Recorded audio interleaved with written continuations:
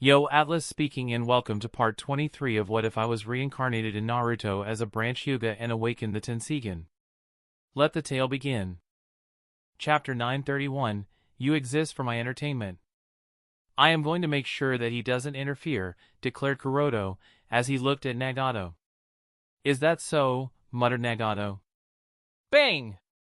The next moment, Kakashi, who was just next to Kuroto, was sent flying without any warning.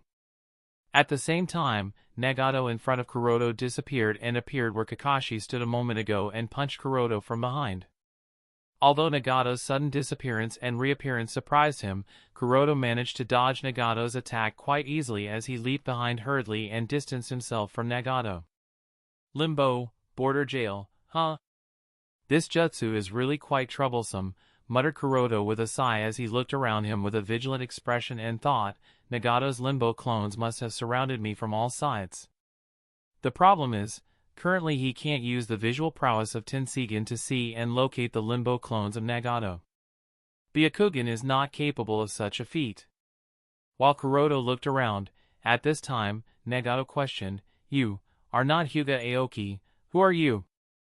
Although he knows that he is surrounded by Nagato's limbo clones, Kuroto isn't anxious at all and answers with a light chuckle, Oh, and here I was thinking that you wouldn't notice at all. I wanted to play a little more, bad Nagato, you spoil sport. The way Kuroto spoke greatly irked Nagato, and with anger clearly apparent in his indifferent expression, he shouted, Play? Do you think this is all a game? Catching the changes in Nagato's expression, Kuroto chuckled, Of course, and added, Your very existence is a source of my pleasure, you exist for my entertainment, and you should feel honored, not just anyone has such a right in this shinobi world. Nagato gritted his teeth and questioned, You are Yama, aren't you? In Nagato's opinion, the only person in the entire shinobi world who would dare to speak to him in such a manner is Yama, none other has such a quirk or confidence. Took you long enough to figure out such a simple thing, Nagato, said Kuroto with a grin. What happened to Hyuga Aoki? Questioned Nagato. He wanted to know whether Aoki was in cahoots with Yama and Amatsukami from the start or if some accident occurred midway. Boo, again you are being such a spoilsport, we rarely see each other, can't you forget about annoying people and things for once and act like a clown for me, said Kuroto with a pout. The more Nagato heard Yama talk, the more annoyed he became, this guy.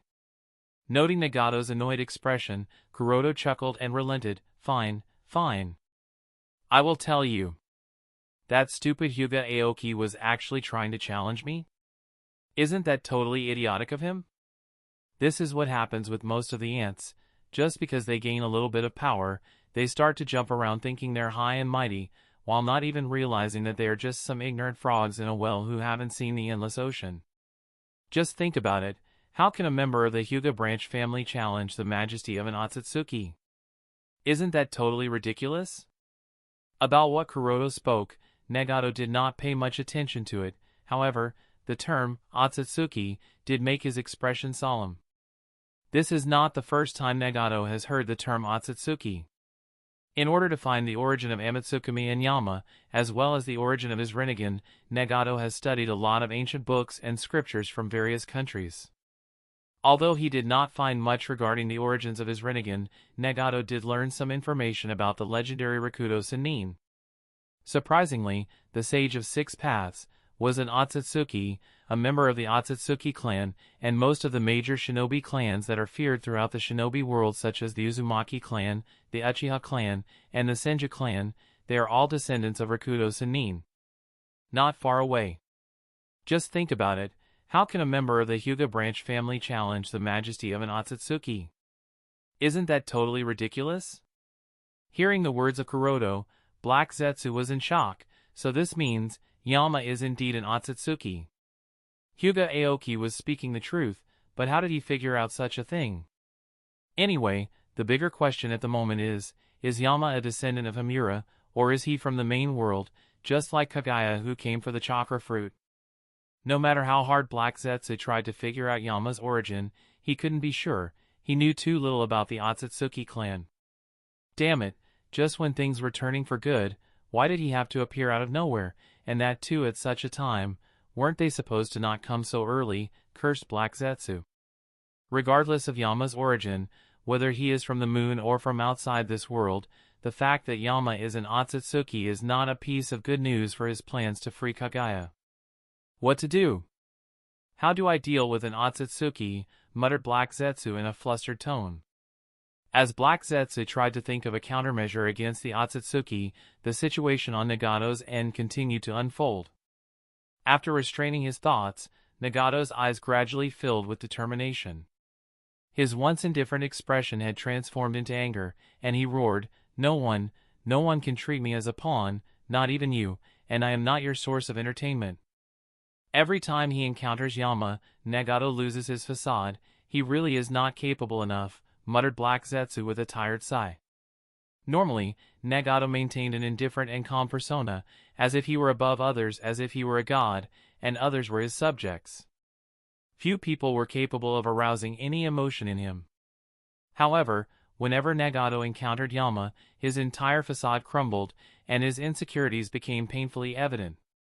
Even the declaration, no one can treat me as a pawn, not even you, and I am not your source of entertainment, was perhaps directed more towards himself. Nagato was trying to convince himself that he wasn't merely a puppet in Yama's hands. In response to Nagato's roar, Kuroda rose into the air and remarked, if you cannot even control your emotions, you will become completely incompetent, and you won't be able to accomplish a thing. While I am still interested in you, try to become stronger so that you can amuse me a little. Because if you don't, I might lose my interest in you, which will be the end of your life. Work hard, Nagato, don't disappoint me. Damn you! Nagato's anger was palpable as he gritted his teeth and released his chakra. Nagato's chakra reaction surpassed even that of most tailed beasts, causing significant environmental changes. The ground beneath his feet cracked and shifted, and the airways cleared the surrounding smoke and dust. Looking at Nagato's display of power, Black Zetsu was left speechless. Unexpectedly, Nagato has already reached such a level. Chapter 932, The Trap. Let's rewind time a few seconds to when Nagato's Limbo clone punched Kakashi, sending him flying without warning. After getting up, Kakashi coughed up blood and assessed his injuries. It seems a few ribs are broken. Just as he regained his footing, Kakashi heard a voice inside his head, Hatake Kakashi, are you alright? Kakashi's eyes widened in surprise. He scanned his surroundings, trying to find the source of the voice, which was both familiar and unfamiliar, making it difficult to place. He attempted to identify the speaker but couldn't spot anyone nearby who could be speaking to him.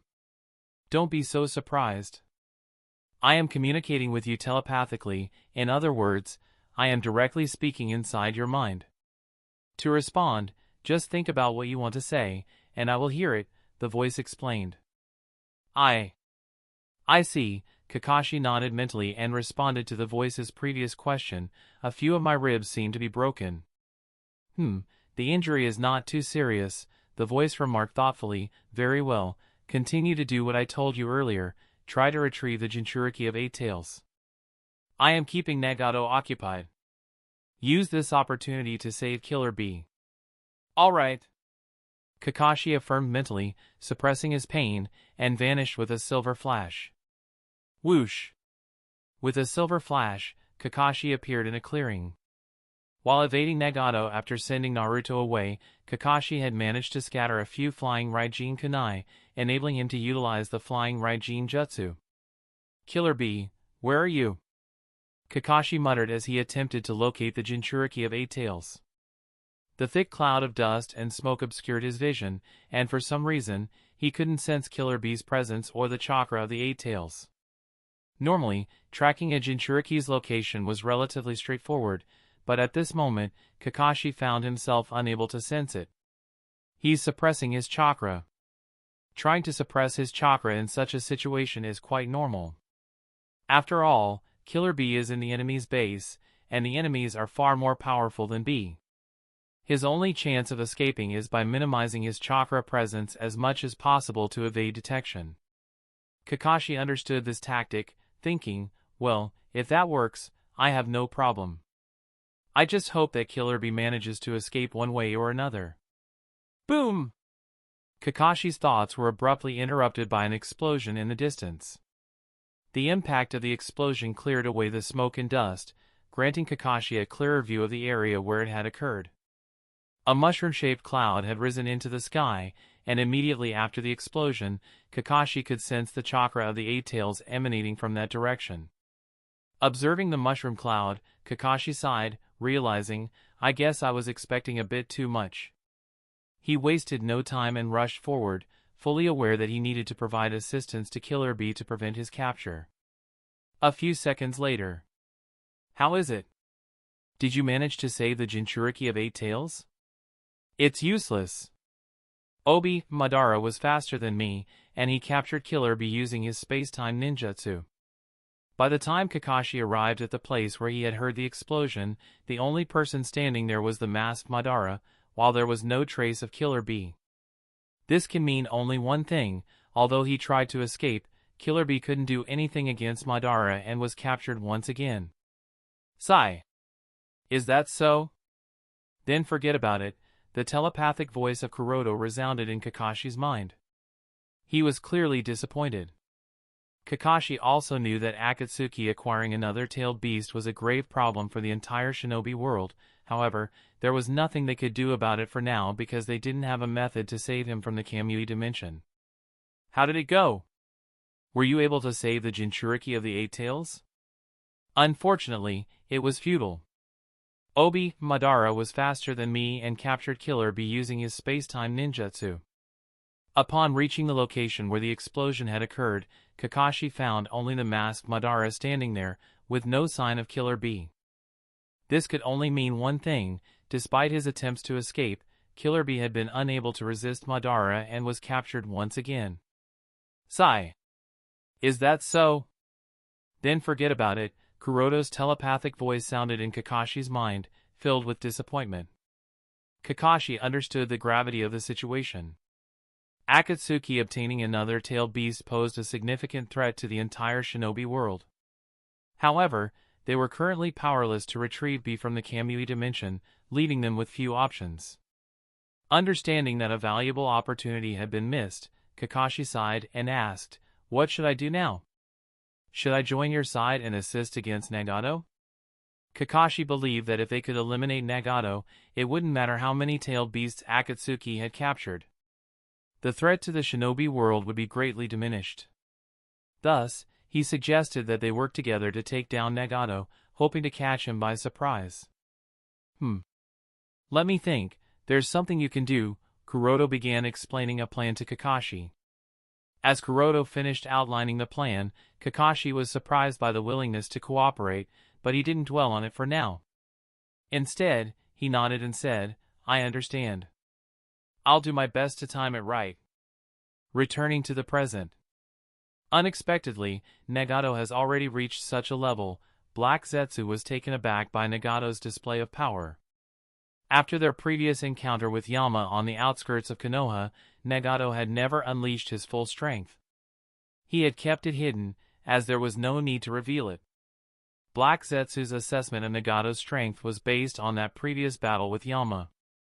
However, now, as Black Zetsu sensed the overwhelming chakra emanating from Nagato, he had to reassess his understanding of Nagato's abilities. It appeared that Nagato was approaching the levels of power exhibited by Hagoromo and Himura before Hagoromo sealed the Ten Tails within himself. This realization sparked a different perspective in Black Zetsu's mind. Maybe this is not such a bad situation. Intrigued by Nagato's newfound strength, Black Zetsu couldn't help but wonder if this development had any significance on the mysterious Otsutsuki. Unaware of Black Zetsu's thoughts, Kuroto chuckled in response to Nagato's display of power. "Yes, that's good, although you are still severely lacking, and this is nowhere near enough to make me serious. This is still far better than before," indicating that while it was an improvement, it was still not enough to truly engage his interest. "Enough with this crap, let's just get started already." Nagato had grown impatient with the ongoing banter and decided to take action. He raised his hand and unleashed Bansho Tenin, intending to deal with Kuroto decisively. Kuroto, who had been waiting for this moment for a while, smiled. "Good luck dealing with the gift I prepared for you," and stretched out his hand, and a fierce blaze erupted uncontrollably from it, hurtling towards Nagato. Wah! The fire obscured Nagato's vision momentarily, but he remained determined. He absorbed the flames with his other hand while continuing to employ Shinra Tensei. Nagato's powerful Shinra Tensei forced the puppet body, which had been hovering in the sky, to plummet.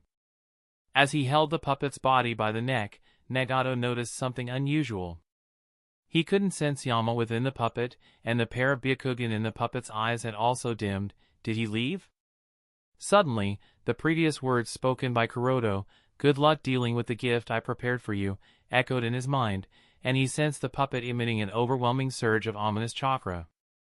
At this moment, Nagato's instinct screamed that he had fallen into a trap, and the situation was escalating rapidly. Nagato realized that if the puppet were to explode, the devastation would be catastrophic, potentially claiming the lives of several Akatsuki members.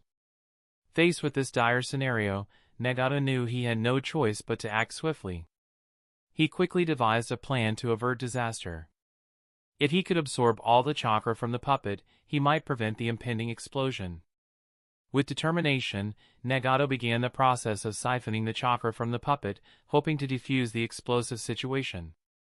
In the midst of absorbing chakra from the puppet and trying to avert disaster, Nagato was caught completely off guard. A sudden silver flash behind him alerted him to a presence, but before he could react, a searing pain shot through his chest. Coughing up blood, he realized he had been impaled. With his fading vision, Nagato heard the voice of his assailant, "I hope this works," and then witnessed another silver flash as his assailant disappeared.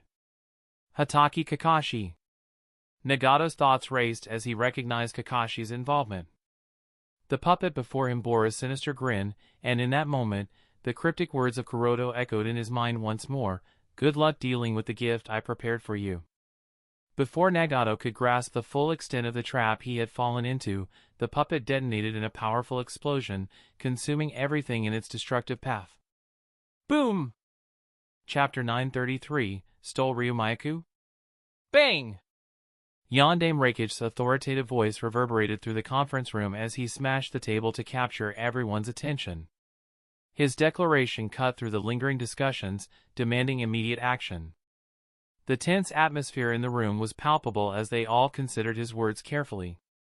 3 days had passed since the Uchiha coup d'état, and during that time, the 5 great shinobi villages had diligently gathered intelligence. Their findings were grim. On the night of the coup, Akatsuki had launched a coordinated assault to capture all the remaining Jinchuriki. 4 of them had fallen into Akatsuki's clutches, leaving only Karatachi Agura from Kirigakure as the sole escapee. Fortunately, Konoha had been prepared for Akatsuki's attack, and thanks to Kakashi's flying Raijin mark, Naruto and Fu had been saved. Consequently, only 2 Jinchuriki were successfully captured, Killer Bee from Kumogakure and Utakata from Kirigakure. The gravity of the situation weighed heavily on the gathered leaders, and the urgency of organizing a rescue mission was apparent to all. Reikage's anger was palpable, and it wasn't solely due to Killer Bee's capture. Bee was not just a powerful asset to Kumogakure, he was also Reikage's sworn brother. The thought of his dear friend and comrade being taken by Akatsuki was unbearable. Furthermore, this was not the first time such a tragedy had befallen Kumogakure.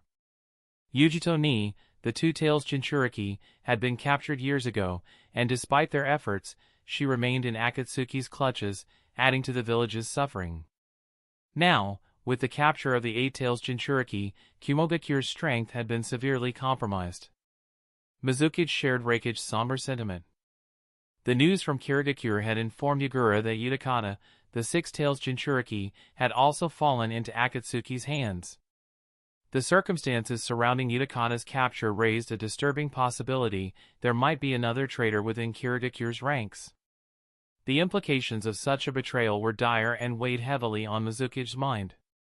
Although he has been able to control the entire village with ease with the help of Amatsukami, the fact that traitors continue to emerge from his village is making his life difficult.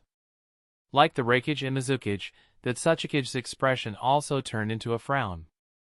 Although Inoki does feel somewhat relieved now that Kumogakure has also lost both of its Jinchuriki, and Kirigakure has also lost one of its Jinchuriki, after all, not long ago, both the Jinchuriki of Iwagakure were captured, and he wasn't able to do anything to stop Akatsuki. Of course, this is not to say that he is unconcerned about Akatsuki, at least, his reputation has been preserved. In comparison to the Reikage, Mizukage, and Tsuchikage, Kazekage Pakura was relaxed. On the surface, the Jinchuriki of the One-Tail was executed, so the One-Tail is still within the cycle of reincarnation, and until it is reborn, nobody can do anything about it. In reality, Pakura knows that Gaara is under Kuroto's protection, so no one will be able to harm him. After all, she is well aware of the current disparity in the shinobi world. Except for Konoha, no shinobi village is capable of safeguarding their Jinchuriki. In such a troubled situation, Pakura is genuinely pleased that she betrayed Raza and chose to serve Hyuga Kuroto. Compared to when she was only the commander of Umbu, she is now not only the Kazekage, but the state of Sunagakure has also improved over the years. Overall, her decision has greatly benefited Sunagakure. Observing that no one responded to him, Reikage spoke in anger. Why is no one saying anything? Have you all already given up on B? Standing behind Kuroto, Kakashi interjected, Reikage Dano, please calm your temper. At this moment, I interrupted Kakashi as he questioned, calm down, and shouted, Akatsuki has captured 5-tailed beasts, and you're telling me to calm down, Hokage's hand? 2 from Kumogakure, 2 from Iwagakure, and 1 from Kirigakure. I've made some grammatical and vocabulary improvements while maintaining the original word count. The fact that Akatsuki has successfully captured 5-tailed beasts is indeed concerning. However, the more troubling the situation, the more imperative it becomes to maintain a calm and collected approach before devising any plans, said Kakashi, wearing a serious expression.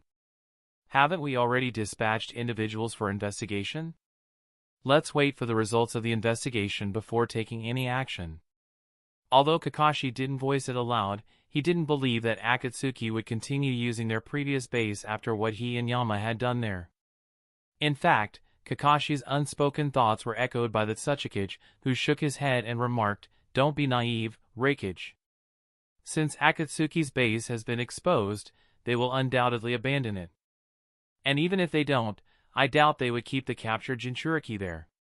Deidara folded his arms casually and added in a nonchalant tone, It's been several days since their capture already, perhaps the Jinchuriki have met their demise. After all, Akatsuki seems more interested in capturing the tailed beasts, they have no need for the Jinchuriki. I've made some grammatical and vocabulary improvements while maintaining the original word count. What the hell are you talking about, you bastard? Glancing at Deidara, Reikage spoke with a cold tone, If your Amatsukami is willing to lend a hand and fully cooperate with us, the Akatsuki would have been annihilated long ago, we wouldn't even need to discuss anything here. Just contact them. If it's money you people want, I will provide it. Isn't Amatsukami a mercenary organization?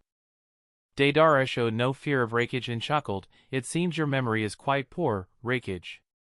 Haven't I already told you multiple times that I am not a member of Amatsukami? Homosubi did approach me for recruitment, but I rejected her. I have no intention of joining such shady individuals, humph. I've had enough of your lies, Reikage said as he unleashed his chakra, already seething with anger, and Deidara's nonchalant attitude only further infuriated him. Deidara smiled, It appears you're itching for a fight. Heh, Reikage are all brawn and no brains, and he reached into his shinobi bag, adding, I've recently developed a new jutsu. I don't mind using you as a canvas to showcase my art. Deidara's words added fuel to the fire, and soon Reikage and Tsuchikage's entourage started arguing, turning the entire conference hall into a chaotic scene resembling a fish market. With a bored expression, Kuroto let out a light yawn, ha-iya. Kuroto's thoughts were entirely absorbed by the giant Tenseigan of the Hyuga clan, which he had recently acquired. If it weren't for the fact that he held the position of Godame Hokage, Kuroto wouldn't have bothered attending this seemingly pointless conference where the outcome of the discussion seemed destined to be unproductive. He would much rather spend his time studying the Tenseigan.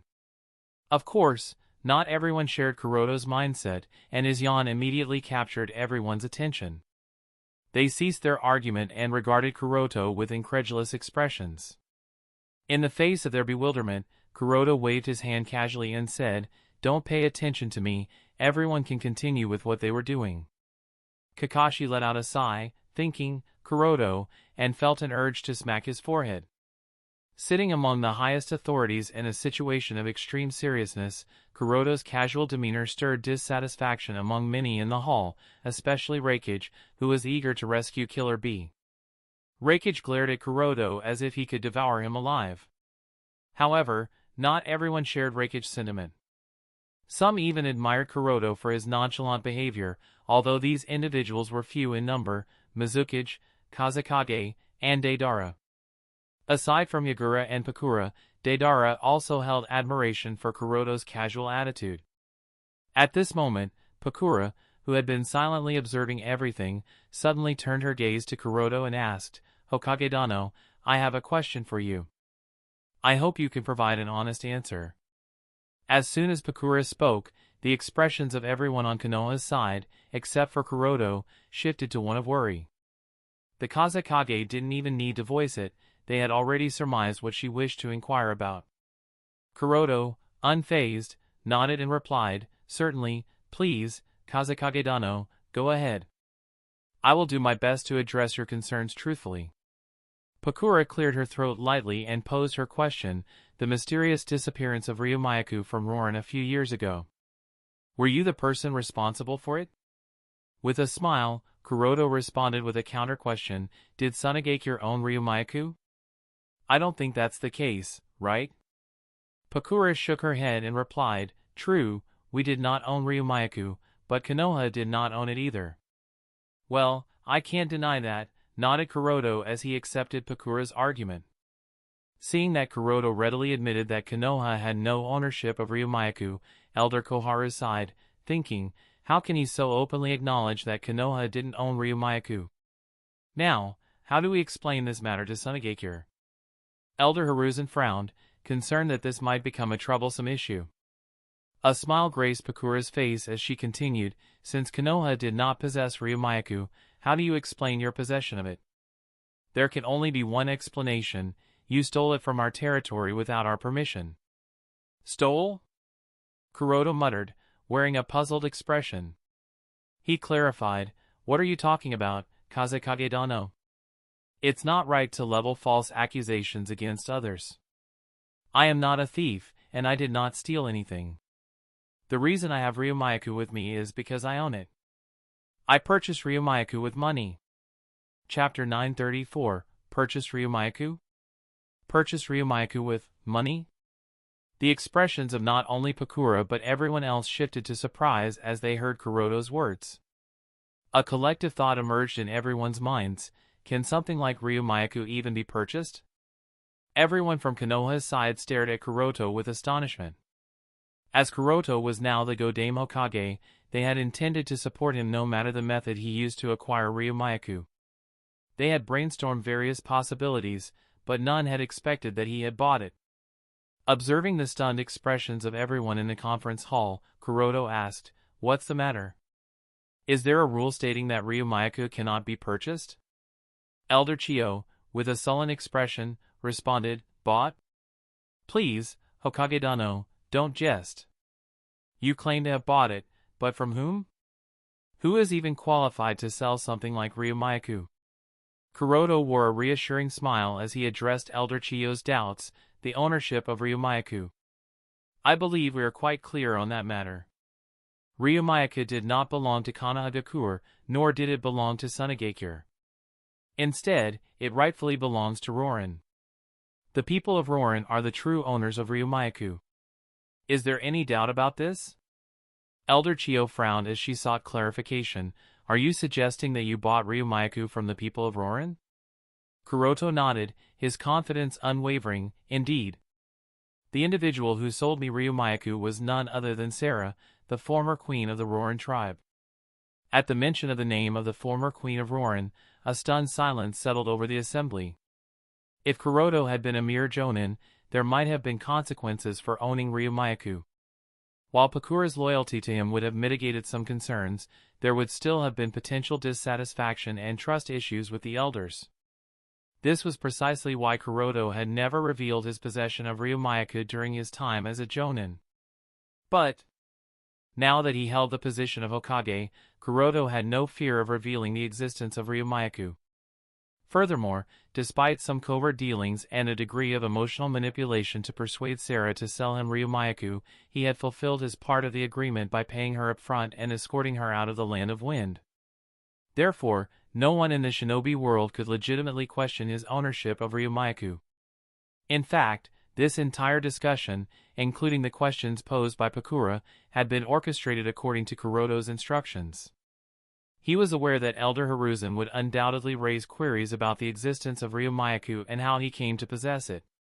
Consequently, Kuroto had instructed Pakura to ask these questions in front of everyone, ensuring that all doubts could be resolved at once and sparing himself the need to explain later. Elder Chiyo pondered Kuroto's response and pressed further, "The people of the Rorin tribe, they have been missing for several years. You claim to have purchased Ryumaku from the Queen of Rorin. How can you substantiate this claim?"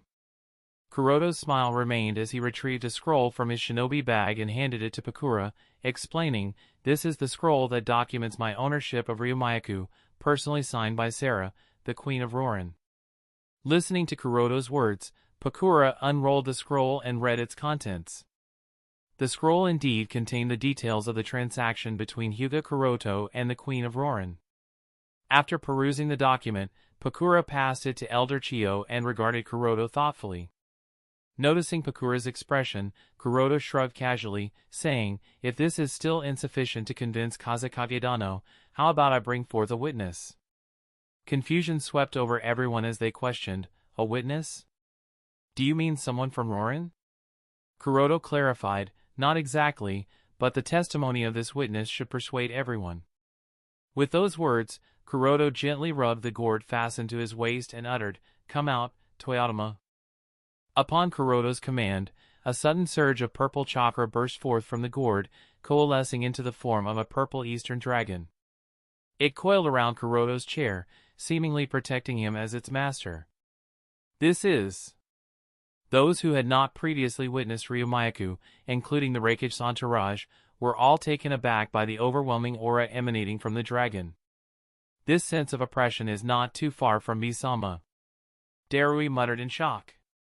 As the disciple of the current Reikage, Darui had been taught by B and had seen the fully manifested form of the Eight Tails multiple times, experiencing its oppressive aura.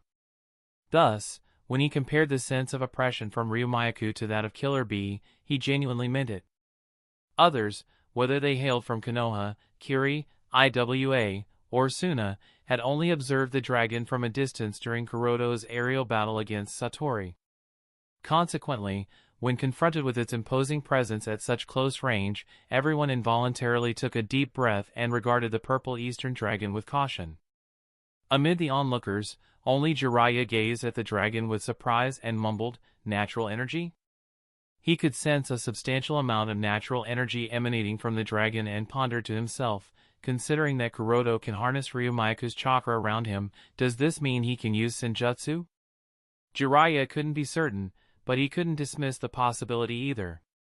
Unaware of Jiraiya's thoughts, Kuroto pointed to the purple dragon coiled around him and proposed, "How about Ryumaku serving as the witness to the transaction between me and the Queen of Rorin?" More surprising than Kuroto presenting Ryumaku as a witness was the fact that the dragon did not go on a rampage as soon as it emerged from the gourd. This fact confirmed the suspicions of many who had been speculating, "It's as we thought, a perfect Jinchuriki, huh?" Kuroto nodded with a smile and confirmed, "That's correct. Toyotama and I, we have a good relationship." Then he addressed the dragon and inquired, "Would you mind explaining the details of my transaction with Sarah to them?" Toyotama regarded the puzzled expressions on the faces of the leaders from various villages and began to explain, "Kuroto-sama offered my former mistress, Sarah, and the Rorin tribe protection from their oppressors. He escorted them to a safe place beyond the reach of those who sought to harm them. Furthermore, he provided them with the necessary funds and resources to lead a better and more secure life away from the chaos caused by ninjas. In return for all of his assistance, Sarah entrusted me to Kuroto-sama." Kuroto chimed in, addressing everyone, "So, there you have it. Apart from aiding Sarah and her people against their oppressors, I supplied her with the means to lead an improved life. In exchange for all this help, I acquired Ryumaku from her. Her people needed a secure and settled life, rather than the nomadic existence they were forced into after the fall of their nation, Rorin. The presence of Ryumaku attracted unwanted attention, which they wished to avoid. Therefore, it was a fair and mutually beneficial arrangement, and they did not suffer any losses. Kuroto patiently waited for everyone to process the information before inquiring, "Are there any more questions?" A profound silence enveloped the room. No one knew what more to say. "Well, since there aren't any more questions," Kuroto mumbled as he looked at the dragon and instructed, "You can return, Toyotama." The dragon nodded in acknowledgement, responding with a simple hum, before retreating back inside the gourd. As the dragon withdrew and the oppressive atmosphere lifted, everyone in the room finally breathed a collective sigh of relief. The term oppressors was not addressed, but its meaning was clear to everyone. The side representing Tsunade looked down in shame, their actions exposed and acknowledged in a public setting. It was one thing to oppress others, but when it was brought to light and publicly acknowledged, it left an uncomfortable feeling. Even Elder Chiyo, who was not inclined to give up easily, found herself sighing in resignation. She couldn't help but think, what a pity, it appears that Ryumaku now belongs to Konoha. Chapter 935, The Information about Yama.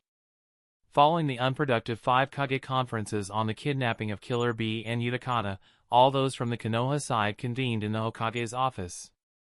As Kuroto settled into his seat, Kakashi wasted no time in questioning him. "Kuroto, where have you been these past 3 days?" "I was attempting to trace the potential trail Sasori and the other members of the Akatsuki organization might have taken to return to their base," Kuroto replied. However, this was a fabrication. In reality, he had been occupied with transferring the giant Tenseigan of the Hyuga clan to the Anchor Vantion. Not wanting to take any risks concerning the Tenseigan, Kuroto had delayed his return to the village. As soon as he did return, he was immediately drawn into the 5 Kage conference. Kakashi muttered, "Is that so?" and then fixed Kuroto with a suspicious gaze, questioning, "And, when you left on that night, what did you mean by 'let's not abandon hope just yet'?" The connection between Kuroto's departure and his cryptic words, along with Yama's appearance at the Akatsuki organization's base providing an opportunity to rescue Naruto, left Kakashi suspicious. He couldn't quite pinpoint the exact link, but Kuroto's words, "If an opportunity, however slim, presents itself, utilize every ounce of your strength to rescue Naruto," echoed in Kakashi's mind. The circumstances at the Akatsuki base seemed to align with what Kuroto had anticipated. Faced with Kakashi's scrutinizing gaze, Kuroto was caught off guard. "What do you mean?" he asked, then proceeded to explain, "I simply felt that we shouldn't give up on rescuing Naruto. That's why I tried to trace Sasori and other Akatsuki members, hoping to find their base of operations for a potential rescue. However, when I reached their base, it was nothing but a devastated land. I only learned of the situation after returning to the village." "Is that so?" Kakashi muttered, wearing a thoughtful expression. Kuroto nodded in acknowledgement and asked Kakashi, "You seem to have something on your mind, do you want to talk about it?" After a brief moment of silence, Kakashi exchanged glances with Elder Hiruzen, Jiraiya, Tsunade, and Elder Koharu before turning to Kuroto with a serious expression. "Kuroto, we've uncovered something crucial about the leader of Amatsukami." Observing Kakashi's solemn demeanor, Kuroto realized that the fabricated information he had fed Nagato to deceive him had also been heard by Kakashi. Amused by the situation, Kuroto pondered for a moment before questioning Kakashi, "What did you discover about Yama?" Kakashi issued a cautionary note, "You need to be mentally prepared, as this information is quite unbelievable. It involves the potential identity of Yama, and, well, it's rather unique." He then lowered his voice, adopting a mysterious tone. "Yama is a descendant of the legendary Otsutsuki clan." "The Otsutsuki clan, huh?" Kuroto muttered, displaying surprise. Internally, he pondered, "Perhaps this is not incorrect information. Considering my ancestry and the extent to which I have unlocked my genetics, I should be considered an Otsutsuki to some extent, right? During Kuroto's contemplative silence, Elder Hiruzen provided clarification. It is said that the founder of the shinobi world, the Sage of Six Paths, was a descendant of the Otsutsuki clan. Various powerful shinobi clans, such as the Uchiha, the Senju, and the Uzumaki, carry the blood of the Otsutsuki clan as descendants of the Sage of Six Paths. Seated beside Elder Hiruzen, Tsunade nodded in agreement. Yes, based on what I've heard from the elders during my childhood, the Senju clan and the Uzumaki clan do carry the blood of the Sage of Six Paths. Although I'm not absolutely certain, it's possible for the Uchiha clan as well. The existence of the Sage of Six Paths, whether real or a mere myth, remains an enigma for most people. However, for individuals hailing from distinguished shinobi clans like Senju Tsunade, such information isn't as elusive. Millennia-old great shinobi clans, including the Senju, have meticulously preserved their genealogies, passing down these records within their families. Furthermore, the undeniable truth is that individuals from the Senju, the Uzumaki, and the Uchiha clans consistently exhibit talents that surpass those of shinobi from other clans. This isn't the sole aspect. The fact that they are considered descendants of the Sage of Six Paths sheds light on the emergence of extraordinary individuals with godly strength, such as Senju Hashirama, Uchiha Madara, and Uzumaki Nagato, within these three distinguished shinobi clans. Elder Hiruzen continued to provide insight, stating, the Otsutsuki clan is quite mysterious, and its members seem to be born with incredibly powerful abilities. While we lack precise details, there are records of a battle that transpired a millennium ago. During that time, a formidable creature threatened to destroy the world. The Sage of Six Paths engaged in a months-long battle against this creature, resulting in significant devastation to the planet. Ultimately, the Sage of Six Paths emerged victorious, bringing peace to the world. Subsequently, he founded a sect that evolved into the shinobi world we are familiar with today.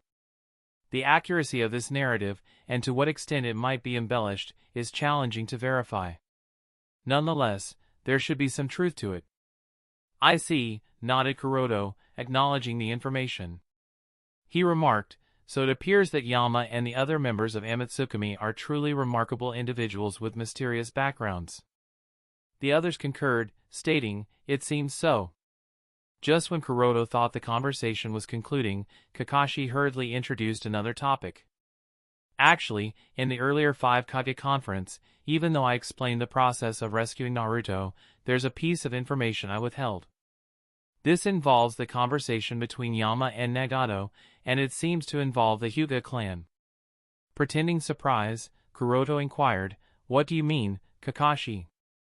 Kakashi continued, Kuroto, the name Hyuga Aoki should ring a bell, right? Kuroto nodded, responding, yes, he's the guy who tried to defect not long ago but was executed.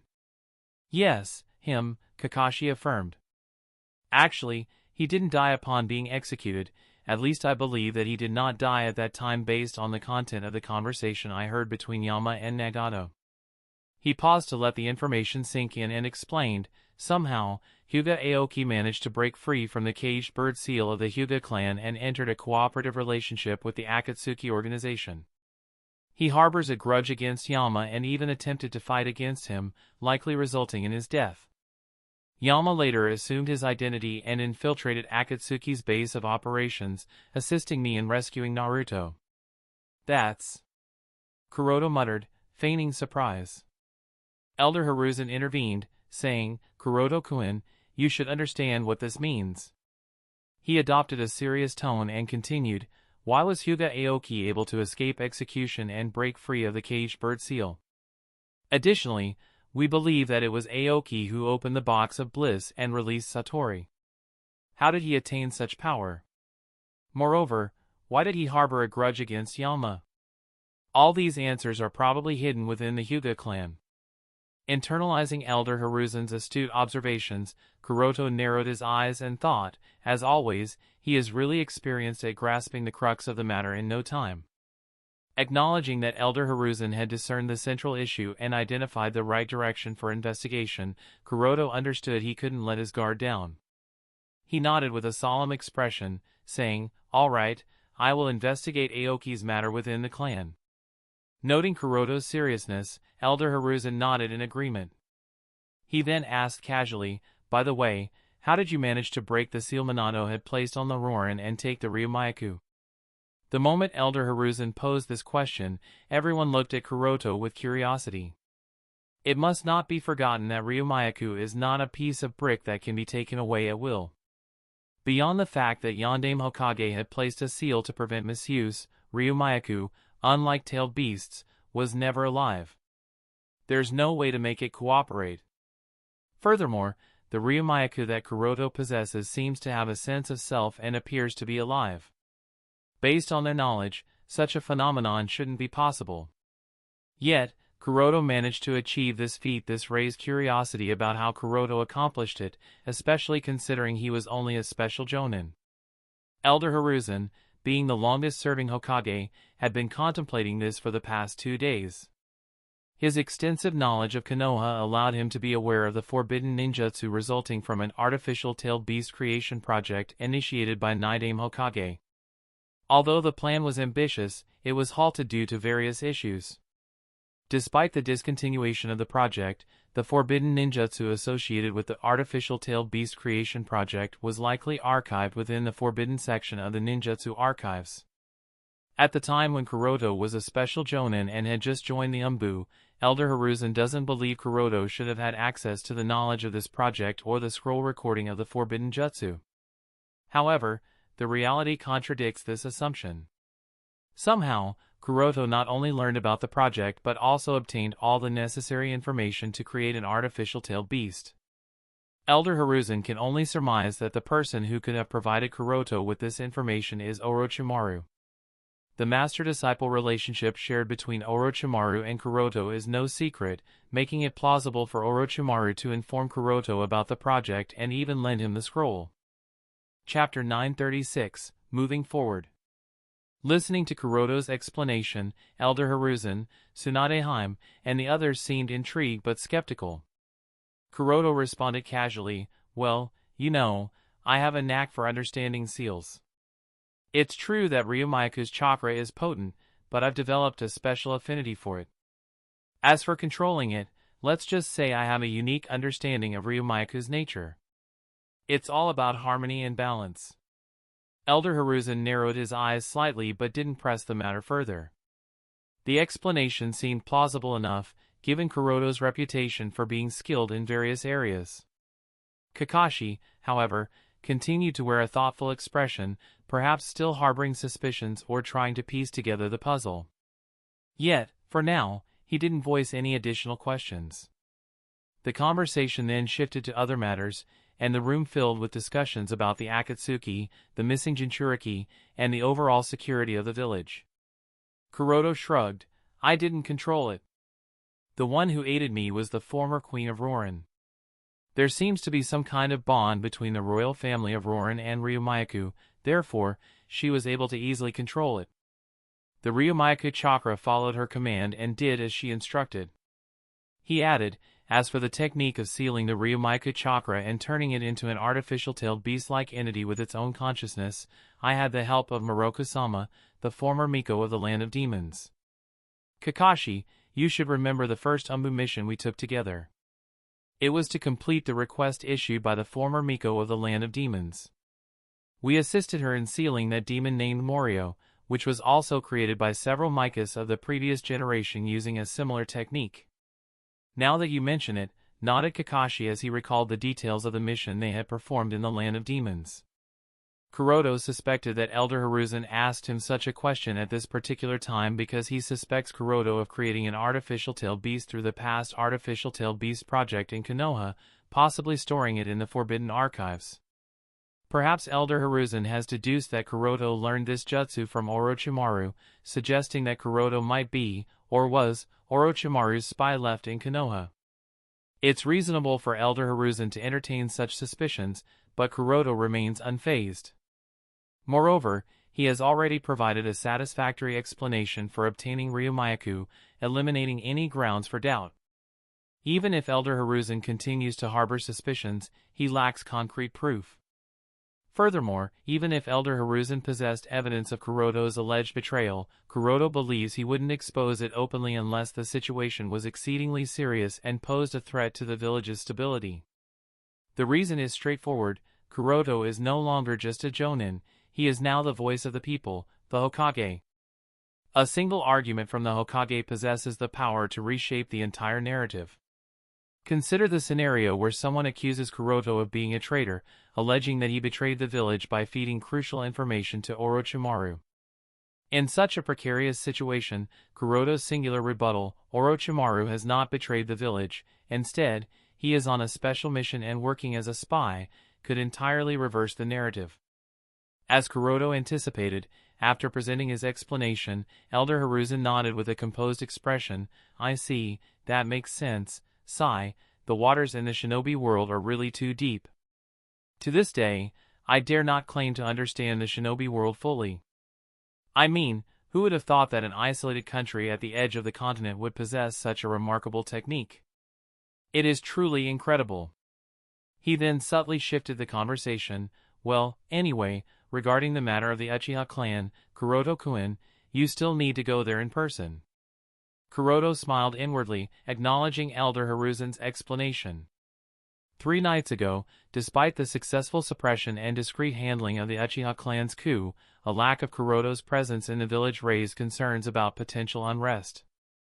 To preempt any unforeseen conflicts, Itachi took the initiative to segregate the Uchiha clan from the village. He instructed all Uchiha clansmen to return to the Uchiha district after receiving medical attention, a directive they obediently followed. Consequently, for the past 3 days, the Uchiha clan has resided within the confines of the Uchiha district, maintaining no contact with the rest of the village. Itachi's strategy is to await Kuroto's return and facilitate the seamless integration of the Uchiha clan back into the village, thereby bringing a conclusive resolution to the matter. However, Itachi has chosen not to divulge his reasoning to anyone within the Hokage faction. Consequently, upon discovering that the Uchiha clan had secluded itself within the Uchiha district, completely severing communication with the rest of the village, the Hokage faction was thrown into a state of panic. Concerns began to surface about the lingering possibility that the Uchiha clansmen had not entirely abandoned thoughts of a coup d'état.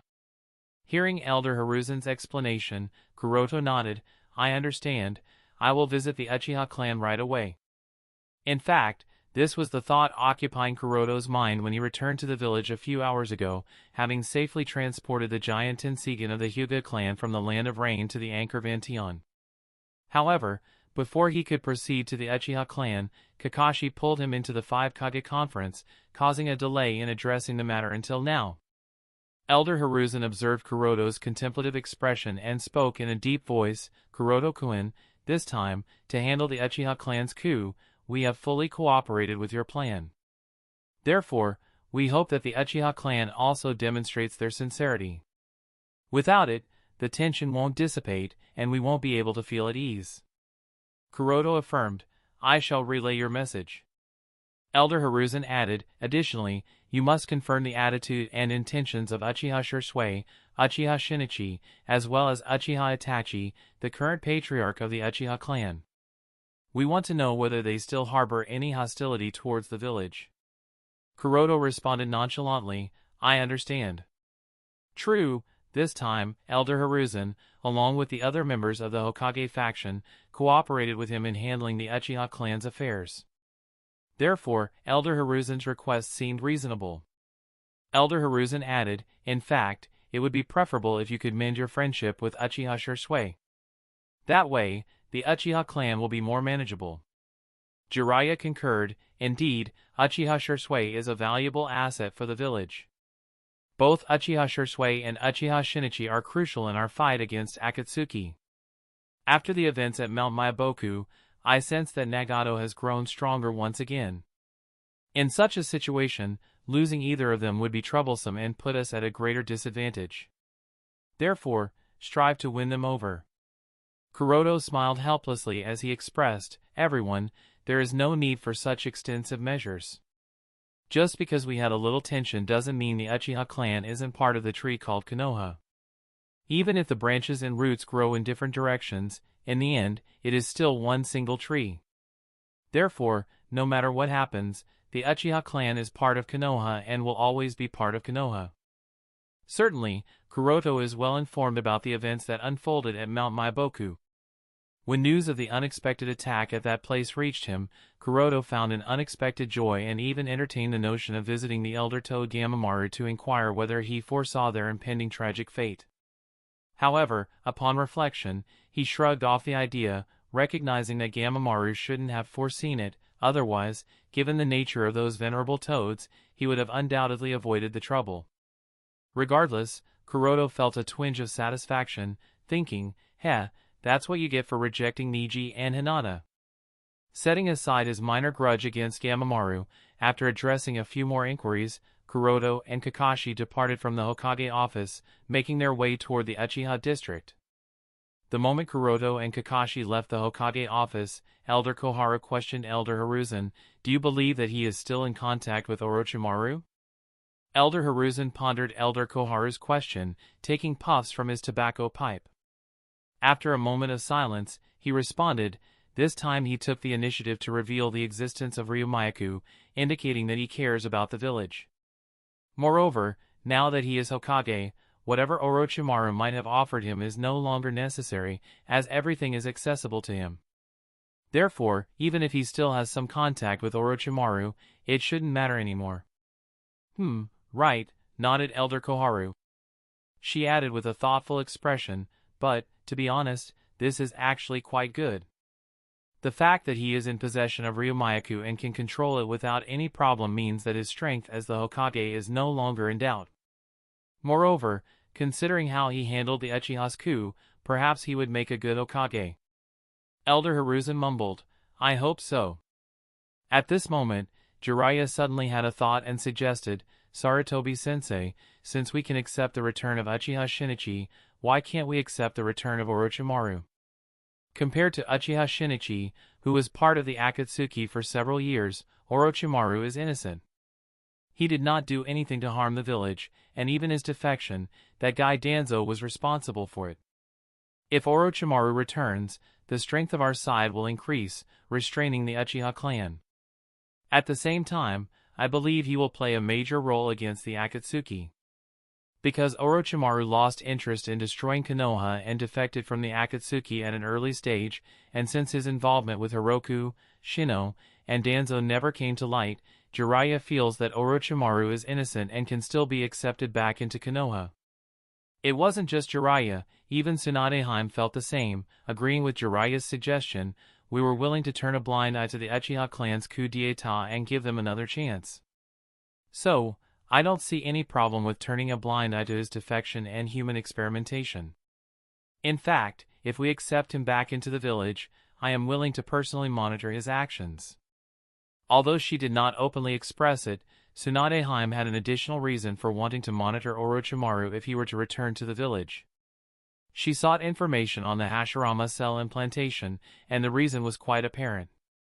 Given Konoha's precarious situation against the Akatsuki, Tsunade recognized the need to enhance her strength, and what better way than through wood release?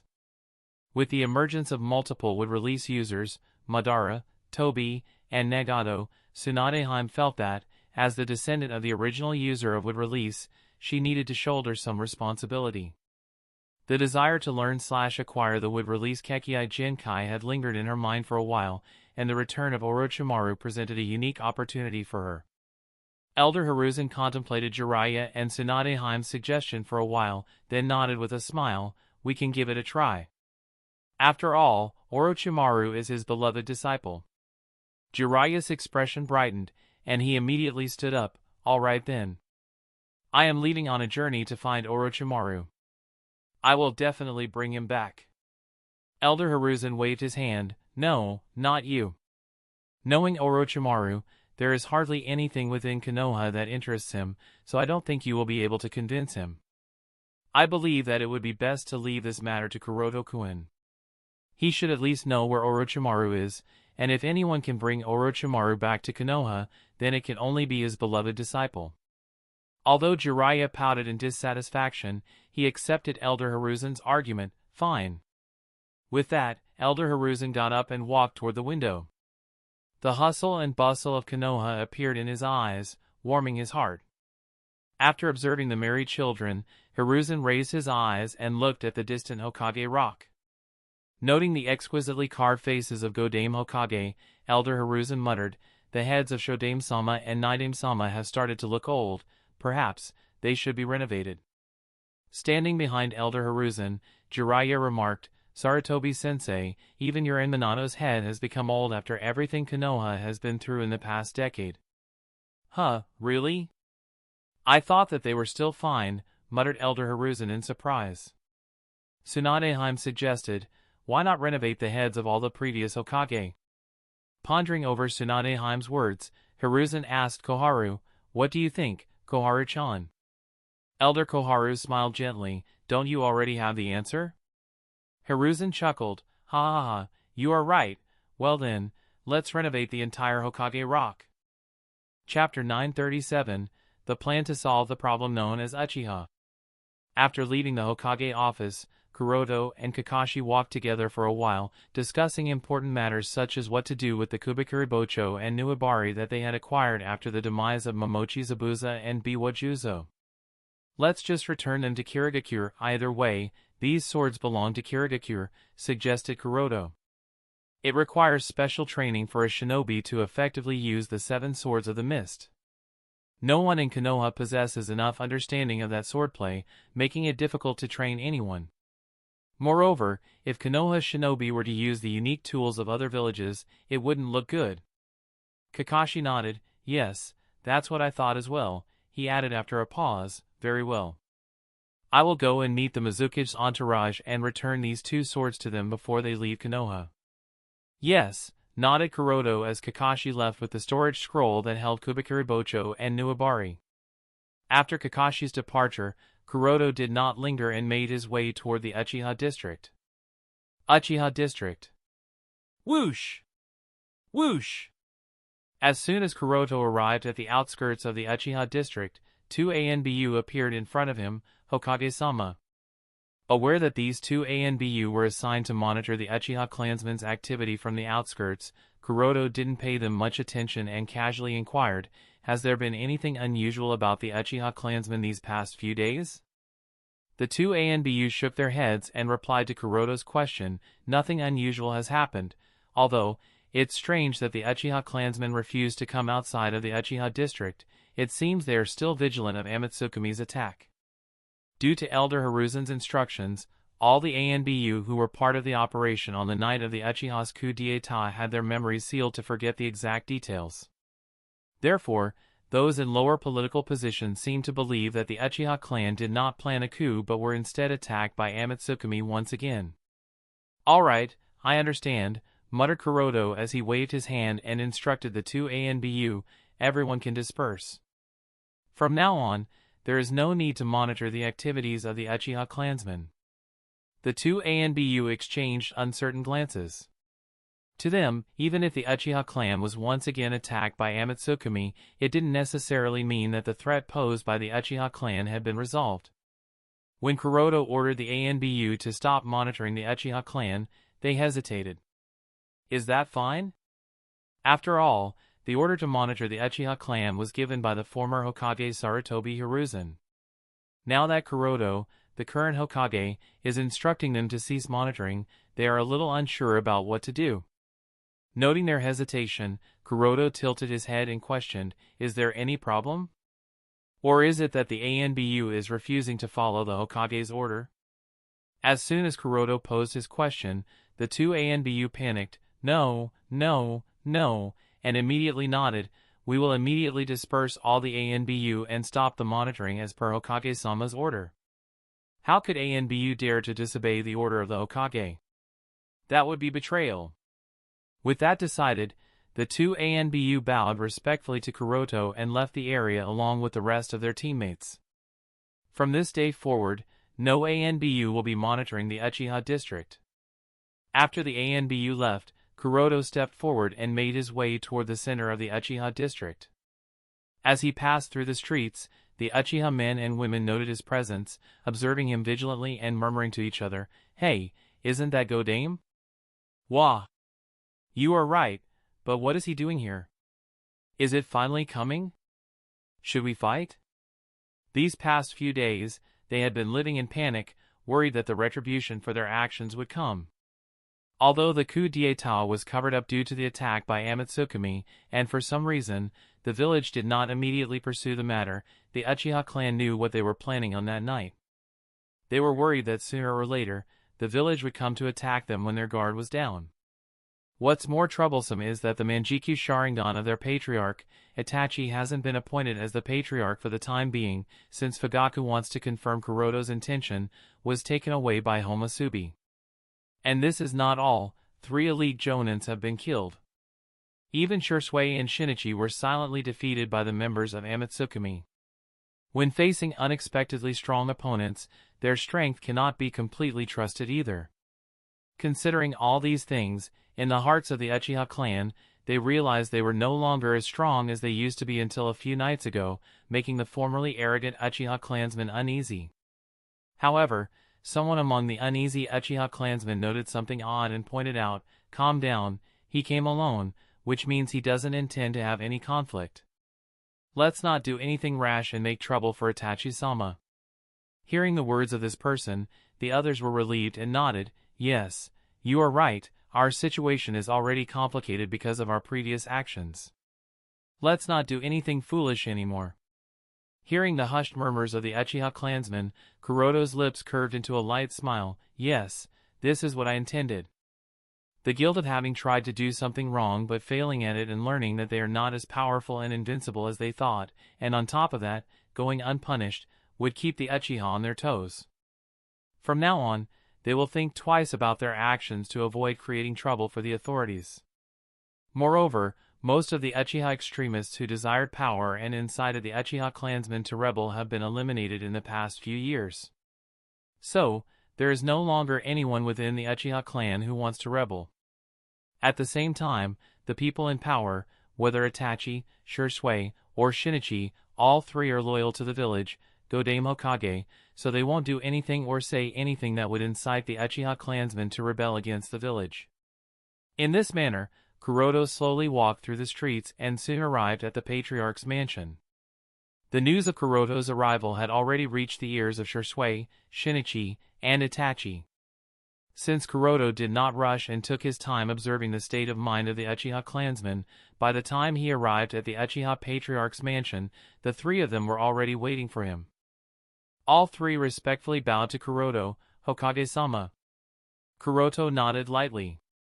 With the 3 of them following him, he walked toward the mansion and questioned, "How is the situation these days?" Even if he had observed the general Uchiha clansman's thoughts while walking through the streets, the mindset of the core of the Uchiha clan is not something he would be able to see through at a glance.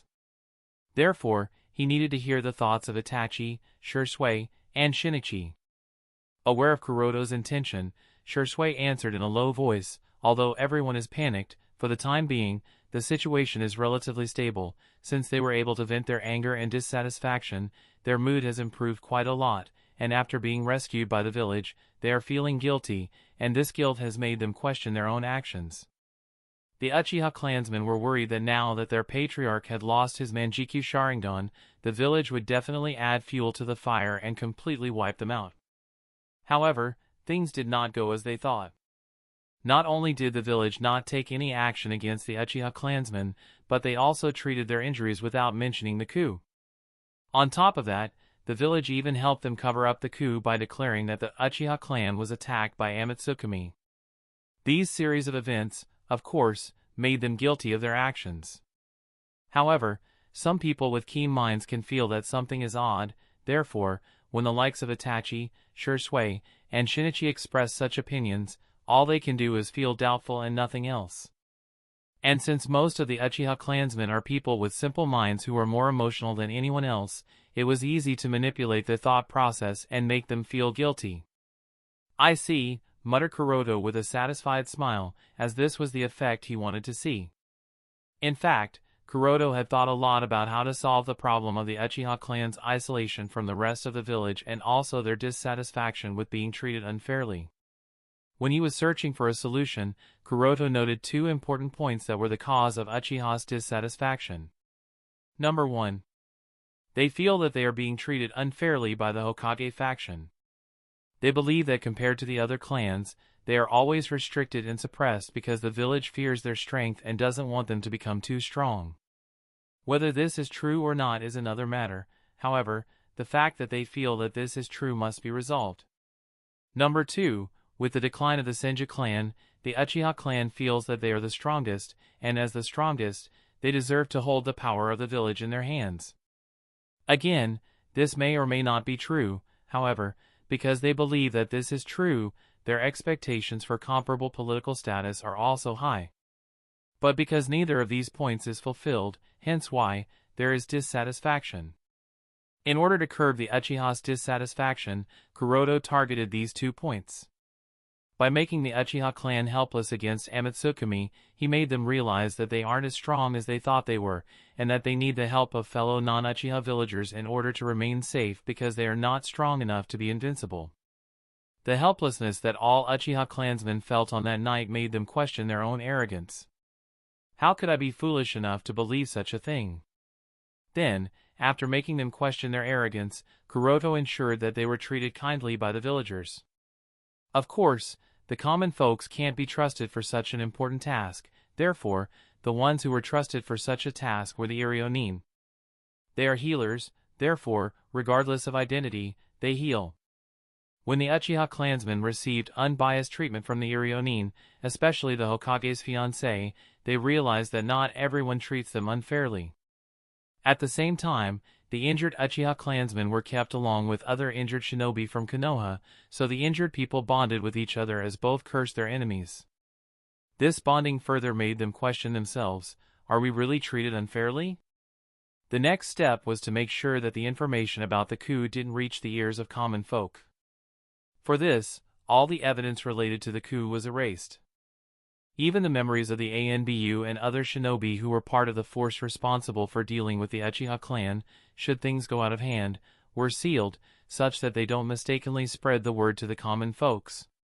At the same time, the information about Amatsukumi's attack on the Uchiha clan was spread among the residents of Konoha, which earned the Uchiha clansmen pity and sympathy from the rest of the village. These series of actions made the Uchiha realize how wrong they were about everything and induced guilt in them. The guilt will last for a while and prevent them from doing anything rash for the time being. Of course, this was only enough to buy Kuroto some time, the time which he would use for the last step that would permanently solve the matter of the Uchiha clan's dissatisfaction. The last and final step is to show them with actions that they are not treated unfairly. In order to do so, the unfair treatment has to be stopped. This is precisely why Kuroto instructed the ANBU to stop monitoring the Uchiha clan and personally came to the Uchiha district to show the sincerity of the Hokage. Unlike the other members of the Hokage faction, neither Kuroto nor Kakashi is inherently prejudiced against the Uchiha clan. Therefore, they have reached a mutual agreement to not repeat the mistakes of the previous generation and treat the Uchiha clan unfairly. At the same time, they aim to take calculated actions so that over the course of the next few years, the Uchiha clan successfully integrates with the rest of the village. Judging from the current situation, things are progressing as per his intention. Satisfied, Kuroto turned to Itachi and questioned, "How is your father's condition? Has he noticed something?" Itachi pondered for a while, then replied, "Oda-sama must have noticed something, but there is no need to worry. Since he voluntarily gave up the Manjikyu Sharingan, he no longer retains his ambition and won't be a threat to the village." "That's good," nodded Kuroto as he suddenly recalled something. He took out a pair of Byakugan from his pocket and handed it over to Itachi. "These are the eyes of Elder Aoyama, the visual prowess you stored in these eyes using transcription seal. You can take that back now." Nodded Itachi as he took the pair of Byakugan handed to him by Kuroto, then released the transcription seal. After retrieving his visual prowess, he returned the pair of Byakugan back to Kuroto. With that out of the way, Kuroto smiled and said, "Well then, let me see your father. I doubt he would be at ease unless he gets the answer to his questions, and I give him my personal guarantee." "Yes," nodded Itachi and escorted Kuroto to the backyard of the Patriarch's mansion. On the way, Kuroto happened to encounter Sasuke, who seemed to be in a hurry. However, When he noticed that the people coming were his brother and Kuroto, he stopped to greet them politely, "Hokage-sama," and then left the mansion. Looking at Sasuke, Kuroto smiled. It seems that the setback he has suffered this time has greatly stimulated him to train and work hard. Kuroto could feel it. The aura of Sasuke's chakra had become colder than it used to be until a few days. And even though there were several bandages wrapped around his body, he didn't seem to care about them and went to train. Looking at the figure of Sasuke that had disappeared, Itachi sighed softly. The thing that happened at Mount Myaboku had already made him realize how weak he is. On top of that, when he returned and learned of the things that happened in the village, especially when he saw Otsutsuki without eyes, he swore retribution. Chapter 938, The Irony. The incident at Mount Myaboku had already made him realize how weak he is. On top of that, upon his return and learning about the events in the village, especially upon seeing Otsutsuki without eyes, he swore retribution. Exactly as Itachi said, Sasuke was deeply affected this time. Sasuke watched Naruto and Fu being taken away by Nagato at Mount Myaboku and found himself unable to move due to fear. This made him feel ashamed and filled with remorse. Sasuke had always been proud of his strength. This pride stemmed from the moment he awakened his Sharingan and was consistently praised as an extremely talented child. However, when confronted with someone possessing genuine strength, he was helpless and unable to act. Because of this overwhelming sense of shame, Sasuke even awakened the three-tomo Sharingan this time. In the canon, he had experienced the night of the Uchiha's annihilation at the hands of Itachi and only managed to awaken the two-tomo Sharingan after many life and death battles before achieving the third tomo during the Battle of the Valley of the End against Naruto. Compared to the canon Sasuke at the time of awakening the three-tomo Sharingan, the current Sasuke, who is 2 years younger, is already much stronger. However, in comparison to real geniuses like Shisui and Itachi, who not only awakened their three-tomo Sharingan at an early age but also achieved their Manjikyu Sharingan by the time they turned 11 or 12, Sasuke still lags behind. Nevertheless, if Kuroto were to compare their upper limits, then Sasuke would be no worse. Putting aside Sasuke's genius, as he returned to the Uchiha clan with Jiraiya, he received another piece of bad news. His Otsutsuki, whom he admired from the bottom of his heart, and the Uchiha clan, which was his pride, had been attacked by Aotsutsuki and suffered greatly. To make matters worse, his father's eyes were taken away by Aotsutsuki. This news not only saddened and shamed Sasuke but also fueled a deep hatred for both Aotsutsuki and Akatsuki. The combination of old and new grievances intensified Sasuke's determination for retribution against both organizations. He vowed to recover Fugaku's eyes from Aotsutsuki, even if it meant dismantling the entire organization. As Itachi finished explaining everything that happened, Kuroto chuckled and muttered, "Is that so?" He then questioned, "So, when are you going to tell him the truth?" After a moment of silence, Itachi spoke lightly, "Kuroto-san, I was hoping to keep this a secret from Sasuke for as long as possible. It would be better if he doesn't learn about the disgraceful history of the clan." On the night of the coup, all the radicals within the Uchiha clan were eliminated. These days, no one talks about the coup d'état anymore. Therefore, Itachi wishes to conceal the dark history of the clan from Sasuke and hopes that the Uchiha clan and their Otsutsuki would continue to maintain a positive image in Sasuke's eyes. "And what about Kiyomi?" questioned Kuroto. Unlike Sasuke, Kiyomi was still within the village. Although she was not in the Uchiha district at that time, this doesn't mean things are going to be simple with her. Itachi answered, "That girl is quite observant. Additionally, because Izumi's state hasn't been very good these days, Kiyomi might learn something. I might not even need to explain things to her, she might figure out everything on her own and draw her own conclusions." "I see," nodded Kuroto. After contemplating Itachi's words, he said, "Ultimately, it is your decision, but I suggest that you think about this matter carefully." After a pause, he added, "It's fine to hide it for the time being, however, you must also understand that you cannot hide such a thing forever from your siblings.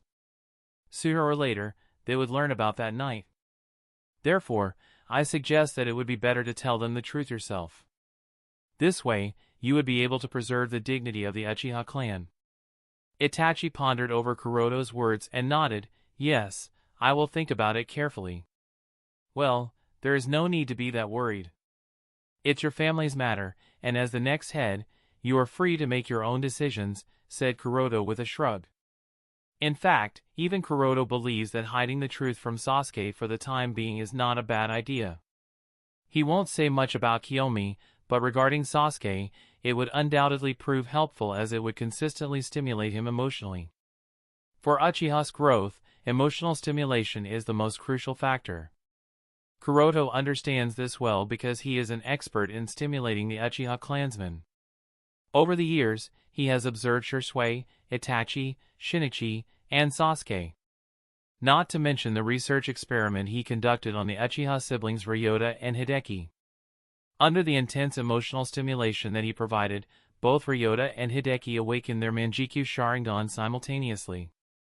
Due to his research on Uchiha's emotions and how to stimulate them emotionally, Kuroto knows that, unlike most other Uchiha clansmen, Sasuke is a little different. Rather than negative emotions such as hate, anger, and despair, which have a significant effect on other Uchiha clansmen, don't seem to impact him as much. Instead, Sasuke is emotionally stimulated when he learns of others' pain, suffering, as well as sorrow, and he desires to protect them. Just consider it, in the canon, on the night the Uchiha clan was annihilated by Itachi, Sasuke only managed to awaken a two-tomo Sharingan. Even after that, Itachi repeatedly used Tsukuyomi on him, making him witness the night of genocide again and again, but nothing happened.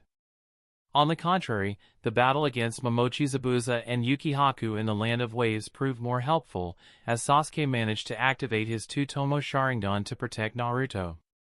Later, at the Battle of the Valley of the End, Sasuke admitted that Naruto was his only friend and refused to follow in Itachi's footsteps. He chose not to kill Naruto to awaken the Manjikyu Sharingan, and at that time, he awakened the three-tomo Sharingan. A similar situation occurred at the time when he awakened the Manjikyu Sharingan. In the canon, Itachi had probably calculated that killing his Nissan should help Sasuke awaken his Manjikyu Sharingan. However, Itachi's death only left Sasuke in a daze, and it wasn't enough for him to awaken his eyes. Instead, upon learning the truth of the Uchiha's genocide and the suffering his Nissan had to endure for all those years, this emotional revelation stimulated him enough to awaken the Manjikyu Sharingan. These instances validate Kuroto's theory about Sasuke's emotional simulation.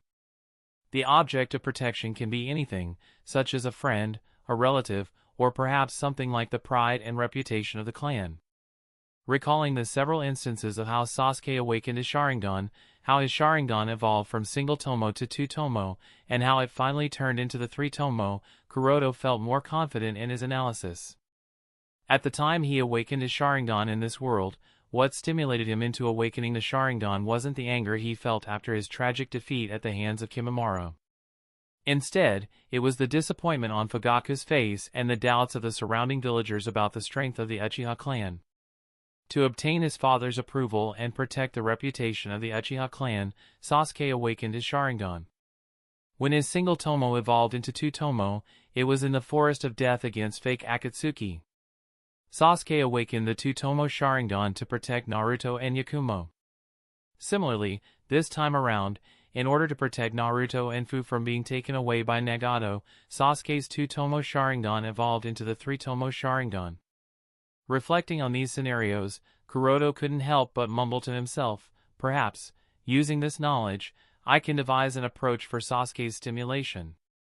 I guess I will give it some thought.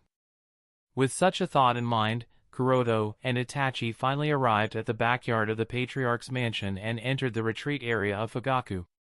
Leading Itachi behind, Kuroto stepped inside the house alone and saw Uchiha Fugaku, who had lost his eyes, sitting together with his wife, Uchiha Mikoto. As Kuroto entered, Fugaku sensed his arrival and beckoned him to take a seat, which Kuroto complied with. Mikoto poured a cup of tea for Fugaku and Kuroto, then left the room. Now that the only people in the room were Fugaku and Kuroto, after a moment of silence, Fugaku asked, among Shisui and Shinichi, which one of them helped you? Or is it that both of them helped you? Fugaku's question surprised Kuroto, who questioned with an expression of interest, What makes you think that either of them helped me? Humph, do you think I will believe that both Shisui and Shinichi were silently defeated by Homosubi? Asked Fugaku with a snort. He then spoke, at least, one of them must not have fought. There is also a possibility that both of them did not put up a fight. Hearing Fugaku's reasoning, a smile appeared on Kuroto's face as he nodded. You are right, both Shisui and Shinichi, they have helped me. I guess it's more accurate to say that they have always been working for me. Oh, and it's not just the two of them, even your son Itachi, he too is loyal to me. As he finished his answer, Kuroto felt that the situation was kind of ironic. Back when Fugaku still had his eyes, he couldn't see the exact situation, nor could he see the thoughts of the people around him. Yet now that he has lost his eyes, he is able to see the exact situation around him, and at the same time, he also learned to see through the thoughts of others. Chapter 939, A Promise to Uchiha Fugaku. You are right, both Shisui and Shinichi, they have helped me. I guess it's more accurate to say that they have always been working for me. Oh, and it's not just the two of them, even your son Itachi, he too is loyal to me. Although Fugaku had considered various possibilities, when he heard Kuroto admit the truth, he couldn't hide the surprise on his face. His lips trembled as if wanting to say something, however, nothing came out. Finally, he took a deep breath and asked, why? Fugaku is unable to understand why Shisui, Shinichi, and even his son Itachi would betray him and help Kuroto, who is clearly an outsider. There is no need to talk about Shisui, considering Shisui and Kuroto's friendship, Shisui's betrayal is still somewhat acceptable. However, Itachi and Shinichi? In Fugaku's eyes, Itachi shouldn't have such a close relationship with Kuroto that he would trust Kuroto more than his father. The same case applies to Shinichi. If Fugaku remembers correctly, Shinichi hated Kuroto because Kuroto was partly/indirectly responsible for the death of Uchiha Kurumi. Therefore, it doesn't make sense for Shinichi to side with Kuroto, but the reality is something else. Not only Shisui but both Itachi and Shinichi sided with Kuroto and betrayed him. Imagine being a father and a patriarch and being completely ignorant of the true intentions of your son and one of the most powerful clansmen. After a moment of pondering, Kuroto decided to answer Fugaku's question. Shisui has always been loyal to me, is there any doubt about that? No, answered Fugaku as he shook his head. The fact that Shisui is loyal to Kuroto is kind of plain obvious. Even in the meeting of the Konoha Council, Shisui ignored him, the patriarch of the Uchiha clan ignored Sarutobi Hiruzen, the Sandaime Hokage, and ignored all the other high-level personnel as well. He directly executed Mizuki, who was trying to frame Kuroto on false charges. These actions of Shisui alarmed a lot of people and created doubts about who Uchiha Shisui is loyal to. And the answer was clear, neither the Uchiha Patriarch nor the Sandaime Hokage. Shisui is loyal to Godaime Hokage, Hyuga Kuroto. Seeing that Fugaku accepted Shisui's choice, Kuroto continued, back when Shinichi had defected from Konoha, our Umbu squad was responsible for capturing him. At that time, unbeknownst to others in my squad, I had already defeated him.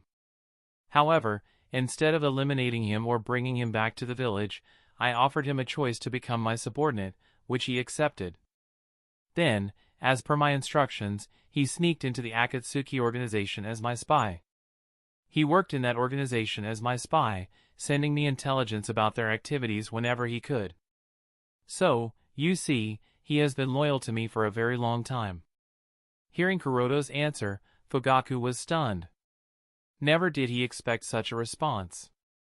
No matter how much he tried, Fugaku couldn't hide the shock from his face and questioned in disbelief, surely you are joking. Shinichi had already sworn his loyalty to you at that time? Indeed, nodded Kuroto with a calm smile. Fugaku hurriedly questioned, but how is that possible? If I remember correctly, you were only a special jonin at that time. You shouldn't have the power to defeat Shinichi, who had awakened the Manjikyu Sharingan. Moreover, given his abilities, it's incredibly difficult for anyone to defeat him. Was it because of Ryumaku? Although he had given up his Sharingan at the time Satori appeared on that night of the coup, Fugaku, worried about the safety of the Uchiha clan, was paying close attention to everything. Therefore, he was, of course, aware of the fact that Kuroto is in possession of Ryumaku and used it to scale back Satori. Kuroto's action of protecting the village from Satori was witnessed by countless Konoha citizens, so there was no hiding it. In response to Fugaku's question, Kuroto chose to remain silent, and since Kuroto chose silence, Fugaku thought that he guessed correctly. After a while of silence, Fugaku remembered something and asked with a doubtful expression, "Don't tell me." That time when Shursui and Itachi suddenly came about the information of Shinichi's return, and we Uchiha went to rescue him and escort him back to Konoha, was that also your arrangement? Kuroto did not deny Fugaku's doubts. Oh, that, yes. At that time I happened to be busy with something very important and did not have any time to spare, so I instructed Shursui and Itachi. I was certain that you would accept the mission since you were quite eager to bring Shinichi back to the Uchiha clan, am I right, Fugaku-san? Fugaku sighed. Nothing makes sense to him anymore. And his previous actions seem like a joke. In order to prevent Shursui from leaking the details of the coup d'état, Fugaku instructed Shinichi to monitor Shursui.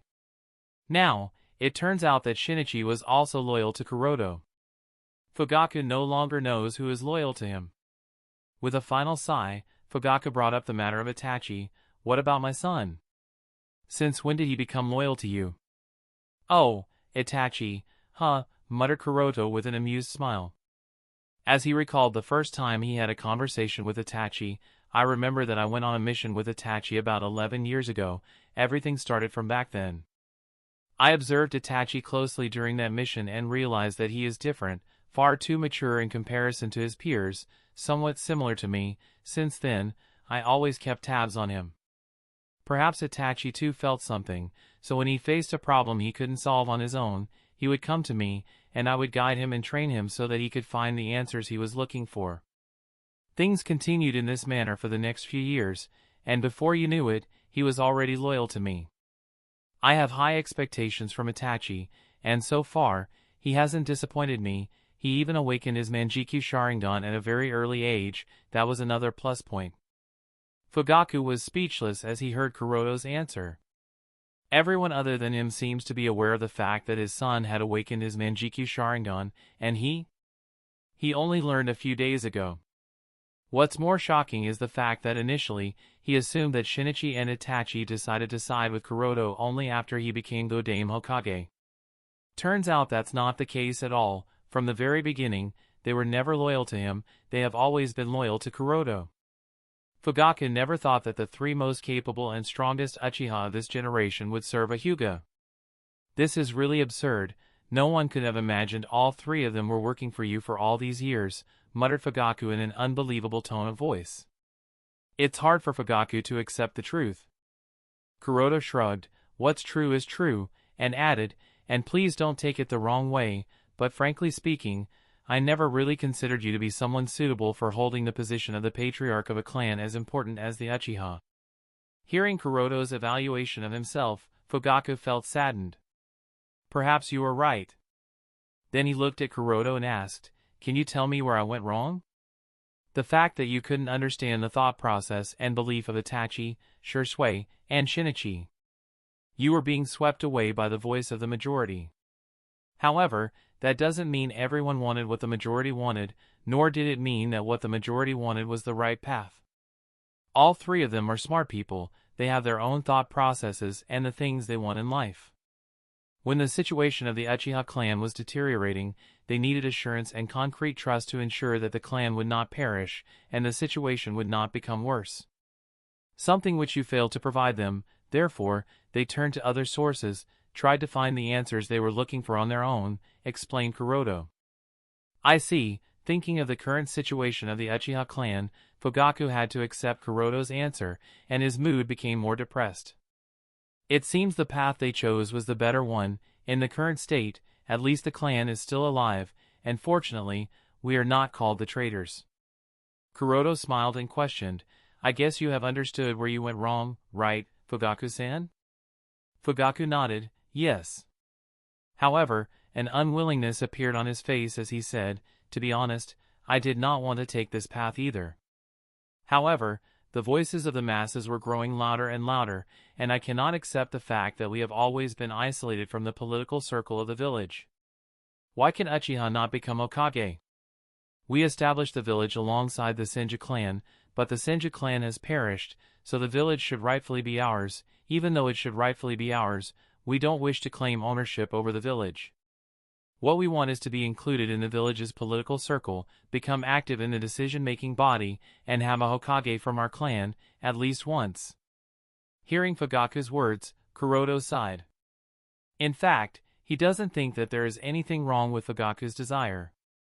At the same time, Kuroto also realized that even if the grievances between the two sides had been resolved, there was still something that needed to be dealt with. Otherwise, within the next few generations, the situation would revert to how it was until a few days ago. There is only one method of solving this problem, which is to make sure that a generation of Hokage comes from the Uchiha clan. Fortunately, we do have a very good candidate for the next generation, thought Kuroto as a smile appeared on his lips, and he declared, the next Hokage will be Itachi. I give you my word, Fugaku-san. What? Fugaku was stunned as he raised his head in shock. He couldn't believe what he just heard and asked once again, What did you just say? Even though Fugaku no longer had any eyes, at this moment Kuroto felt that Fugaku was directly looking at his soul for the answer. After a moment of surprise, Kuroto repeated his words, the next Hokage will be Itachi. This is my promise to you, Fugaku-san. Are you really serious? Asked Fugaku with a doubtful gaze. Having had his hopes crushed not too long ago, Fugaku did not want the flame to rekindle once again only to be extinguished. Kuroto nodded, of course I am serious. I have been grooming Itachi for over a decade, therefore, I know him better than he understands himself. Although there are still a lot of things that he must learn, he is undoubtedly the best candidate for the position of Konoha's next Hokage. In Kuroto's personal belief, Itachi would make a far better Hokage than even Kakashi. Despite being a Uchiha, Itachi has the shrewdness and mindset of Nidaime Hokage. At the same time, he has kindness and the heart of Shodaime Hokage. Of course, Itachi has also adopted several traits from Kuroto, making him the best candidate for the next Hokage. But, would the elders agree to it? Asked Fugaku doubtfully. Even if Kuroto promises to make Itachi the next Hokage, unless the elders agree to accept Itachi as the Hokage, it would be meaningless. Kuroto chuckled, shaking his head. Their opinion is of no concern. They may think that they are the ones controlling things, however, they couldn't be more wrong. They were never the ones in control. Hearing Kuroto's words, Fugaku was once again taken aback. However, he did not comment on it and nodded lightly. If you can really fulfill the promise you have made. He took a pause to change his sitting position into Dajiza and continued, then the entire Uchiha clan swears their loyalty to you, Godame Hokage Hyuga Kuroto-sama. A smile appeared on Kuroto's face as he noted the changes in Fugaku's temperament. If it was anyone else, Fugaku would have scoffed at the promise. Given the fact that the one who spoke these words is Hyuga Kuroto, someone who has earned the trust and loyalty of not only Shisui and Shinichi but also his son Itachi, this made Fugaku feel that he can trust Kuroto. At the same time, from their conversation, Fugaku also realizes that Kuroto is not the puppet Hokage that everyone believes him to be. Hyuga Kuroto has his own thoughts, and the ones controlling and influencing his decisions are not the members of the Elder Council. Seeing that his plan was going well, Kuroto asked Fugaku to get up and said, Itachi will be the next Hokage, there is no doubt about that. The fact that you swore the loyalty of the Uchiha clan to me is well and good, however, I have a few other conditions as well, so please hear them out before making any decision. Chapter 940, Sasuke's Potential and the Stolen Kenjutsu. The fact that you swore the loyalty of the Uchiha clan to me is well and good, however, I have a few other conditions as well, so please hear them out before making any decision, warned Kuroto. Fugaku raised his head inexplicably and asked, Conditions? Kuroto nodded, yes, and then stopped speaking, giving Fugaku some time to ponder over it. Fugaku thought about it as his expression became serious, and he asked, What are the conditions? Kuroto lifted his hand and opened his index finger as he said, If anyone were to ask you in the future about the whereabouts of your Manjikyu Sharingan, regardless of how cruel their method is, your reply must always be the same. My Manjikyu Sharingan was stolen by the Homusubi of Amatsukami after he defeated me in a battle of Jinjutsu on the night Satori attacked the village. Fugaku nodded immediately. I have no problem with this. Even if Kuroto hadn't asked him, Fugaku wouldn't have revealed the truth about that night to anyone.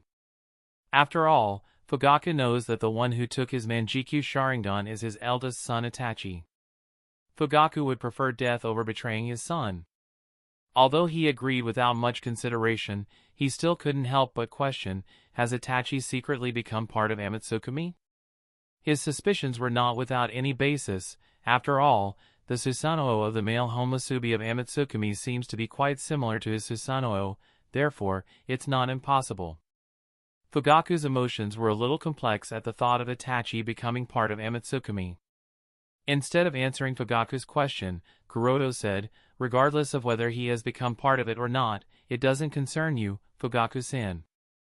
If false rumors were to spread about Itachi being part of Amatsukami, it would earn him the ire of the entire Uchiha clan and also cause the entire Uchiha clan unnecessary trouble, therefore, it's best not to talk about it. Hearing Kuroto's words, Fugaku nodded, I understand. Fugaku agreed with Kuroto. He fully understands that he is no longer what he used to be until a few days ago. The current him, without his Sharingan/Manjikyu Sharingan, is way too weak to be able to hold any secrets. Fugaku knew that he had already caused a lot of suffering for both of his sons with his past actions. He did not want to become a source of any more trouble for them. Therefore, not knowing things that he is not supposed to know is the best for him, as well as for Itachi and the rest of the Uchiha clan. Kuroto was satisfied with Fugaku's understanding, and he smiled lightly, then opened another finger, the middle finger, as he said, the second condition concerns your younger son, Uchiha Sasuke. As Kuroto mentioned Sasuke's name, Fugaku suddenly became nervous and asked, Sasuke?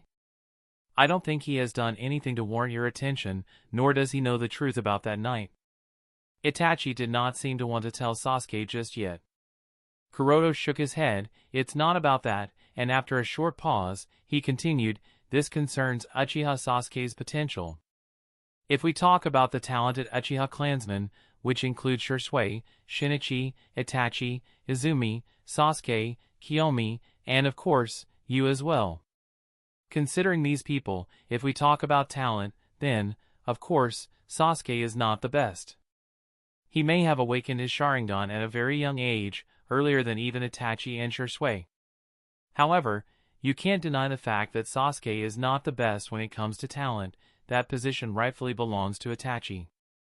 Certainly, nodded Fugaku. If it's about talent, then Itachi is undoubtedly the most talented Uchiha Fugaku has ever seen. This was his thought even when he wasn't aware that Itachi hadn't awakened his Manjikyu Sharingan. Even now, his thoughts haven't changed. Even Shisui, who is considered the strongest combat power of the 5 great nations, is not as talented as Itachi in Fugaku's eyes. Although Fugaku agrees with Kuroto's words, he doesn't seem to understand where Kuroto is trying to go with this. But I don't understand what Itachi's talent has to do with Sasuke. Kuroto put down the teacup in his hands on the table, then he spoke, of course, talent is important to determine how far a shinobi will go.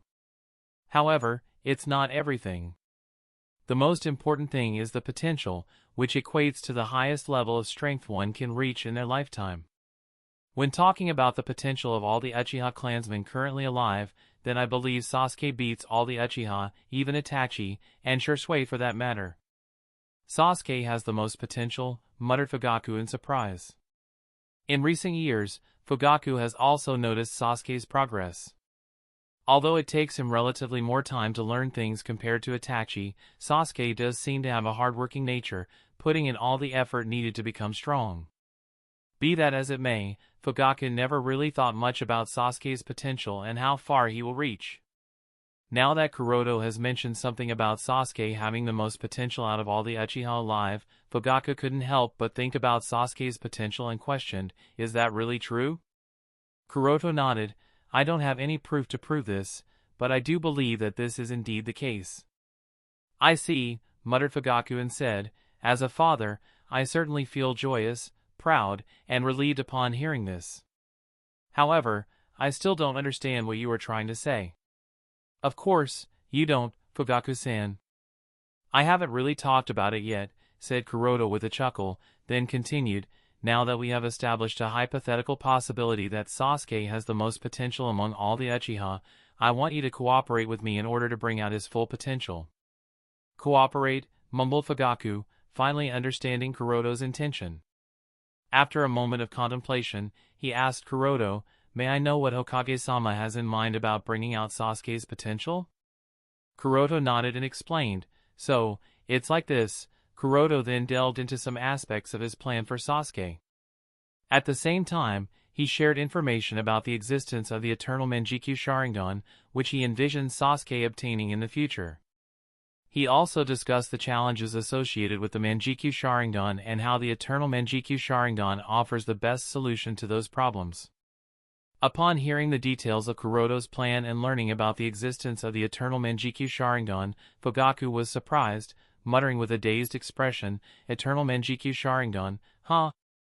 He hadn't expected to hear such a crucial piece of information about the Uchiha's Sharingan from a member of the Hyuga clan. Many secrets and important information about the Uchiha clan had been lost or disappeared when Uchiha Madara left, so even though Fugaku had heard the term eternal Manjikyu Sharingan from his father during his childhood, he didn't know the exact details or how to obtain it. He couldn't be blamed, as before Fugaku himself awakened the Manjikyu Sharingan, the very existence of it was considered nothing more than a myth among the Uchiha clansmen, let alone something as extraordinary as the eternal Manjikyu Sharingan. After Kuroda mentioned the eternal Manjikyu Sharingan and explained its details, Fugaku, while accepting the information, couldn't help but express his doubt. I wonder why Hokage-sama knows about the eternal Manjikyu Sharingan? I doubt anyone has ever heard of that thing in the village.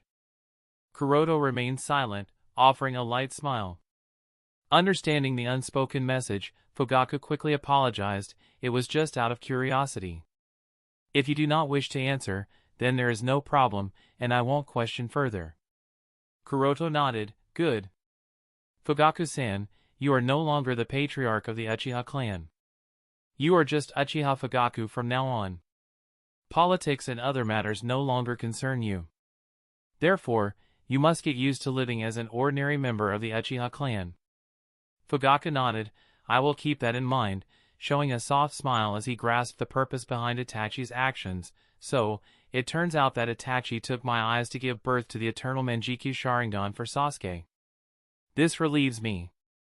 If my eyes can be used to strengthen my son, then I am content with it. After a brief pause, he inquired, but I must ask, why did Itachi not use those eyes for himself?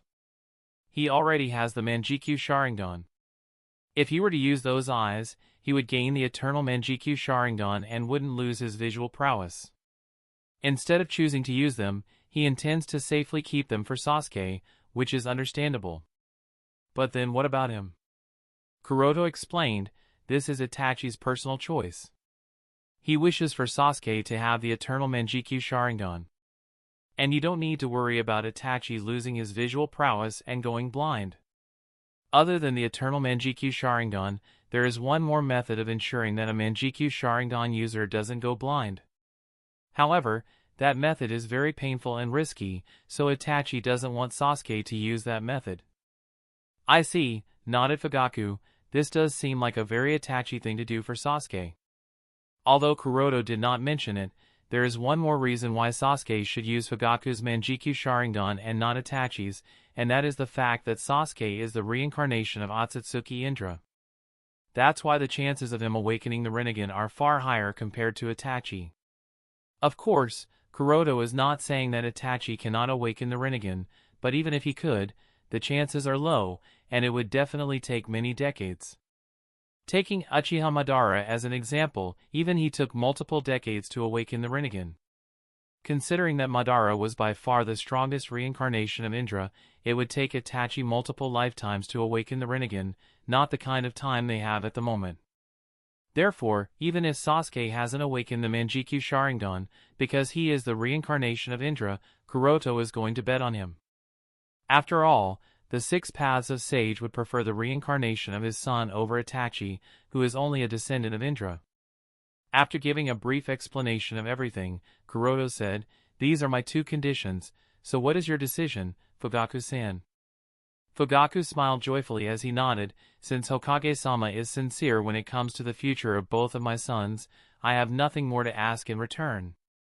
I will fully cooperate with you so that both my sons can shine as they do in your and my eyes."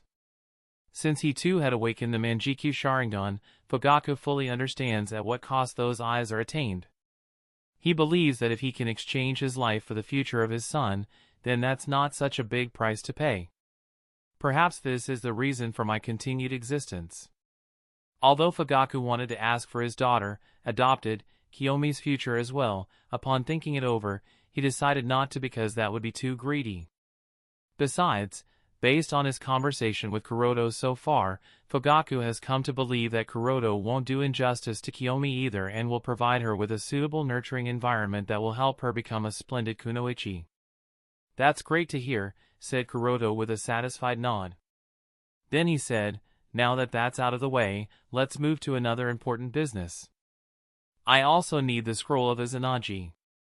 On the way here, Itachi mentioned to Kuroto that he couldn't find the scroll of Izanagi that Kuroto wanted. Kuroto was surprised to hear that news and thought that perhaps Fugaku had still kept that scroll and had not passed it down to Itachi. So, he asked Fugaku directly. Fugaku was surprised upon hearing the term Izanagi from Kuroto.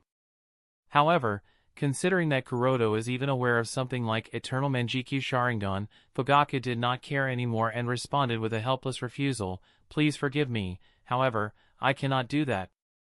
Even if I want to, I cannot give that scroll to you." Kuroto was confused. "Why?"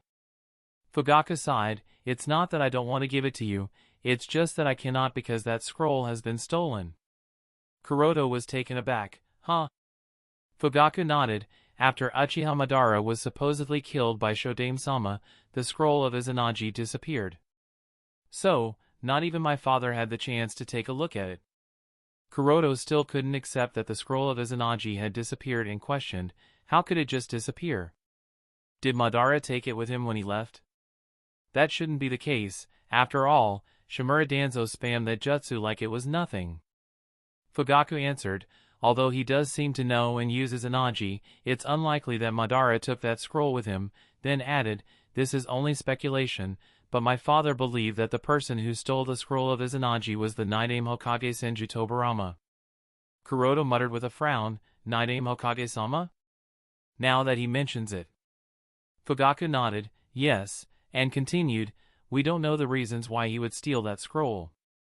Perhaps he did not want us Uchiha to have the power of Izanagi on our side because he might have predicted something like a coup may happen in the future or might have different intentions like saving the life of his Nii-san. Ultimately, we can't be sure, but we do believe, at least, that my father believed that he used his flying Raijin jutsu to steal that forbidden jutsu. Whether it was in canon or in this world, Shimura Danzo did spam that forbidden jutsu to change reality multiple times. There are a lot of speculations as to how he got his hands on that jutsu despite not being the Uchiha Patriarch. Some believe that the one who gave him information about it might have been Shisui or Itachi, but Kuroto doesn't think so. That's just impossible. Even if it might have been possible in canon, it is not possible in this world. Another speculation is that he might have obtained that jutsu following the annihilation of the Uchiha clan, but then how would you explain how he used Izanagi to surprise Shisui in the canon? And how did he use that jutsu in this world over and over again when the Uchiha clan is not annihilated in this world?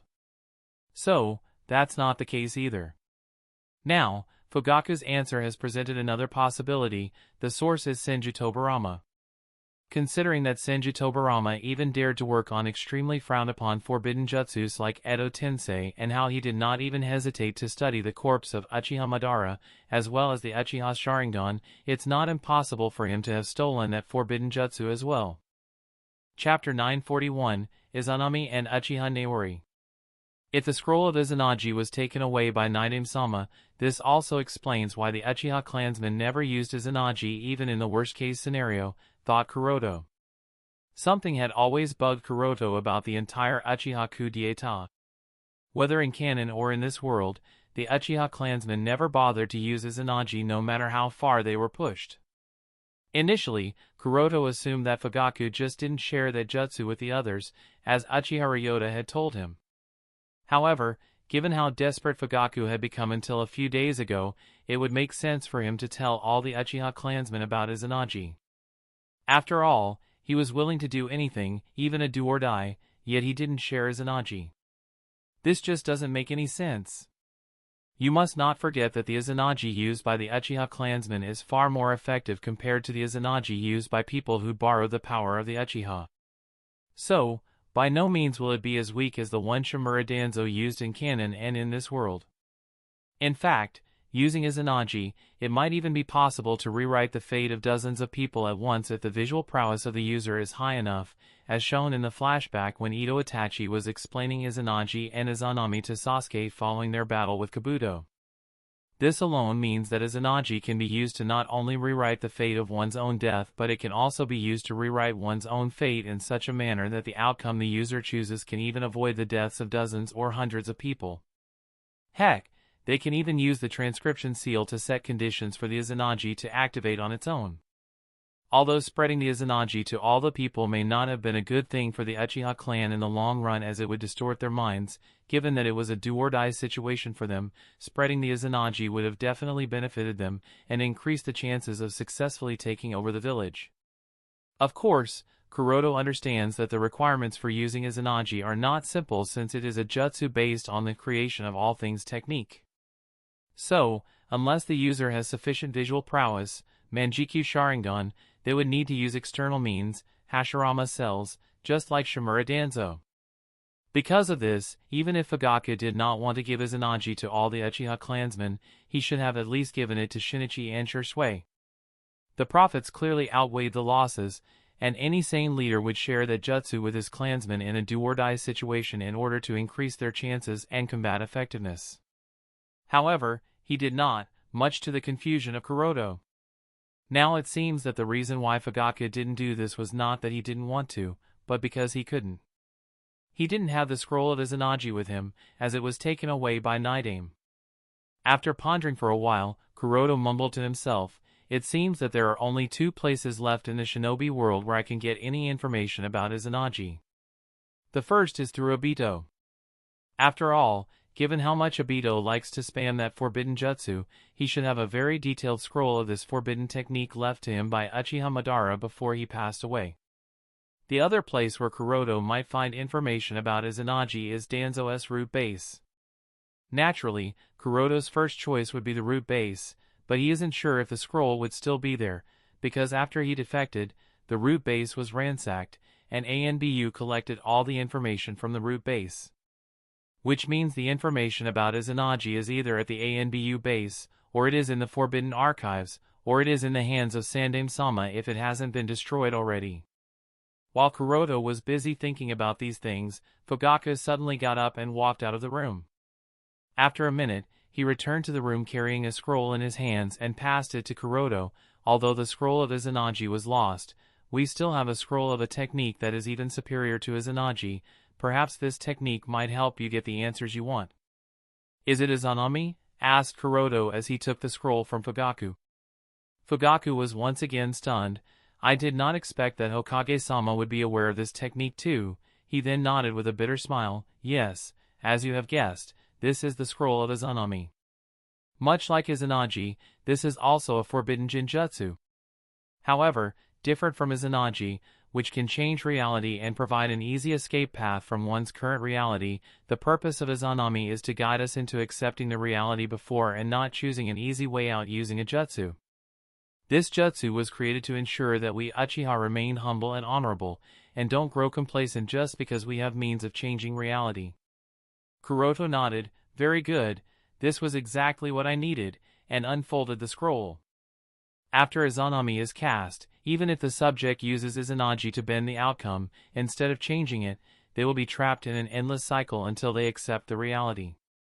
As Fugaku explained, Izanami is a forbidden jinjutsu that forces/guides the person on whom it is cast to accept the reality and the outcome instead of relying on a jutsu to change it.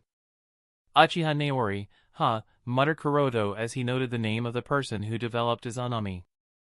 Fugaku nodded, indeed. Although there is not much information about her, it is known that she was alive quite long ago, perhaps over a century. This forbidden genjutsu was created by her to stop the Uchiha from misusing the power of Izanagi. Kuroto nodded lightly, I see. Uchiha Naori may not have left behind much information about her, however, from the genealogy of the Uchiha clan that Kuroto had read, he had noticed that Uchiha Naori, in fact, is Shirsui's ancestor. To be honest, when Kuroto first learned that Shirsui is a descendant of Uchiha Naori, he couldn't help but sigh. In the canon, Shirsui died at a young age, and so did his parents and grandparents.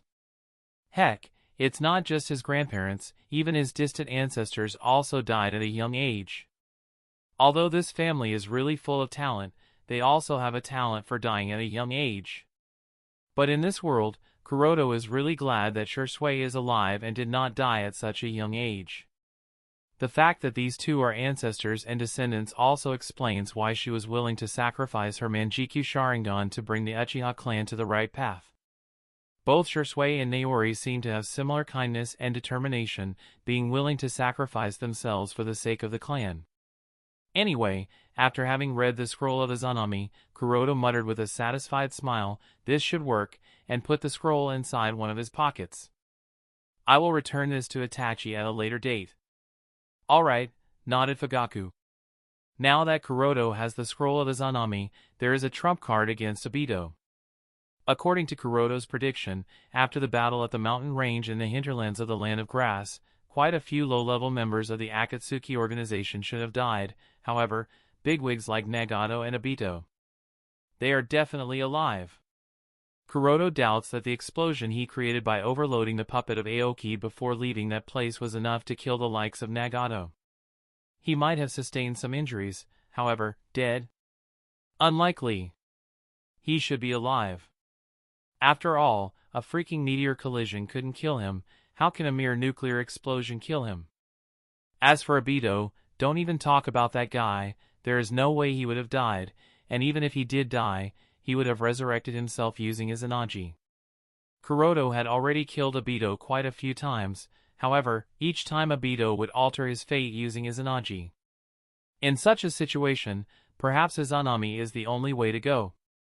Izanami will not only prevent him from bending reality, it will also force him to accept the reality of the shinobi world that he has been trying to deny for more than a decade now.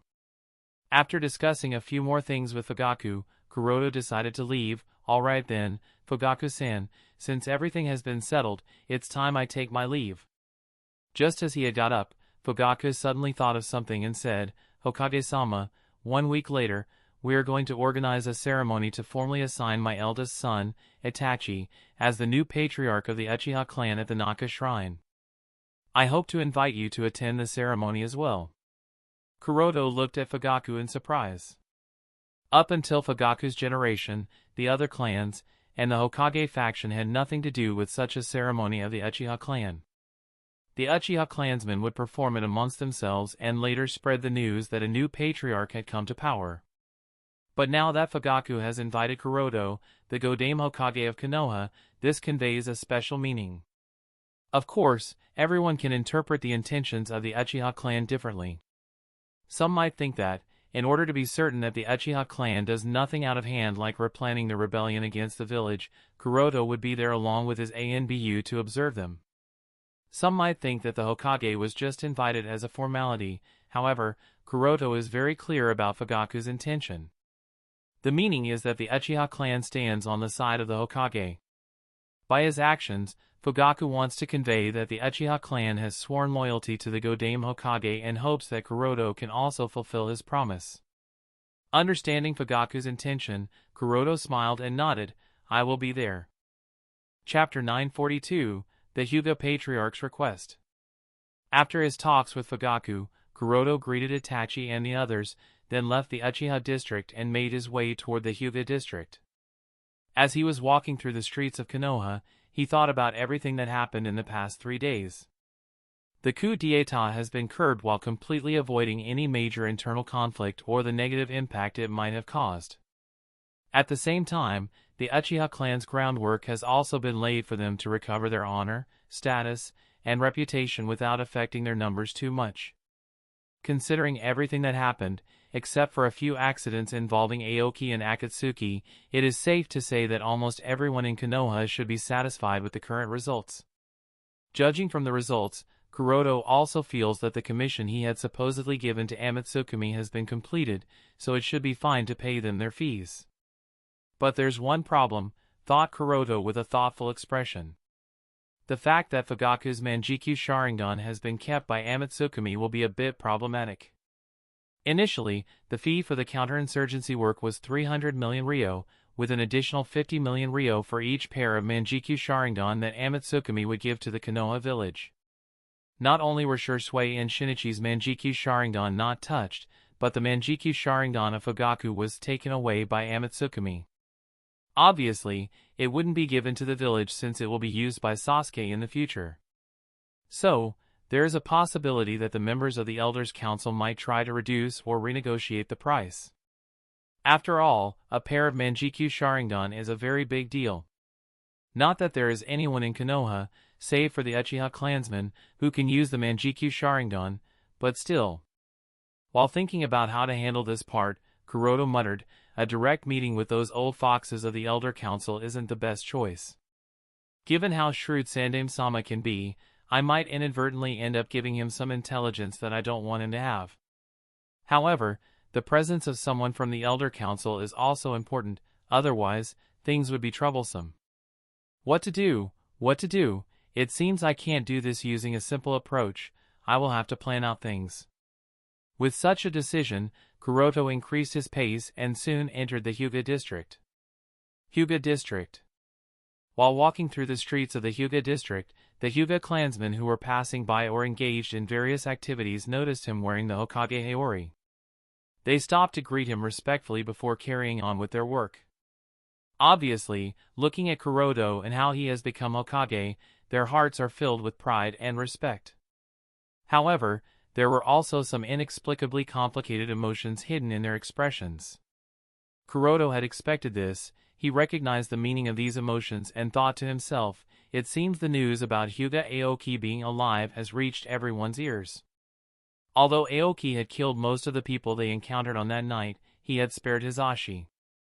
Moreover, after he encountered the trap and rushed out of the village to return to his body, he had a small scuffle with Asuma and a few Anbu. Because of these two reasons, the fact that Hyuga Aoki is still alive and broke free of the caged bird reached the ears of the entire Hyuga clan. Even if the main family wanted to conceal this information, they were too late. The news of Aoki being alive was a bolt of lightning for the entire Hyuga clan, not just for the main family, but even the branch family. Up until now, it has been widely believed that the caged bird Juinjutsu cannot be undone or broken. Once the seal is implanted, then it is implanted, and the only thing that awaits is a lifetime of servitude and loyalty to the main family, with no means of opposition, as the main family has absolute control over the lives of the people in the branch family. However, now that a person has appeared who has undone the supposedly unbreakable seal, it means that the caged bird is no longer a lifetime of the bird cage. This also means that the absolute control that the main family had over the branch family has been broken. The branch family now has hope, a chance to escape this servitude. The same hope that they did not have until a few days ago has been rekindled in their hearts. But of course, not everyone welcomes this hope, and when referring to not everyone, Kuroto is not talking about the people of the main family. Certainly, the main family does not wish for the members of the branch family to have this hope, but that's another matter. Even many clansmen who are part of the branch family do not want hope. After all, the fact that the caged bird can be broken means that they are no longer permanently safe. Those with greed who desire their Byakugan might try to steal their eyes. Unlike the Uchiha clan, all the clansmen of the Hyuga clan awaken their Byakugan. Therefore, the lives of those who are not very strong, those who are not shinobi, and those who never trained in shinobi arts are at risk. Although there is hope that they no longer have to be bound for servitude for a lifetime, there is also fear that people will start targeting them for their Byakugan. This is the reason for complicated emotions. I guess there are always both positive and negative sides to every situation, thought Kuroto as he made his way toward the center of the Hyuga district. Patriarch's Mansion, Hyuga District. The atmosphere at the center of the Hyuga district is quite depressing following the death of Hyuga Aoyama. Be that as it may, no one seemed to be mourning the death of that elder. In all the time Kuroto spent making his way toward the center of the Hyuga district, he did not hear anyone talk about the cause of death of the venerable elder Hyuga Aoyama, as if, so, they have concealed the cause of his death, huh? Perhaps the people of the main family might have thought that if they were to declare the cause of elder Aoyama's death, Aoki would earn the praises and worship of branch members who would be inspired to follow in his footsteps. This would further lead to far more chaos in the Hyuga clan than the main family can handle. For this reason, the main family seemed to have declared the cause of elder Hyuga Aoyama's death as natural passing and hurriedly dealt with his funeral. Following the day of his death, everything about the funeral was already handled, which greatly disappointed Kuroto. It's a pity. I wanted to pay him my respect for all the help he provided me. Sigh. I suppose I will visit his grave when I have time and tell him how I have avenged his death, so he can rest easy in the Pure Land. At the same time, another thought emerged in his mind. Since Aoki was responsible for the death of 2 elders of the main family, I guess it's fine to say that he has also completed his and his brother's revenge to a certain extent. Then, he shrugged. Oh well, not that it matters to me in any way. After recovering his thoughts, Kuroto stepped into the Patriarch's house. As soon as Hayashi learned of Kuroto's arrival, he hurriedly came to meet Kuroto along with Elder Fukiage and Elder Sada. As soon as the tea was served, and the maid left, Hayashi decided not to beat around the bush and got straight to the point. Kuroto-kun, you must have heard about Aoki being alive, right? Was there any progress in tracking him? Well, we have learned that he seems to be cooperating with the Akatsuki organization. As for his exact tracks, there is no progress in that regard, answered Kuroto. He added with a helpless expression, the Alliance did send people to the last known base of Akatsuki, however, we couldn't find any trace of him. Is that so? Muttered Hayashi in disappointment. Silence dawned in the hall as the 4 people sat quietly. Although he looked anxious, there was no trace of fear in his eyes, unlike Elder Fukiage and Sada, who looked extremely uneasy, as if Aoki would appear out of nowhere and kill them in their sleep. After a while, Hayashi said, Kuroto-kun, knowing you should understand that the purpose of creating the caged bird was not to control the branch family but to protect our Kekkei Jinkai and the weak clansmen. It may bind them, but it is also a form of protection. Somehow, Aoki has managed to break the caged bird, and if he sells that method to bounty hunters and other villages who have enmity towards us, the lives of all the branch members will be at risk. He paused and spoke as he lowered his head, therefore, please help us deal with Aoki. The 2 elders sitting behind Hayashi hesitated for a moment, then they too lowered their heads. Please. Looking at the 3 main members of the main family lowering their heads, Kuroto pondered for a moment, then said, as far as I know, Aoki's ability to break free from the caged bird is somehow linked to the Otsutsuki clan on the moon. If you want me to help you, then you must tell me everything you know about the Otsutsuki clan and what connections the Hyuga clan has with them. Chapter 943, Kuroto's Disappointment. If you want me to help you, then you must tell me everything you know about the Otsutsuki clan and what connections the Hyuga clan has with them. Hearing Kuroto's condition, Hayashi's eyes widened in surprise, and the 2 elders also looked at him with an astonished expression. In response to their shock and surprise, Kuroto shrugged, you don't have to react like that. While you people may have tried to hide it, the village does have some information about the Otsutsuki clan, and they suspect that there is some connection between the Hyuga clan and the Otsutsuki clan on the moon. As the Godame Hokage, naturally, I know a few things. Receiving Kuroto's response, Hayashi sighed a little. He turned to the 2 elders, and after they reached a certain agreement, Hayashi and the 2 elders got up and said to Kuroto, come with us. Kuroto nodded and followed Hayashi into his study. Now that they were in a more isolated and private space, Hayashi and the 2 elders started to talk about the connection between the Hyuga clan and the Otsutsuki clan on the moon. Kuroto seriously listened to their explanation. He wanted to know everything, all the information the main family has on the Otsutsuki clan. This is his main purpose for visiting the Hyuga Patriarch this time. Kuroto plans to use all the intelligence he will learn today to create a plan to get his hands on the giant Tenseigan on the moon. After all, unless he knows the way to the moon, it would be impossible for him to take custody of that treasure. It's a pity that Kuroto was a little naive. Hayashi and the two elders talked about a lot of basic things, however, they did not discuss anything important. It's not that they were trying to hide this information, it's just that they did not know it themselves, nor did they have any information about how to get to the moon or contact those Otsutsuki. Heck, they don't even seem to have much information about how the two sides are connected to each other. For a moment, Kuroto wondered whether the three of them were trying to fool him or something. However, after thinking it over, he shook his head, realizing that was not the case. They really don't seem to hold any substantial information. Aoki did not have much information about the Otsutsuki clan in his memories either, so it is safe to say that in the books and scrolls he had stolen, there wasn't much information about these distant relatives. Since the Patriarch and the elders don't know much either, that is to say, the information was clearly erased, thought Kuroto with a frown. He wondered why there was not much information about the Otsutsuki clan on the moon. Even if the two sides had a conflict with each other, that is not the reason for there to be a lack of information. After all, these sides are distant relatives, and the main family of the Hyuga clan even carries the blood of the main family of the Otsutsuki clan within them. So, why? Perhaps the members of the main family of the Otsutsuki clan did not want anyone from the shinobi world to have access to the moon because of what is sealed there.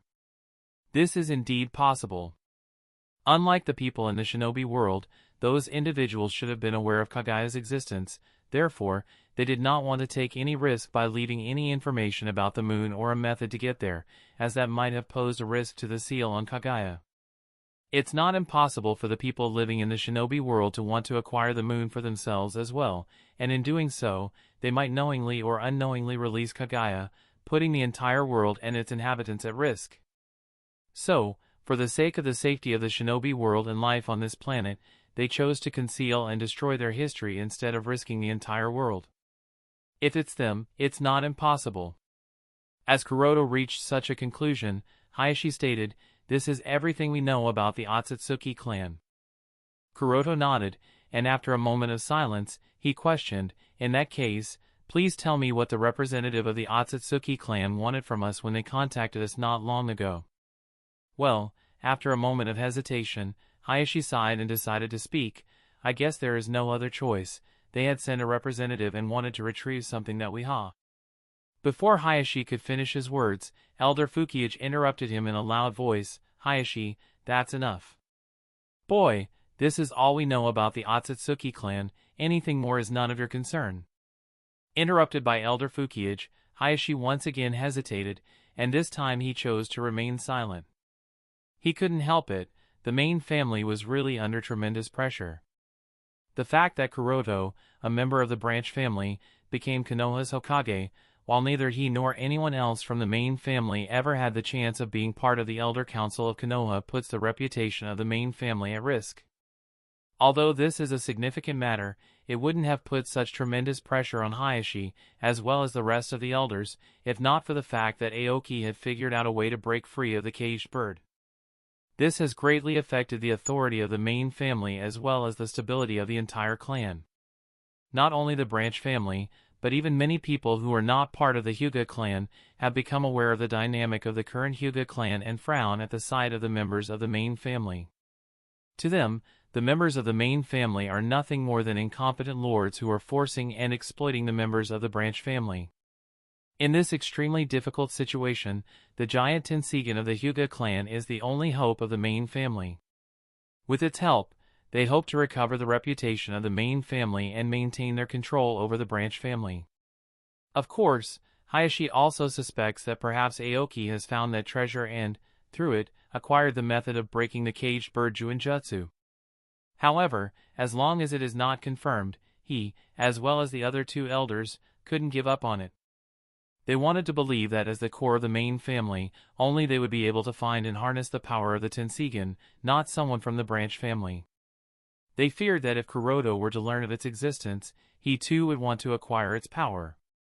If it were Kuroto, he would also be able to mobilize his ANBU in search of that thing, which would increase his chances of finding that treasure. Fearing such a possibility, they decided to conceal its existence from Kuroto. The fewer people know about it, the better, and the more chances they will have of finding it and harnessing its power. Since Hayashi chose silence, Kuroto accepted his response and did not bother to pursue the matter. Instead, he said, if the Otsutsuki clan tries to contact you again, please be sure to inform me next time. After leaving these words, Kuroto did not wait for their response and excused himself from the Patriarch's mansion. The two elders and even Hayashi don't offer Kuroto any hope. They persistently attempt to stabilize the situation to maintain the status quo under the guise of upholding traditions. They fail to comprehend that the shinobi world is evolving, destined to usher in a new era that will reject their ideologies, leading to their eventual demise. In his view, these individuals are relics, incapable of influencing the future of the Hyuga clan. The destiny of the clan will be determined by the likes of Niji, Hinata, and Hanabi, the younger generation. Consequently, he dismisses the fantasies and thoughts of these elders as irrelevant. Those unable to adapt to the changing times will inevitably fade away as time continues its relentless march forward, indifferent to the plight of individuals. Chapter 944, Payment for Counterinsurgency Work. Early morning of the next day. In the gentle morning light, Tsunade and Shizen strolled along the tree-lined path of the Nara district, heading to the house of the patriarch of the Nara clan for discussions on the upcoming batch of medicinal herbs needed by the Konoha hospital. The Nara clan boasted numerous medicinal fields scattered across the Land of Fire, serving as the primary supplier of raw materials for the Konoha hospital and various other clans. Kuroto, too, regularly acquired these materials from the Nara clan, albeit using discreet methods and providing alibis to veil his true intentions. Given the precious nature of these raw materials and the potential threat they posed if misused, the Nara clan exercised caution, ensuring they only dealt with individuals of proven identity and allegiance to the village. Kuroto, with his clandestine connections, managed to secure these resources through undisclosed means. As the two youthful women, in appearance only, crossed the streets, Tsunade's expression shifted to a frown, her gaze directed towards the distant Nara clan forest. Noticing Tsunade's expression, Shizen inquired curiously, "Tsunade-sama, is something the matter?" Tsunade nodded, stating, "There seem to be people in the woods." Hearing this, Shizen shrugged, "It's the Nara clan's forest, nobody but those people are allowed to step inside it, so it must be someone from their clan tending to the deer living inside." Tsunade shook her head, expressing her concern, "That's the thing, it's not a Nara clansman." "I know this Chakra, what is he doing inside the Nara clan forest, that too at such an hour?" Confused, Shizen inquired, "What do you mean, Tsunade-sama? Who is it?" "It's Kuroto," answered Tsunade, adding, "Let's see what he is doing here." Without waiting for Shizen's response, she moved toward the Nara clan forest. Surprised, Shizen questioned, "Kuroto-kun? Why would he be here?" and followed after Tsunade. As they approached the woods, they confirmed it was indeed Kuroto, and to their astonishment, he wasn't alone, someone else accompanied him, the identity of whom left both Tsunade and Shizen in shock. "Ho! Homasubi!" Both Tsunade and Shizen exclaimed in surprise, their astonishment justified by the rarity of encountering a member of Amatsukami. Their voices reached Kuroto and Homasubi, alarming the two individuals. "Who is there?" Upon being discovered, Tsunade emerged and, while staring at Homasubi, explained, "We happened to be passing by and found someone not of the Nara clan inside the Nara clan forest, therefore, we came to check who it is." Homasubi nodded lightly, responding, "I see." At this moment, Kuroto interjected, "Tsunade-sama, you came just in time. Amatsukami approached me for the payment of the counterinsurgency work." "Payment for that?" Tsunade reacted swiftly to Kuroto's words and addressed Homasubi, stating, "I am one of the elders of Konoha and also part of the Konoha Council. Since this concerns the payment for the counterinsurgency, I have the right to participate in this."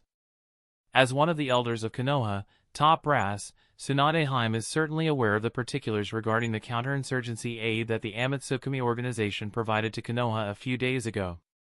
Yes, even if I am the Hokage, the presence of Tsunade-sama is necessary. We need someone who is fair and just to recognize this transaction between the village and the organization. Kuroto nodded, emphasizing the fair and just to Tsunade Hyme.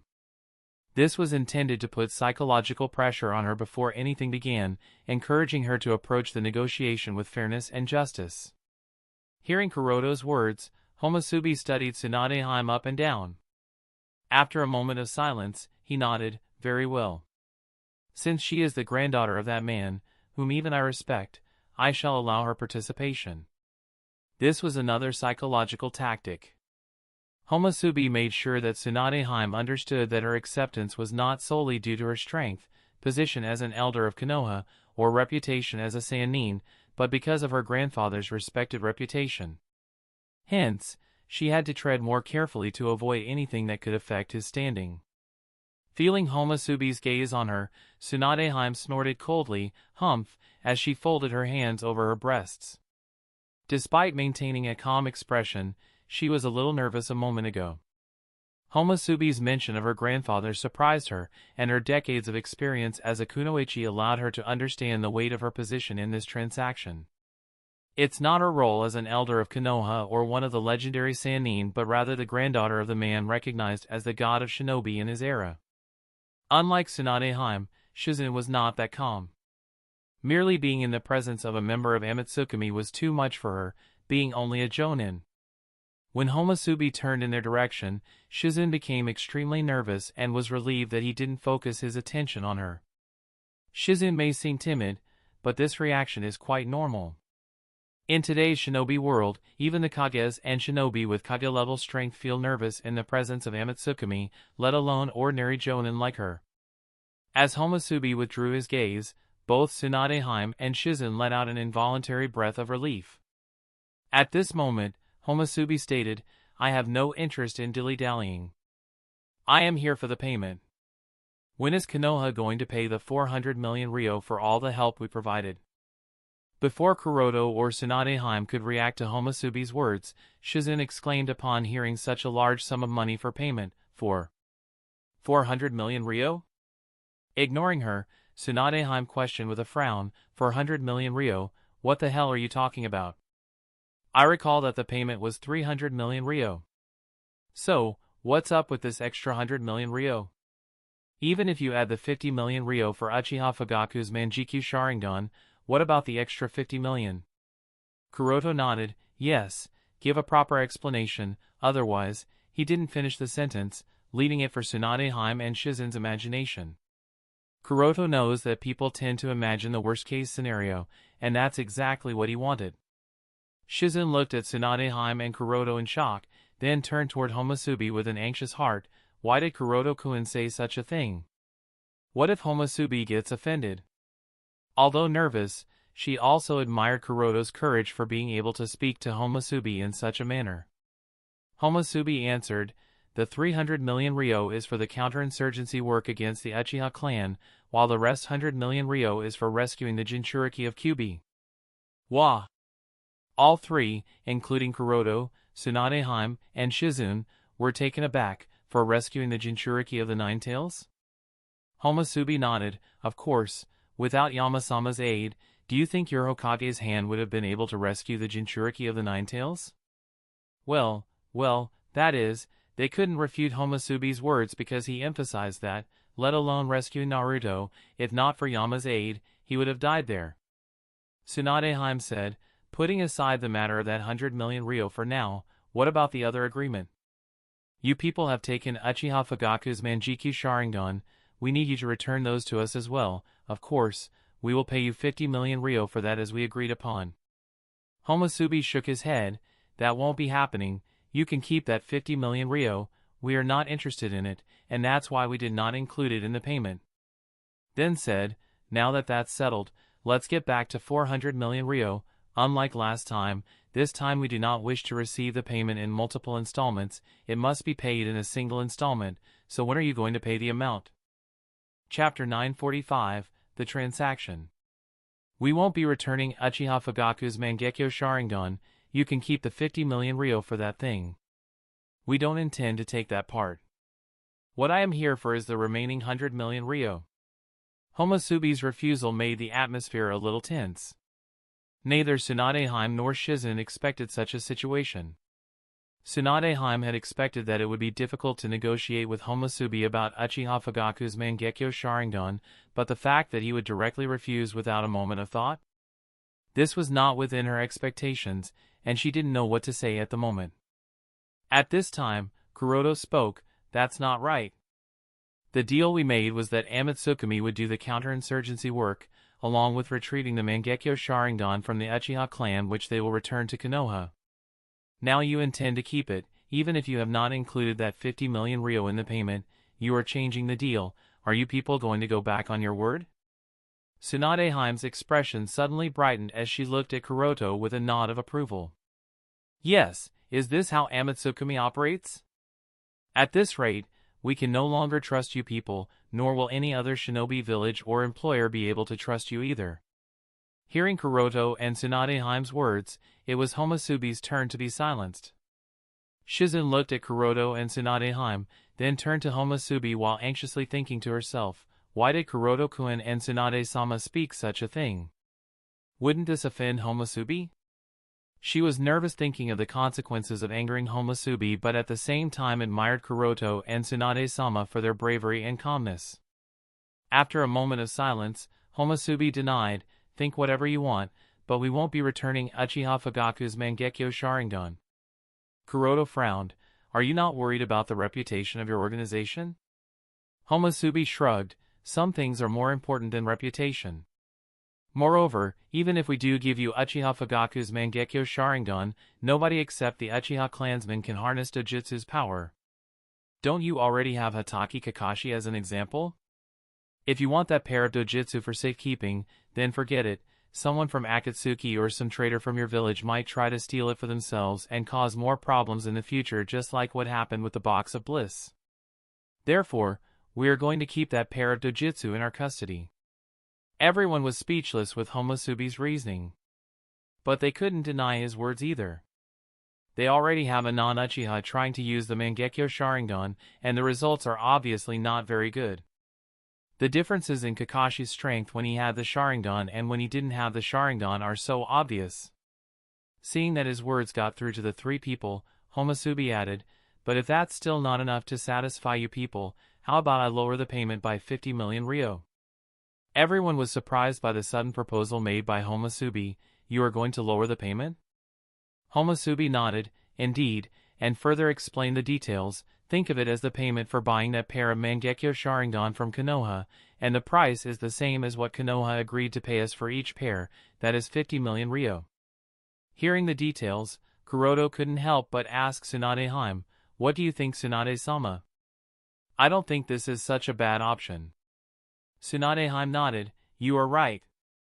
No matter what, as long as the Akatsuki organization exists, Konoha cannot end their cooperation with Aotsutsuki because only the leader of Aotsutsuki has the power to deter and stop the leader of Akatsuki. Therefore, Konoha needs to ally itself with Aotsutsuki whether they like it or not. This is why, even if Homosubi had refused to return the pair of Fugaku's Mangekyo Sharingan, they would still have no other choice but to pay the 400 million ryo that Homosubi asked as the payment for counterinsurgency and rescue of Nine-Tails Jinchuriki. After all, they are helpless and have no other option. But, now that Homosubi has lowered the payment by 50 million ryo, the proposal is a little easier to accept.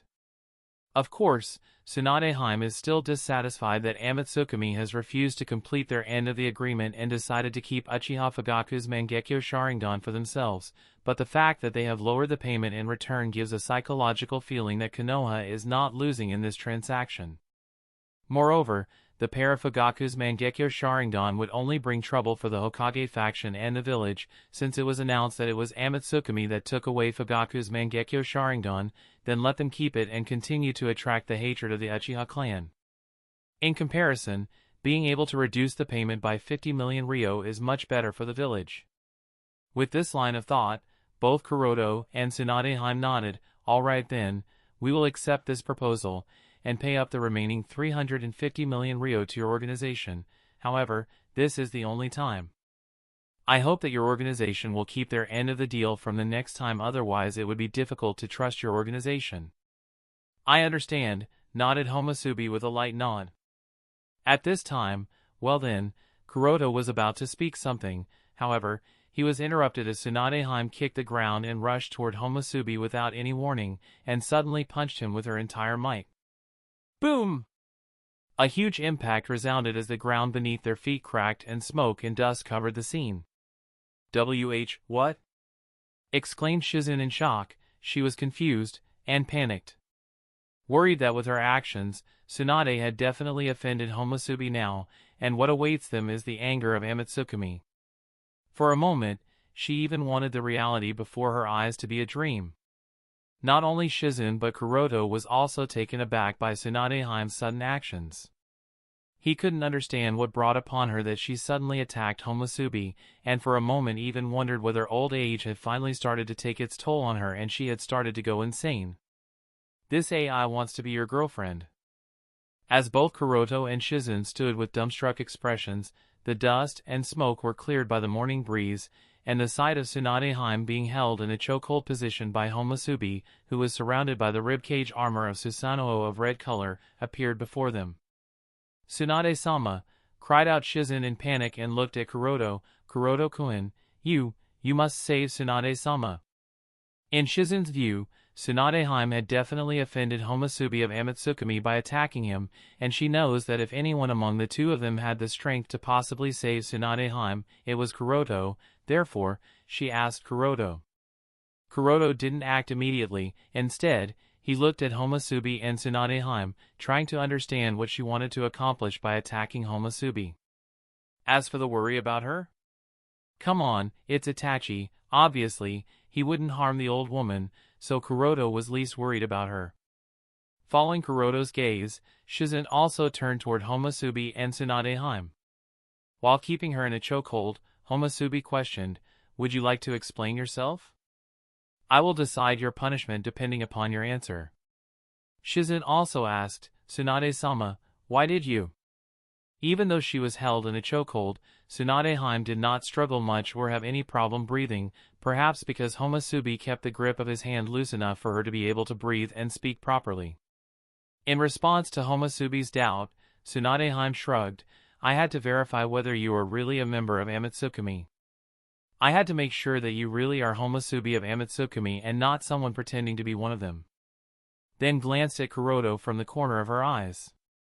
She still clearly remembers that day when Kuroto created several shadow clones, and all of them pretended to be different members of Amatsukami in order to scare away Madara and Zetsu from Konoha.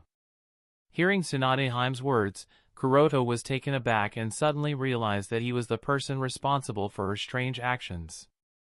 It happened during the practical test in the Forest of Death. At that time, in order to scare away Obito and Zetsu, Kuroto used all the Amatsukami disguises he had at the moment, and with the help of his shadow clones, he scared away Obito and Zetsu. At that time, no one believed that Madara and Zetsu would be fooled, but they were fooled, and this made Tsunade as well as others realize just how much of a deterrence the members of Amatsukami are. At the same time, they understood that if they were in the shoes of Madara or Zetsu, their reaction wouldn't have been much different either. They also realized how easy it is for someone to pretend to be a member of Amatsukami.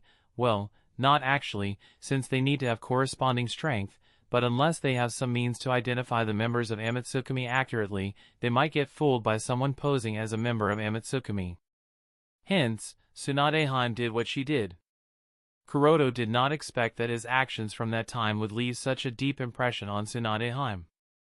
While everyone, including Homusubi, was silent and understanding the implications of her words, Tsunade glanced at the ribcage Susanoo and continued, "Now I have confirmed your identity. You truly are a member of that organization." Suddenly, Homusubi released a murderous aura and asked coldly, "What do you mean? Why did you feel the need to confirm my identity as the real Homusubi? Was there anyone trying to pretend to be one of us?" Subjected to Homusubi's murderous aura, Tsunade averted her eyes. No, just in case. Obviously she couldn't tell him that it was Kuroto. Shizen also glanced at Kuroto from the corner of her eyes, worried about Kuroto. However, Kuroto's expression was completely neutral, as if this matter of someone pretending to be a member of Aotsukumi was completely unrelated to him. Seeing Kuroto's calmness, Shizen breathed a sigh of relief. Phew, Kuroto-kun is really becoming more and more synonymous with Hokage with each passing day. It's really reassuring in many ways. Then she recalled that Tsunade was still held in a chokehold by Homusubi and anxiously looked at her. Am I digging my own grave with my own hands? Thought Kuroto. He really didn't dare to imagine the consequences if it had been Shisui or Shinichi instead of Itachi. If it was Shisui instead of Itachi, considering his trust in Kuroto, he would have definitely dropped his guard, although knowing Shisui he might have been able to defend himself in due time, but Kuroto couldn't be so sure. After all, Shisui who is prepared and vigilant against an attack is completely different from Shisui who is unprepared and not vigilant. Just remember how Shisui suffered against Danzo when he was attacked out of the blue following Danzo's use of Izanagi, which was completely out of Shisui's expectations. And that's not even the biggest issue. The number of problems that would have arisen if it was Shisui is much more. It would have created so much trouble, and even his identity as Yama would have been exposed. Kuroto shivered at the thought and breathed a sigh of relief, thinking that he made a smart decision by leaving this matter to Itachi. Compared to Shisui, Itachi is vigilant at all times. Even when standing in front of Kuroto and Shisui, the people he trusts most, he still remains vigilant, something which is very admirable. Understanding Tsunade's reason, Homusubi said, "Is that so?" He was still contemplating whether to let go of Tsunade and not pursue this matter any further or should punish her for her discretion.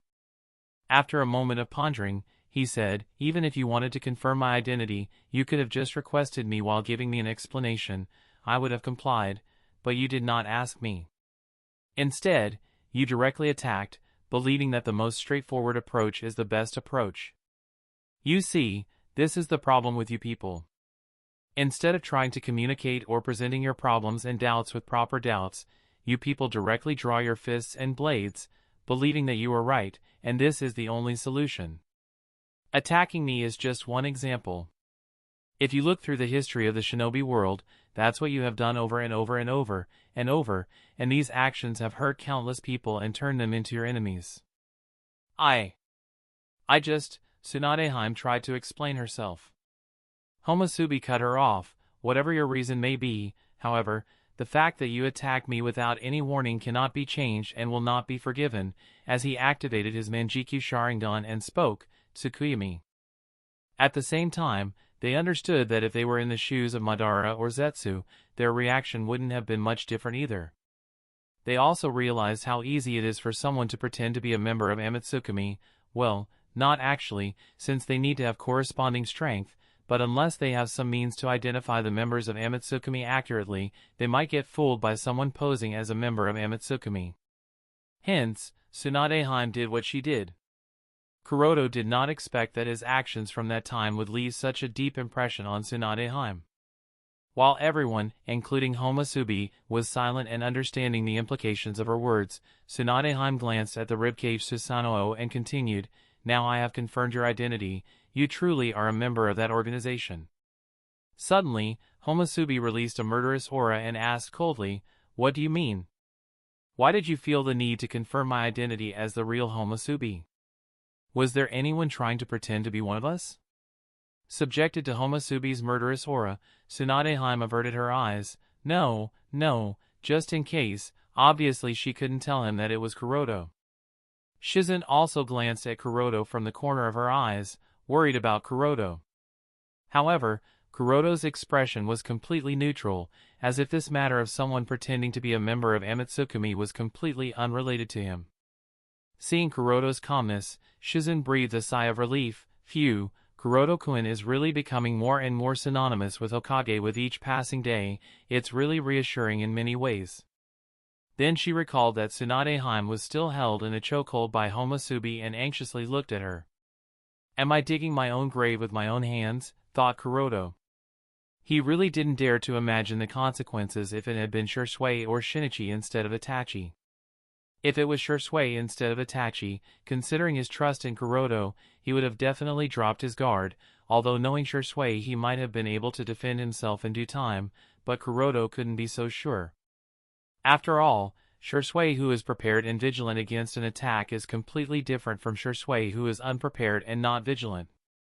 Just remember how Shursui suffered against Danzo when he was attacked out of the blue following Danzo's use of Izanagi, which was completely out of Shursui's expectations. And that's not even the biggest issue. The number of problems that would have arisen if it was Shursui is much more. It would have created so much trouble, and even his identity as Yama would have been exposed. Kuroto shivered at the thought and breathed a sigh of relief, thinking that he made a smart decision by leaving this matter to Itachi. Compared to Shursui, Itachi is vigilant at all times.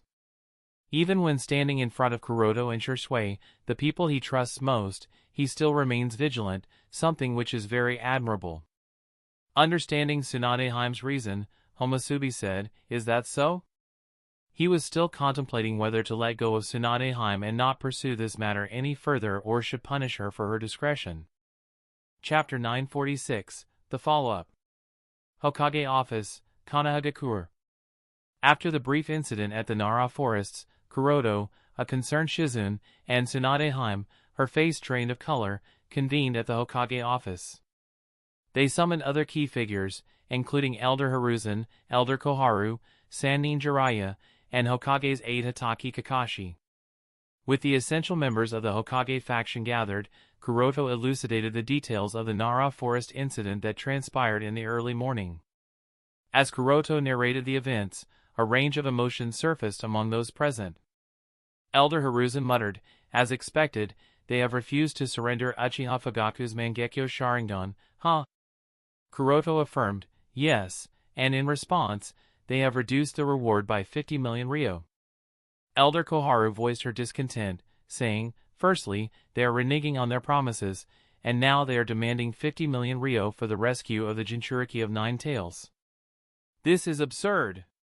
Elder Hiruzen sighed, "But we don't really have any other choice. The events a few nights ago have once again proven that we are incapable of defending ourselves against the Akatsuki organization. So, even if they are reneging on their words, we don't really have any other choice but to accept the deal."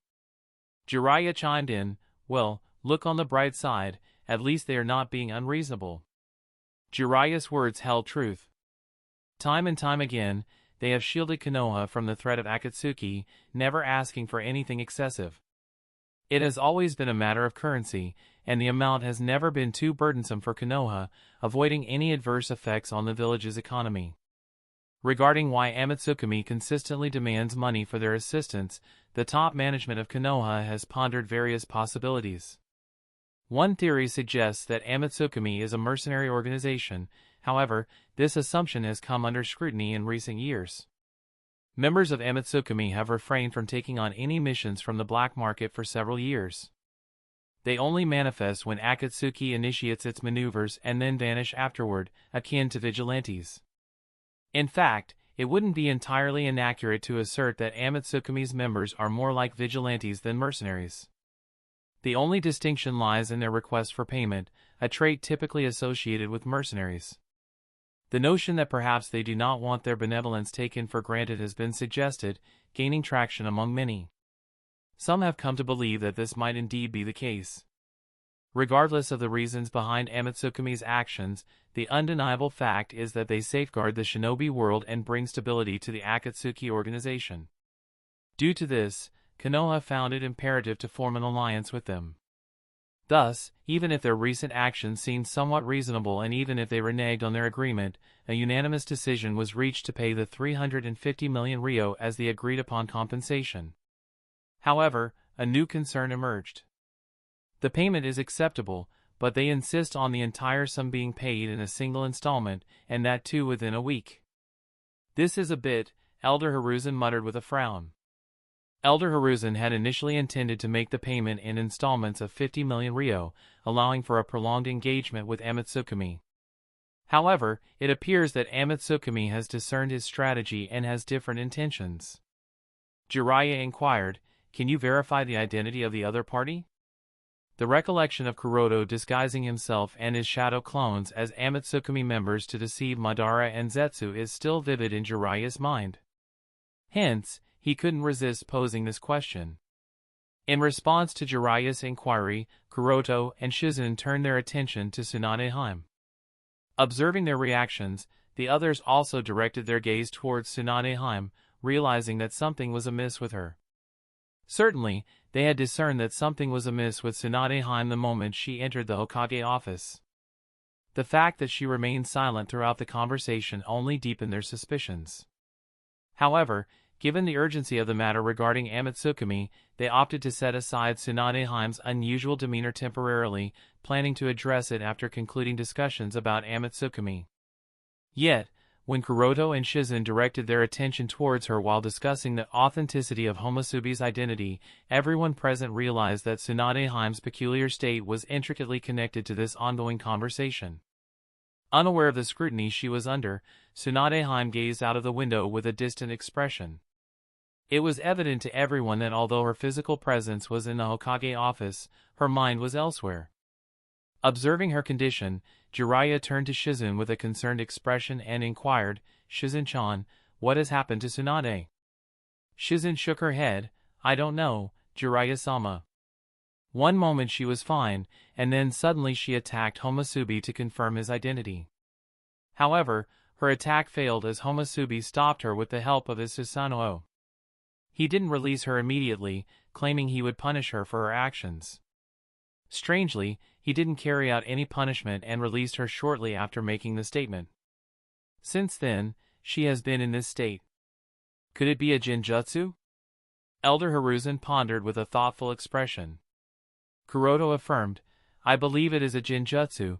He then turned to Kakashi and remarked, "You've experienced something similar, haven't you?" Kakashi nodded, his face pale. "Yes, it is undoubtedly Genjutsu, a formidable one that's nearly impossible to resist once ensnared.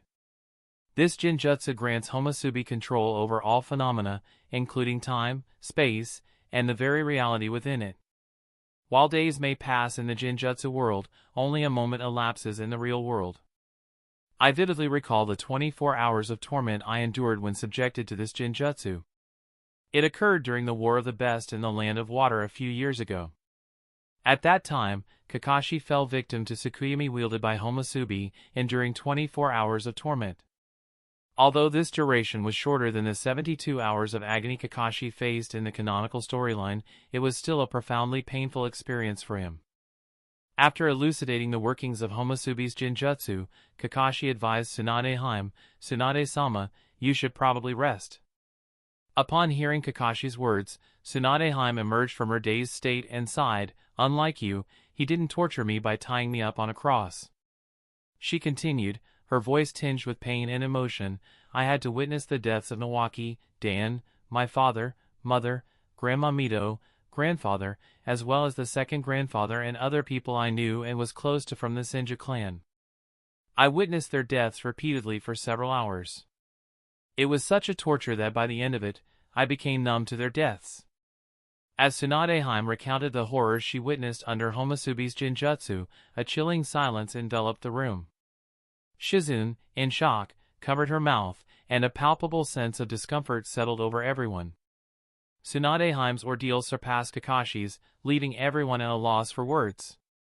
Tsunade continued, "Homusubi stated that this punishment wasn't just for attacking him. It was also meant for me to reflect on our contemplated actions a few nights ago. Making me witness those nightmarish scenes was his way of expressing dissatisfaction with our initial approach and issuing a warning for the future." The shock that gripped the occupants of the Hokage office deepened into horror. Homusubi's discontent with their initial approach hinted at a concern for the Uchiha clan.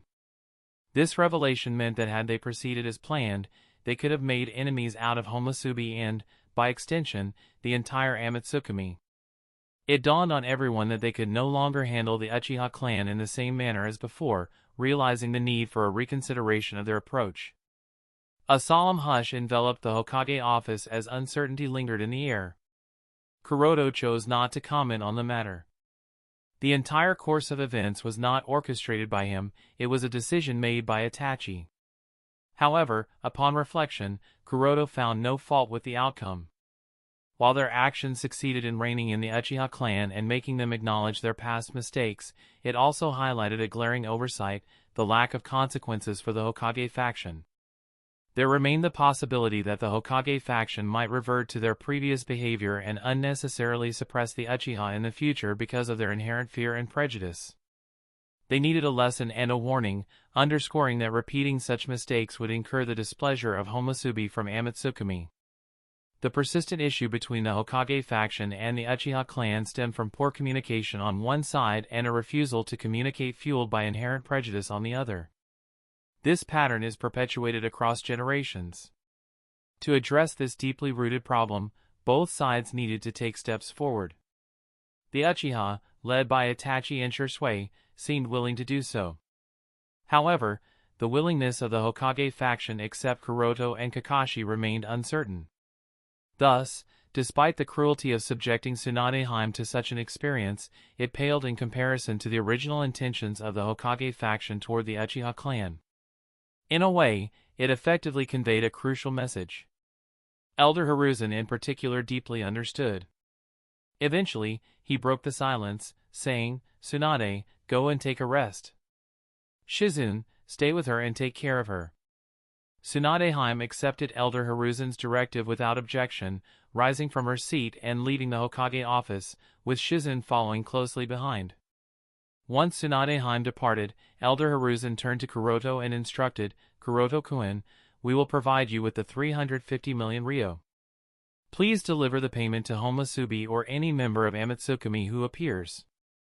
Kuroto nodded, affirming, "I understand." Setting that aside, Elder Hiruzen continued, addressing a pressing matter, "How did your conversation with Uchiha Fugaku go?" Homusubi's warning had underscored the urgency of resolving the issues surrounding the Uchiha clan. While Aotsukami demonstrated a readiness to eliminate Uchiha members, they also exhibited a protective stance toward the clan in their own way. Consequently, Elder Hiruzen recognized the imperative to promptly and delicately handle Uchiha affairs to avoid offending Homusubi and Aotsukami. The thoughts of the others in the Hokage office aligned with Elder Hiruzen's concerns. Acknowledging the shared sentiments, Kuroto addressed them, saying, "I would say my conversation with Uchiha Fugaku was quite fruitful. Having lost his Sharingan, he seems to have recognized the errors in his past actions. Taking full responsibility for his deeds, he expressed a willingness to accept any punishment from the village, as long as the innocent members of the Uchiha clan were spared. Regarding punishment, I refrain from imposing any formal penalty. The loss of his eyes and the prospect of living the remainder of his life without the Sharingan would, in itself, serve as a significant punishment for him. Additionally, he had to resign from both the position of Uchiha clan patriarch and the captaincy of the Konoha military police force." "I see," nodded Elder Hiruzen. Kuroto continued, "Concerning the role of the Uchiha clan patriarch, it will be assumed by his eldest son, Uchiha Itachi. Meanwhile, the position of the captain of the Konoha military police force will be taken over by Uchiha Shisui." Elder Koharu expressed approval, stating, "This approach is commendable. Distributing power and influence evenly between Uchiha Shisui and Uchiha Itachi makes it challenging for them to form a united front." Elder Hiruzen concurred, saying, "It is indeed a well-thought-out arrangement, but his concern didn't center around the Uchiha clan but rather pertained to the Homusubi of Aotsukami." Kuroto addressed this concern, "I also plan on having Uchiha Itachi inherit the position of the principal of Konoha Ninja Academy." Given Kuroto's commitment to Fugaku regarding Itachi's future as the Rokudame Hokage, grooming him appropriately was crucial. Becoming the principal of Konoha Ninja Academy offered the best platform for this purpose. It wouldn't interfere with anyone's interests, and Itachi's reputation would flourish as the trainees excel in the future. After careful consideration, Elder Hiruzen nodded, conceding, "Very well." This way, the Uchiha clan would retain its influence, and it seemed plausible to persuade Homusubi as well. Chapter 947, A Comprehensive Upgrade Plan. After the matter concerning the Uchiha clan was settled, and everyone had dispersed, Elder Hiruzen suddenly brought up the topic of Orochimaru returning to the village. "Return of Orochimaru-sama, muttered Kuroto in surprise. Elder Hiruzen nodded. Yes, we accepted Uchiha Shinichi back in Konoha, so there shouldn't be any problem with accepting Orochimaru back into the village either. Jiraiya and Tsunade feel the same, and upon considering their request, I felt that having him return may not be a bad idea for the village. He did not expect Elder Hiruzen to suddenly make such an offer and couldn't help but think, a lot of unpredictable things have been happening lately, but I suppose this isn't such a bad thing. So, after pondering for a moment, he nodded. If an opportunity presents itself, I will convey everyone's intentions to him, but to be honest, I doubt he would be willing to return. Elder Hiruzen sighed. Just give it a try. If he accepts our proposal and decides to return, well and good, otherwise, we can just form an alliance. I understand, responded Kuroto with a nod. As he had mentioned a moment ago, Kuroto didn't think Orochimaru would be willing to return. The reason is simple. He has long transcended the concept of something like a shinobi village because there is hardly anything in this village that interests or attaches him to Konoha at this point. What interests him now is only his pursuit of all the knowledge in existence and beyond, as well as eternal life for that pursuit. Returning to Konoha would only restrain him, as he would be watched, resulting in numerous restrictions on things he wouldn't be able to do. There is no way Orochimaru would be willing to accept such limitations, hence, there is simply no chance of him returning to the village. After this short conversation with Elder Hiruzen, Kuroto took his leave as he had important matters to tend to, some Hokage affairs, while Elder Hiruzen continued his job of what he does. 2 days later, Kuroto received the payment of 350 million ryo from the village, which he was asked to pay to Aotsutsuki.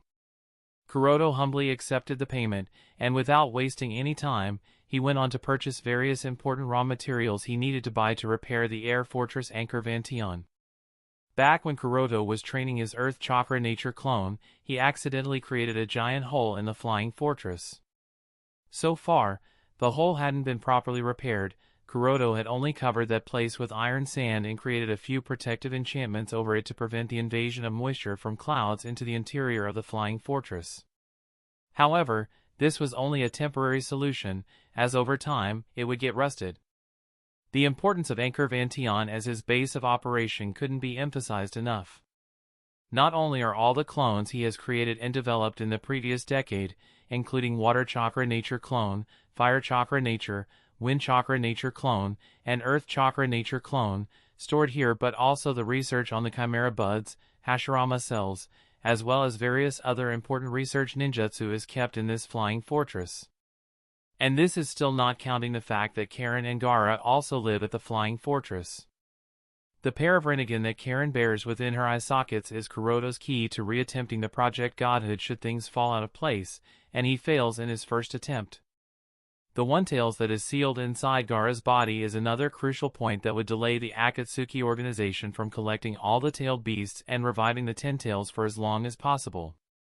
And let's not forget the existence of Morio, the demon sealed inside the power source of Anchor-Vantion, as well as the giant Tenseigan of the Hyuga clan, which is the newest addition to the Flying Fortress. For all these reasons, the Flying Fortress Anchor-Vantion is extremely important. If anything happens to this place, everything Kuroto has worked for in the past decade will be for naught. The only reason Kuroto wasn't able to repair and renovate Anchor-Vantion so far was that he lacked funds. All the money he had received from the village upon becoming a Hokage candidate and further a Hokage was used up for creating the biological armor using Hashirama cells for Karen. After that, Kuroto also created the Lightning Chakra clone and was back to his frugal life. But now that he has received 350 million ryo from the village and doesn't have any immediate expenditure, naturally, the repair of Anchor-Vantion is his focus. Since he is going to repair it, Kuroto also plans to use this opportunity to thoroughly renovate and upgrade it to make it an extremely defensive flying fortress. Well, impenetrable is just a figure of speech. What's necessary is to make it extremely defensive. With that in mind, Kuroto arrived at Anchor-Vantion, and after activating his Byakugan, he started to record all the places aside from the giant hole that needed thorough upgrading and repair. The flying fortress originally belonged to the remnants of the Land of the Sky, and after their village was destroyed by Konoha during the Second Great Shinobi War, this place was abandoned for decades until Shino took it upon himself to revive it to achieve his goal of dominating the entire shinobi world. Although Shino did repair the flying fortress into a working condition, he wasn't that thorough with it. Even after Kuroda took over the place, he didn't focus too much on the repairs and restoration since he didn't have the required money for all the repairs, and there was no functional problem with it either. Because of this, now that he has decided to repair it and carefully checked all the places that need repair, he was able to notice a lot of points with structural weakness. I guess the repairs won't be a problem, however, the defense has to be improved because given its current state, if someone were to find it, they will be able to easily take over the flying fortress or destroy it. Although the chances of such a thing happening are low, it's better to take precautions. Naturally, Kuroda can't be present at Anchor Vantion at all times, therefore, a strong self-defense mechanism has to be prepared. I suppose comprehensive restoration and upgrading is in order, muttered Kuroda after making his decision. After making up his mind, Kuroda came to the power room of the flying fortress. Currently, the source of energy of the flying fortress is the demon Morio, who is restrained by a Fuinjutsu array Kuroda designed using reverse tetragram sealing style. Since Morio and Cheyenne, the Miko of the land of demons, are two sides of the same coin, as long as Cheyenne is alive, Morio is alive as well and will continue to supply chakra, which is used as the fuel source for powering all the facilities on Anchor Vantion. Therefore, the source of power is not a problem for the time being.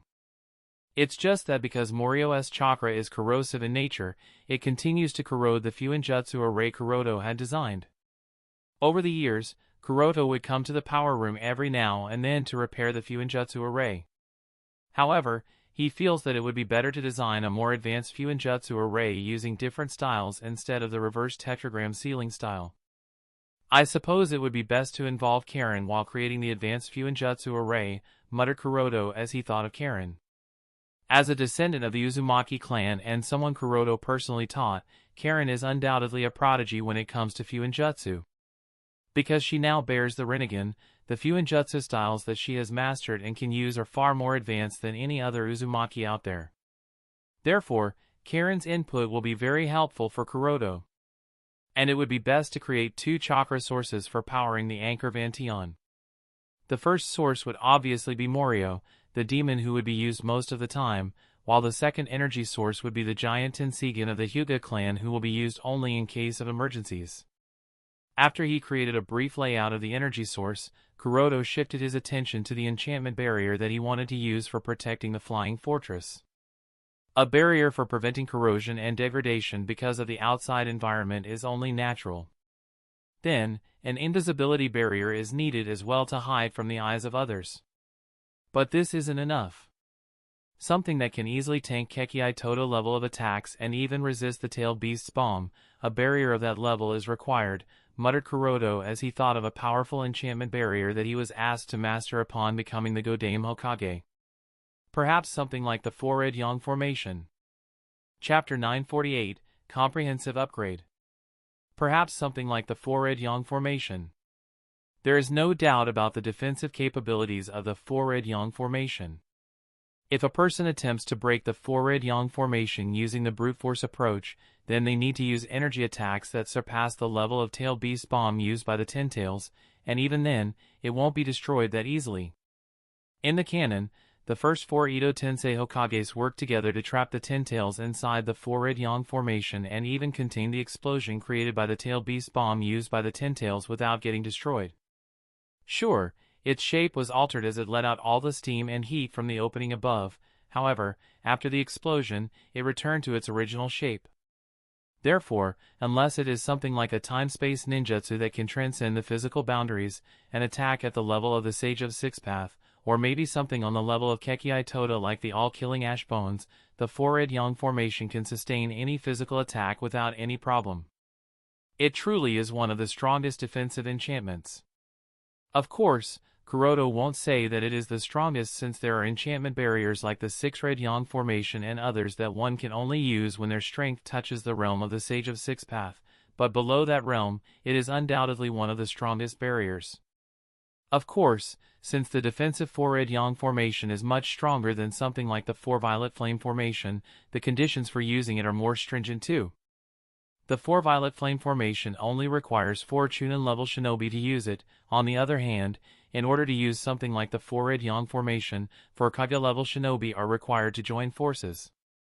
Of course, this requirement, in the case of the 4 red yang formation, is a bit of an exaggeration because Kuroda personally believes that even 4 Jonin level can work together to create the 4 red yang formation. The only difference between the formation that the 4 Jonin level shinobi and 4 Kage level shinobi created would be that the one created by the 4 Kages would be much stronger compared to the one created by 4 Jonins.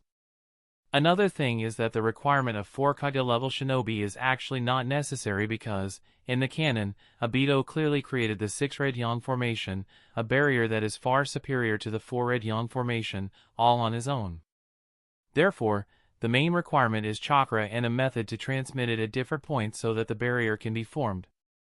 Kuroda can easily fulfill both requirements. Therefore, he believes that he will be able to create a 4 red yang formation all on his own. While it may not be as strong as the 4 red yang formation created by the 4 Ito Hokages and may not be enough to contain or prevent something like the Tail Beast Bomb used by the Ten Tails against attacks below that level, it should be fine. Let's see, this point, then here, this point here should be good.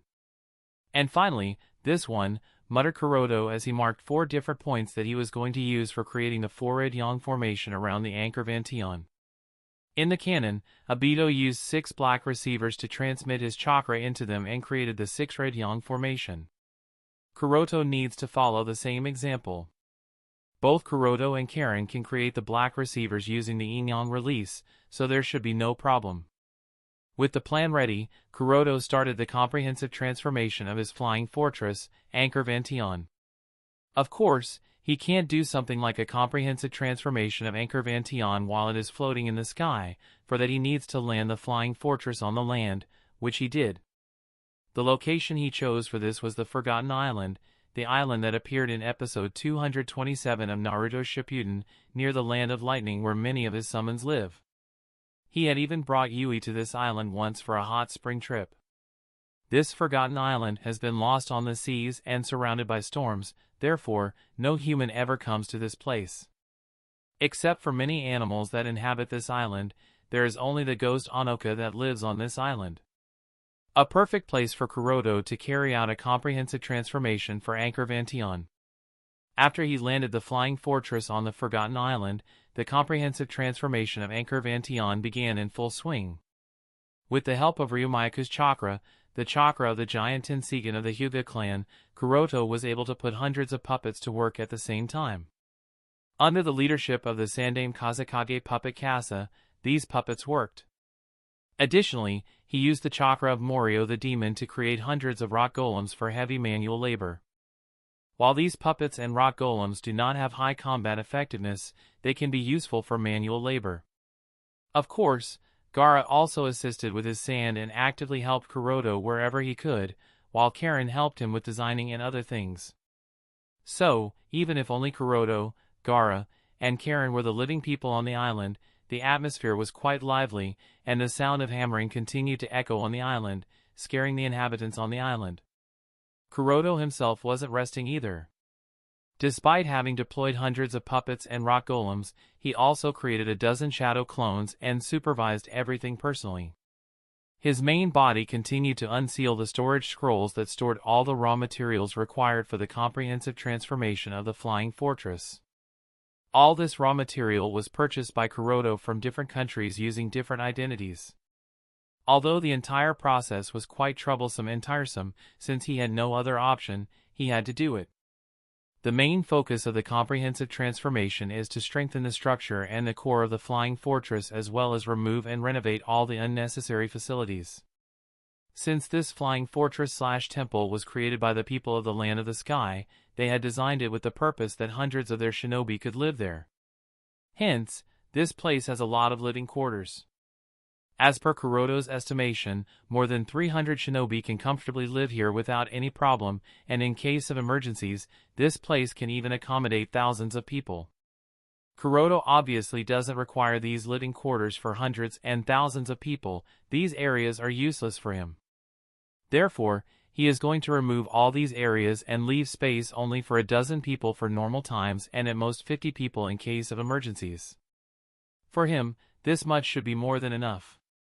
Additionally, since Angkor Van Tian was created like an ancient temple, there are a lot of strange and weird structures and sculptures created by the people of the Land of Sky that are quite repulsive according to Kuroda's taste. Sure, he doesn't dislike art and history, but who would want their base of operation to carry such an architectural style? Kuroda had long since wanted to remove these weird structures and sculptures from Angkor Van Tian, and this was the perfect opportunity. There are also several watchtowers on the air fortress. In his opinion, most of them are not needed. 2 to 3 are fine, but dozens of them not needed at all. For conventional warfare, these facilities are good, but that's only for conventional warfare. For people of the level of Nagato, Tonari, Obito, Madara, Conan, and others, these are simply useless.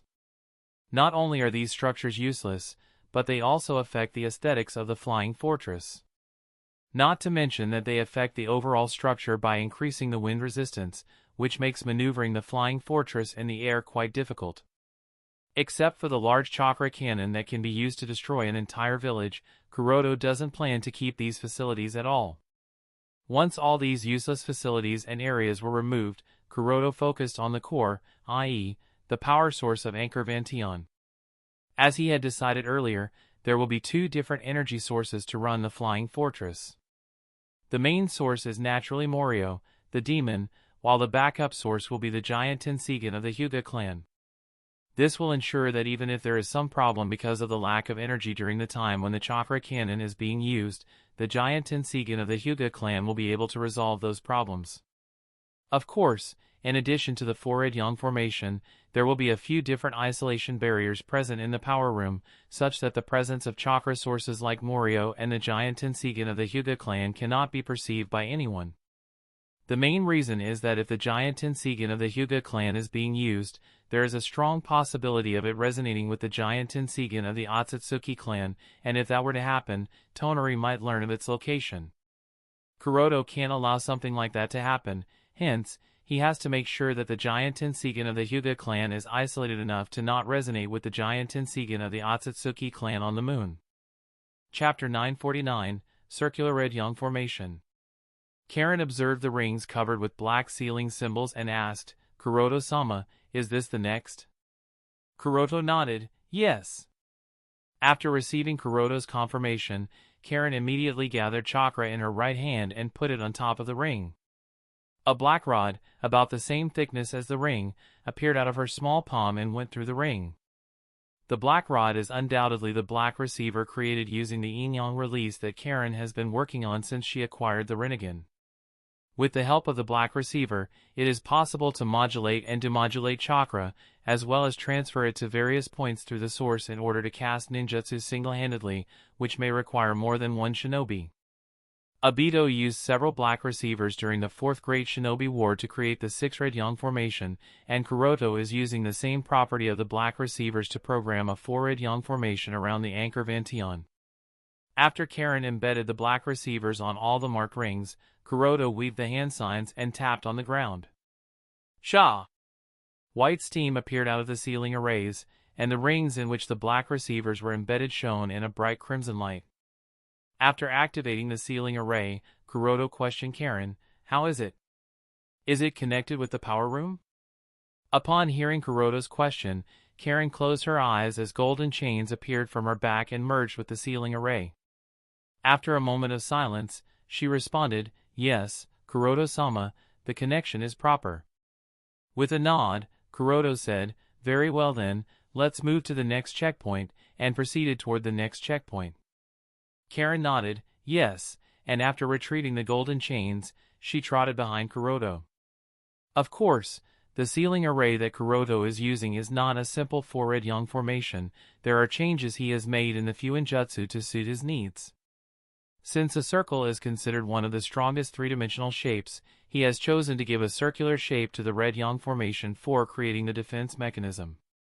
To make these changes, Kuroda has combined the Fuinjutsu system of the Uzumaki clan, as well as the Fuinjutsu system of the Miko lineage from the Land of Demons to create a Fuinjutsu technique as per his requirements. Kuroda needed to ensure that the defense mechanism was both strong against attacks and efficient for chakra consumption. After all, to create a defensive barrier on the level of the four-red yang formation, the chakra requirements are enormous and require as much as the combined chakra matching 4 Kage level shinobi. That's a very high chakra requirement.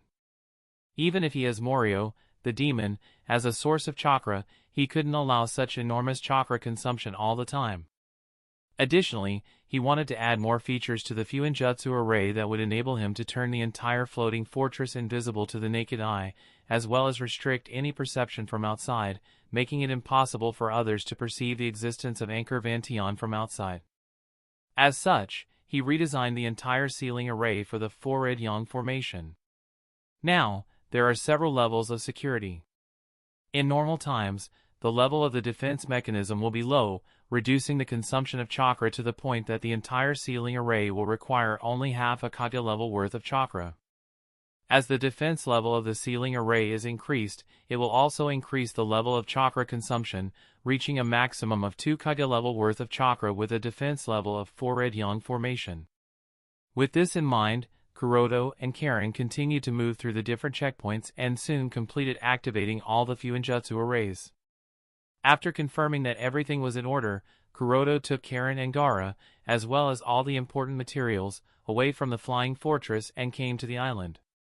Move back, he instructed Karen and Gaara, then weaved the hand signs and clapped, Ninpo, Fuinjutsu, red yang formation. Instantly, a crimson projection appeared around the flying fortress and took a spherical shape around it, protecting it from 360 degrees. Karen exclaimed in surprise, "Amazing, is this the red yang formation?" She had only studied it before, and this was her first time witnessing it. Since red yang formation is one of the strongest barriers created by the Uzumaki clan, she is really excited and amazed to see it. It seems really strong. Because of being a Jinchuriki, Gaara seems to have certain perception skills as well. Moreover, he is able to perceive the changes in the sand around the red yang formation, therefore, he realized that the barrier is really strong. Kuroda muttered with a smile, "I can't be certain how strong this formation is in comparison to the 4 red yang formation, but this one should be strong enough to easily withstand a tail beast bomb." Then questioned Karen, "Can you perceive your control over it?" Karen answered, "Yes. I seem to have a certain degree of control over the barrier," and asked, "Is it because of the black receivers?" Kuroda responded with a nod, "Indeed. I need you to be able to access the Fuinjutsu array so that you can raise the defense level in case of an emergency during my absence. Since being able to do so requires a certain degree of mastery of Fuinjutsu, therefore, only you can do it other than me." Kuroda's words made Karen delighted. "I am being useful to Kuroda-sama." At this time, Gaara asked, "Kuroda-sama, is the formation complete?" "Complete," muttered Kuroda with a chuckle, as he said, "How can it be complete without the testing phase? I need to test how strong its defense is." Gaara asked curiously, "How are you going to test it, Kuroda-sama?" Well, I guess I'll ask Toyotama for that," answered Kuroda as he unsealed the Ryumaku gourd. Immediately, purple mist emerged from the gourd and took the form of a purple eastern dragon around him. Neither Karen nor Gaara was surprised at the sight of the dragon. They had seen it quite a few times already, so they knew that this was the artificial tailed beast that Kuroda had created and looked expectantly at Toyotama as well as the circular red yang formation in the distance. Without dilly-dallying, Kuroda instructed the dragon, "Fire your strongest attack at that barrier." "Understood." The dragon nodded in a mature feminine tone of voice and conjured up chakra and natural energy in its mouth. The chakra took the form of a sphere, and it was blasted at the spherical barrier covering the flying fortress. Shaya! With a sharp sound, the chakra sphere covered the distance and exploded as it touched the circular red yang formation. Boom! There was a large explosion that resounded through the island. The smoke and dust rose in the sky, obstructing everyone's vision. The ground cracked, and the trees turned into charred coal. However, the circular red yang formation remained as is, without any signs of holes, cracks, or damage. It works! Karen jumped in excitement. Gaara nodded, yes, and high-fived Karen. But unlike Karen and Gaara, Kuroto was not immediately happy. Even though the circular red yang formation perfectly protected against the chakra bomb that Ryumaku threw at it, there were still a few flickers he noticed in the Fuinjutsu array because of his Byakugan. After marking all the points, Kuroto once again instructed Toyotama, "Don't stop, continue the barrage." Chapter 950, Circular Red Yang Formation 2. Boom! Boom! Boom! As the continuous sound of harsh explosions resounded through the island, more and more chakra spheres were blasted at the circular red yang formation by Toyotama. The continuous explosions not only stirred up smoke and dust that covered the entire sky but also shook the entire island to its core, scaring the inhabitants. The cracks formed by the first explosion became wider and turned into trenches that spread all over the island. Witnessing everything with their own eyes, Karen and Gaara stared at the circular red yang formation and the Ryumaku with flabbergasted expressions, struggling to keep standing on their feet. If not for Gaara's sand protecting the two of them from the shockwaves, they would have definitely fallen inside one of the trenches. Even the puppets were not safe, trying their best to keep their footing firm on the collapsing rocks. Standing at the center of all the upheaval, Kuroto was unaffected and continued to focus on the circular red yang formation. The smoke and dust that covered the sky might be a problem for others, but it did not affect the penetrative vision of his Byakugan. After each explosion, there would be a flicker in the Fuinjutsu formation, and Kuroto noted the positions of those flickers to later improve those points. So far, he had noted down quite a few flicker points. Of course, the power of the chakra sphere blasted by Ryumaku was not as strong as the tailed beast bomb used by the complete Ninetales, but it was still formidable due to the presence of natural energy. This is precisely why Kuroto was certain that if he made the circular red yang formation capable enough to withstand hundreds and thousands of chakra spheres thrown by Ryumaku, even the strongest attacks wouldn't breach the defense of the circular red yang formation. So far, although the result is not perfect, it is enough for Kuroto to be certain that the changes he has made in the four red yang formation are quite good, and this would be sufficient to protect Anchor Vantion. He thought to himself, well, as long as it's not something like the truth-seeking ball, it should be fine. Suddenly, a small hand pulled his sleeve, causing Kuroto to break out of his thoughts. He looked back and noticed that it was Karen who was struggling to stand straight because of the wind pressure and shockwaves created by the barrage of explosions. She covered her face with her left hand and requested, "Kuroto-sama, please stop this testing." Huh? Why? What happened? Asked Kuroto with a confused expression. If this continues, the entire island will crumble, and home will be sunk into the sea, explained Karen. Karen's words startled Kuroto, and he suddenly realized that she was correct. Immediately, he instructed Toyotama, "Stop." "Oh!" Toyotama responded with a nod and quickly stopped the barrage of chakra spheres, returning inside the gourd. After the dragon disappeared, Kuroto used a simple wind-style ninjutsu to blow away the smoke and dust and looked at the state of the circular red yang formation after it had endured hundreds of chakra spheres fired by Ryumaku, as well as the surrounding land. "I guess I went a bit overboard," muttered Kuroto with a chuckle. Since he was too focused on the state of the circular red yang formation and the flickers in the Fuinjutsu array, he forgot to pay attention to the surrounding environment. "Oh well, not that it matters much," Kuroto mumbled as he put his attention back on the circular red yang formation. After the barrage of hundreds of chakra spheres that were as powerful as tailed beast bombs, there are obvious signs of damage on the barrier. However, these signs are quite minuscule, and overall, the barrier is still standing without showing signs of crumbling. At the same time, these damaged signs are gradually disappearing as the barrier restores itself. Satisfied, Kuroto looked past the circular red yang formation and focused his attention on Anchor Vantion.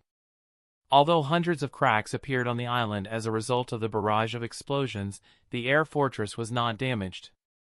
There are obvious signs of damage because of the vibrations, but thankfully it's not too much and completely acceptable considering how many chakra spheres Toyotama had shot. Kuroda is not worried about this level of damage, and he won't further improve the circular red yang formation to negate this damage as well, because if he were to travel this path, it would be endless. There is no such thing as a perfect defense. Every type of defense will have some problem. The circular red yang formation is already extremely good, and all he has to do now is deal with those flickers that he has noted down, and that would complete the defensive barrier. With that in mind, Kuroda deactivated the circular red yang formation, and while he and Karen focused on dealing with all the flicker points, he instructed Gaara, as well as all the puppets and golems, to continue with the construction work. Let's complete it as soon as possible. Following Kuroda's order, the puppets immediately regrouped and continued the renovation and upgrading project of the air fortress. Since the most important part of the renovation, the defensive barrier as well as the internal chakra flow mechanism, has been completed, all that is left is the simple construction part. As per Kuroda's plan, after the renovation and upgrade, the size of the flying fortress will be reduced to 1/3 of its original size. This is not only because Kuroda has removed many useless sections in the fortress, but also because the raw materials he is using are of higher quality. As such, they are quite expensive, and not something he would be able to afford for the entire flying fortress. Therefore, it is better to reduce the size of Anchor Vantion. It did not take long for Kuroda and Karen to deal with the flickering points in the Fuinjutsu array. After both completed that part, Kuroda instructed Karen to take a rest. Meanwhile, he made his way to the secondary power room of the Anchor Vantion. Thump thump. As soon as he stepped inside the secondary power room, a rhythmic throbbing appeared in his heart. The pair of Tenseigan in his eye sockets started resonating with the giant Tenseigan of the Hyuga clan placed in the secondary power room. This natural resonance between the two Tenseigans is a sign that the giant Tenseigan of the Hyuga clan has accepted Kuroda as its master. Feeling his eyes resonating with the giant Tenseigan of the Hyuga clan, Kuroda stepped closer to it and gently placed his hand on it. It is a bit strange to say this, however, Kuroda is able to perceive something quite similar to thought waves upon coming in close contact with it. The state of the giant Tenseigan of the Hyuga clan is not alright. Because it was sealed for hundreds of years, it needed some time to adjust itself. Since Aoki did not give the giant Tenseigan the time it required and instead asked for more and more chakra out of it, its state became worse. Of course, this is not to say that the giant Tenseigan of the Hyuga clan cannot supply him with chakra, but Kuroda doesn't want to take any chakra from it unless it recovers and adjusts itself, which may take some time. Well, it should be fine. There is still some time until the ritual, and I hope it will adjust itself by then. Chapter 951, I Never Give Up. Ninja Academy, Konohagakure. After taking a brief look at the trainees in the classroom, Irika announced, "Alright, that's it for today's class. You are all now free to leave for the day." As soon as the classes ended, the classroom immediately became noisy, and the trainees began to pack their things. Irika looked at everything with a light smile as he shook his head and left the classroom. Just as all the trainees had packed up their things and were about to leave, suddenly, the principal of the Ninja Academy, Uchiha Itachi, walked into the classroom. Everyone greeted Itachi, and he returned the greetings of all the children. After that, Sasuke hurriedly arrived in front of Itachi and asked in an expectant tone of voice, "Nisan, are you here to train with me?" Itachi shook his head. "Hokage-sama and Jiraiya-sama have already made arrangements for you, and I am not the one training you." "I see," muttered Sasuke with a disappointed expression. Not paying attention to Sasuke, Itachi once again looked at the trainees, and his eyes landed on Neji. "Hyuga Neji, come with me." Neji was stunned by Itachi's instruction and asked with a worried expression, "Principal, did I do something?" He was certain that he hadn't broken any rules of the Ninja Academy, and as such, he couldn't figure out what the principal of the Ninja Academy would want from him. Itachi shook his head. "There is no need to be concerned, it's for your training. From this day forward, I will be the one responsible for your training." "What?" It wasn't just Neji who exclaimed in surprise. Sasuke's "what" was as loud as Neji's. Not paying any mind to their confused expressions, Itachi added, "This is Hokage-sama's order, so follow me." Upon hearing that this was Hokage-sama, aka Kuroto's, arrangement, Neji neither argued with Itachi nor posed any doubts. He simply packed up his things and hurriedly followed after Itachi. Sasuke looked at the figures of Itachi and Neji leaving together with a longing expression and sighed, "Nisan is being so partial, I wanted to train with him too." At this time, Naruto stepped forward. After putting his arm around Sasuke's shoulder, he said, "Sasuke, do you want to train together?" Before Sasuke had any opportunity to ponder Naruto's suggestion, suddenly, Kakashi walked into the classroom with droopy eyes and spoke, "Uchiha Sasuke, come with me." Huh? Now it was Sasuke and Naruto's turn to be surprised. Their current situation is different from the canon where they had no idea about the identity of the majority of people. For various reasons, both know of Hatake Kakashi and are aware of his position as Hokage's hand. The white sleeve in his uniform marked with the kanji of Godame Hokage is proof of his identity. Kakashi nodded lightly. "From this day forward, I will be training you." "What? But what about Jiraiya-sensei?" asked Sasuke, a little confused. Jiraiya had decided to accept him as his disciple, and Kakashi had nothing to do with that, so Sasuke was unsure about the situation. Kakashi smiled. "These are the arrangements made by Hokage-sama and Jiraiya-sama. Okay, we have wasted enough time, now quickly pack up your things and follow me." "Ow. All right," nodded Sasuke as he went to pack up his things. Arriving at his table, Sasuke apologized to Naruto. "I am sorry, Naruto. I will train with you next time." Naruto showed his toothy grin and said, "It's okay, Sasuke. You have the opportunity to train under him, work hard." Sasuke nodded. "I will," then followed Kakashi. As the duo walked out of the classroom, Sasuke couldn't help but look at the Hokage's hand and ask, "Kakashi-sama, what kind of special training are we going to do?" Kakashi shrugged. "You will find out eventually," and warned with a smirk, "but be aware that not everyone can survive this training. Even if you are the genius of the Uchiha clan, unless you are willing to endure hardship, you won't even gain my approval." Sasuke answered with a confident expression, "Please don't look down on me, I am willing to endure any kind of hardship."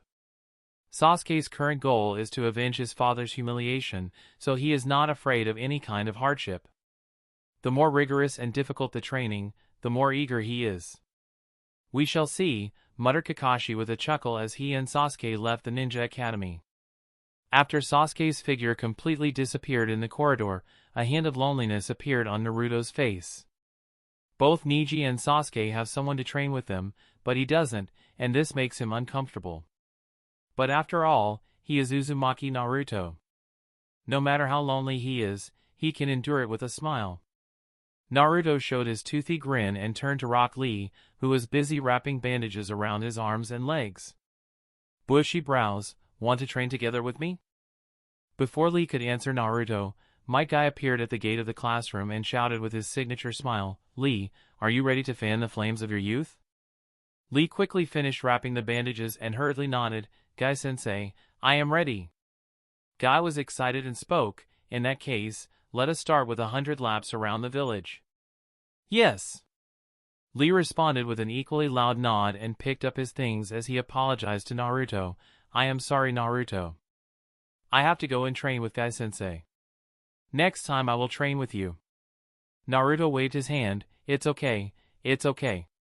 You should hurry, Bushier Brows Sensei is waiting." "Oh, right." Lee nodded and followed after Might Guy. Soon, the enthusiastic duo of master and disciple walked out of the classroom, with the corridors having to bear the brunt of their flames of youth. Just as Might Guy and Lee had left, this time, the one who appeared in the classroom was Uchiha Shisui. Having seen the trend, everyone looked at Shisui with expectant gazes, wondering whom Uchiha Shisui would choose. Not disappointing the trainees, Shisui greeted everyone with a smile. Then, he looked at one Kunoichi in training and said, "Kurama Yakumo, please come with me, I will be guiding you from here on." Unlike previous turns, Yakumo did not question. She simply picked up her things and, after leaving a greeting to her friends, left with Shisui. Please take care of me, Shursui-sensei. Likewise, nodded Shursui, and then the two left. At this time, Nara Shikamaru, Yamanaka Ino, Akimichi Choji, Aburame Shino, and Inuzuka Kiba got up from their seats and started to leave. As they walked past Naruto, they noticed Naruto's expectant gaze upon them and shrugged. No need to look at us like that, Naruto. We are going to the training ground. Shikamaru said with a troubled expression. Oda-san will be waiting at home for me for this special training that I have been forced to do. The other four nodded with helpless expressions. Similar to Shikamaru, they have been subjected to special training by their respective clans. Kiba spoke helplessly. What's gotten into them as of late? Oka-san is subjecting me to rigorous training every day.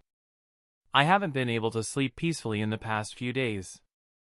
Ino nodded with a pale expression. Even Oda-san is being too strict. I am a little scared to go home these days.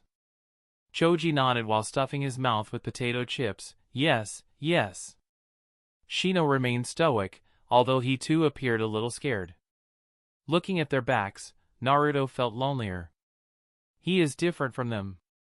From the bottom of his heart, he hopes that someone can also be strict with him. It's a pity that no one in Konoha seems to have such intentions. Unsure of what to do, Naruto sat in the classroom, hoping for someone else to appear and take him for training. People did appear. Following Uchiha Shursui, those who came were Mitarashi Anko and Shizune, and they took Uchiha Kiyomi and Tenten with them. After that, Yui Kurenai, Gekko Hayate, and Yuzuki Yugao arrived, taking Haruno Sakura, Sai, and Shin, respectively. Of course, it wasn't the end. Hyuga Yui, Uchiha Izumi, and Shimizu Naomi appeared inside the classroom, but none of them paid much attention to Naruto. The three Kunoichi took with them were Cheyenne, Hyuga Hinata, and Shimizu Mika. There were also three representative shinobi from Takigakure who came to pick up the trio of Fu, Kagon, and Yaro for their training. Now, the only one left in the classroom was Naruto. He waited and waited and waited, but no one came for him. Sitting in the empty classroom, he sighed with a downcast expression, then cheered himself. Humph, I don't need anyone else to train with me. I can train by myself and become just as strong as everyone else, you know. With that in mind, Naruto picked up his things and left the classroom with a goofy smile. Just as he had left the classroom, suddenly he bumped into someone and fell on his butt. Ouch! Rubbing his butt, Naruto raised his head and realized that the person he had bumped into was none other than the Godame Hokage. He sighed, and after getting up, he complained, Hokage-sama, you almost scared me to death. Kuroto did not care about Naruto's complaint. Instead, he asked the kid, so, where are you going? Naruto shrugged. Where can I go at this hour? Of course, I will go to the training ground. I don't want to be left behind by the others. Kuroto chuckled. Is that so? I seem to have heard that you have been ranking relatively low in the past few assessments, is that correct? Kuroto chuckled. Is that so? I seem to have heard that you have been ranking relatively low in the past few assessments, is that correct? If Naruto can successfully enter the Sannin mode, he will undoubtedly defeat everyone in the assessment. However, he hasn't become proficient in that yet, and it takes him a lot of time to gather the natural energy, therefore, he has been ranking the lowest among his peers. Naruto was embarrassed. That's just because I wasn't feeling well. The next time, I will show everyone that I am not the weakest. Oh, muttered Kuroto in surprise and said, well, if that's the case, come with me. Let me see your determination. If I feel that you have what it takes to defeat others, I will teach you a few tricks that will help you defeat them. Huh? Naruto's eyes widened in disbelief. He looked at Kuroto and asked, really? You will teach me? Kuroto did not reply. Instead, he turned around and started to walk toward the exit. Naruto quickly followed up and said, Hey, don't try to escape. You just said that you would teach me. As the Hokage, you must fulfill your promise. Now, don't be impatient, and don't forget that I have also posed a condition. I will only teach you if and only if I find your determination to learn and improve to be good enough, said Kuroto without looking at Naruto. Naruto grinned. Of course, I will show you that I never give up, and quickly made his way to the training ground with Kuroto. Chapter 952, Teaching Uzumaki Naruto. Arriving at an empty training field, Kuroto said, "Watch me," and then walked closer to a wooden stake. He raised his hand, and a spiraling ball of chakra appeared in his palm. Looking at the spiraling ball of chakra in Kuroto's hand, Naruto asked curiously, "Hokage-sama, is this the trick you are going to teach me?" Kuroto nodded. Indeed, this is an A-rank jutsu developed by the Yondaime Hokage. It is known as Rasengan. You know, what's the best thing about this jutsu? You don't need to read the hand signs to use it, then added, of course, this is still not the best part, and thrust the spiraling ball of chakra into the wooden stake. Bang! There was a low roar, and as the Rasengan came into contact with the wooden stake, it chipped away into multiple pieces and scattered all over the field. Naruto's eyes sparkled in amazement. Awesome! Looking at Naruto's expression, Kuroto questioned with a mischievous smile, "So, do you want to learn this trick?" Naruto immediately bobbed his head, "Of course." "Heh, but Rasengan is not that easy to learn, you'd have to work hard." "Are you willing to do that?" asked Kuroto as his expression became serious. Naruto nodded seriously, "Yes. If there is one thing he is good at, it's his determination to work hard." Of course, Kuroto is aware of this, and that's why he plans to teach Naruto a few jutsu, including Rasengan and Multi-Shadow Clone. Although Naruto has to improve his chakra control to master the Rasengan, there should be no problem learning the Multi-Shadow Clone immediately. Once he manages to learn the Multi-Shadow Clone, he will be able to use all his clones to improve his chakra control as well as master Rasengan. For normal shinobi, using either of these two jutsu can be difficult. Rasengan, being a rank A jutsu, also has high chakra consumption, not to mention the Multi-Shadow Clone jutsu, which is a forbidden jutsu. However, for Naruto, who not only has the blood of the Uzumaki clan flowing through him but is also the Jinchuriki of the Nine Tails, high chakra consumption is not that big of a deal. In the canon, time and time again, Naruto has proved that these Rasengan and Multi-Shadow Clone jutsu were tailored for him. Originally, Kuroto wasn't concerned about Naruto's growth. After all, the kid is the child of the prophecy and the son of Namake's Minato. He was bound to receive the tutelage of Jiraiya, and through Jiraiya, he would come into contact with Mount Maiboku. That's all Naruto needed to grow into a Kage-rank shinobi in terms of strength. However, things changed. Instead of being taken under the wing of Jiraiya and later coming into contact with Mount Maiboku, Naruto ended up at the Ryuchi cave. What's more, Naruto's place was taken by Sasuke, who ended up being taken under Jiraiya's wings and signed the summoning contract with Mount Maiboku. Because of this, Naruto had no one left to teach him. And knowing Orochimaru, he would definitely not pay any attention to Naruto. For this reason, Kuroto knew that he had to take it upon himself to teach Naruto. He is Orochimaru's disciple and also has a secret contract with the Ryuchi cave. Not to mention that Kuroto also understands how to become a perfect Jinchuriki as well as master the Sannin mode. Coupled with his knowledge of canon information and how it would help in Naruto's growth, he is undoubtedly the perfect candidate for teaching Naruto. Fortunately, he is now the Hokage, and not a Jonin or the principal of the Ninja Academy, so no matter how close of a relationship he has with Naruto, there would be no problems or doubts from anyone. At this time, Naruto inspected the damage that the wooden stake went through upon being subjected to a Rasengan and asked quickly, "Hokage-sama, please teach me Rasengan." "Alright," nodded Kuroto as he converged his thoughts and said, "However, Hokage-sama or principal is a bit too wordy and unfamiliar. Just call me sensei from now on." "Sensei?" Naruto was taken aback and asked in a cautious tone, "But, aren't you Niji's sensei?" He also had a bit of expectation in his eyes. Looking at Naruto's puzzled and expectant gaze, Kuroto shrugged. "Niji and I indeed share a shisho and student relationship. However, that does not mean that I am allowed to have only one disciple, right? In fact, other than Niji, there is one more person who is my disciple. If the opportunity presents itself, I will introduce that person to you." Naruto immediately asked, "Okay, but does that mean you are willing to accept me as your disciple, Hokage-sama?"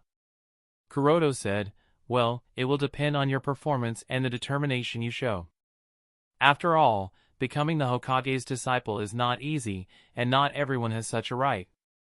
If you don't have the determination to bear the hardships, then I won't accept you as my disciple. Think of this as your trial. If you do manage to impress me, I will accept you." Naruto nodded repeatedly. "As long as you are willing to teach me, Hokage-sama, I am not afraid of enduring any hardship." "All right then, that settles it," said Kuroto, and added, "If you perform well, I will not only consider accepting you as my disciple, but I will also treat you to dinner tonight at my home." Initially, Kuroto thought about offering a treat at Ramen Ichiraku, but then he immediately denied that. Naruto already eats a lot of ramen, and Tsuchi-san often treats Naruto with his specialties. What Naruto needs now is food at home and familial love. Anyway, Cheyenne, Hinata, and her younger sister Hanabi often come to his place for dinner. Sometimes, even Neji comes when he has doubts or wants Kuroto's help with something, so there won't be any problem with having another Naruto over for dinner. Yui won't mind, and Hinata's reaction would be cute to watch as well. "Really?" Naruto was more surprised and spoke with a smile. "Kuroto-sensei, you are a good person." Upon hearing Naruto's remark, Kuroto blinked. "Why do you say that?" He didn't understand why Naruto would suddenly call him a good person. Naruto explained, "Except for the faculty at the Ninja Academy, you are the third person who is willing to teach me jutsu." "Is that so?" "So, who were the first two?" asked Kuroto, although he already knew the answer. After a bit of hesitation, Naruto answered, "Orochimaru-sensei and Kabuto-sensei." Chapter 953, Testing Uchiha Sasuke. 5th Training Field, Konohagakure. Thump! After kicking away Sasuke, Kakashi mocked, "Is this the best the most genius child of the Uchiha clan can do? I am not done yet." Sasuke snorted as he smashed the ground with his fist and immediately got up again. His clothes were dirty, and his cheek was swollen. However, the determination to not give up was shining through the three tomo whirling in his scarlet eyes. Kakashi, of course, noted that brilliance and couldn't help but think to himself, "The character of Uchiha Sasuke, it's exactly as Kuroto told me, huh?" Having Uchiha Sasuke train under Kakashi was Kuroto's arrangement. True, Jiraiya had taken Sasuke under his wing. However, the style of combat that Jiraiya uses is not suitable for Sasuke, who is a Uchiha. Similar to how the combination of Rasengan and multi-shadow clone jutsu works perfectly for Naruto, the combination of Kenjutsu and Chidori would work perfectly for Sasuke. Considering that Kakashi is the disciple of Namake's Minato, who is Jiraiya's disciple, there is no problem if he teaches Sasuke. The boy would still be under Jiraiya's wing. Since Kakashi is from the Hatake clan, he knows Hatake-style swordsmanship. Kakashi's father was renowned as the White Fang of Konoha, and even though Kakashi is not a Kenjutsu specialist himself, unlike Hatake Tsukumo, he has enough knowledge of the said ninja art to be able to teach Sasuke. Additionally, the A-rank Jutsu Chidori and the S-rank Raikiri that Kakashi had created, once Sasuke masters these jutsu under Kakashi's tutelage, the young Uchiha boy's strength will definitely increase. When Kuroto presented his thoughts to Kakashi and requested him to train the young Uchiha until his strength surpassed the level of a Jonin's strength, the Hokage's hand did not understand the Hokage's purpose.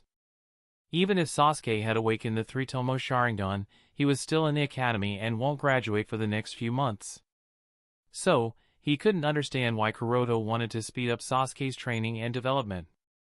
What's more, Kuroto wanted him to stimulate Sasuke's nerves by mocking and belittling the Uchiha clan. Initially, Kakashi did not understand Kuroto's reasons, but now that he saw Sasuke's fighting spirit burning brighter and brighter, and his Sharingan became colder and colder, Kakashi started to understand Kuroto's intentions. A shinobi needs motivation, and protecting the honor of the Uchiha clan seems to be the motivation of Uchiha Sasuke, concluded Kakashi as he looked at the boy.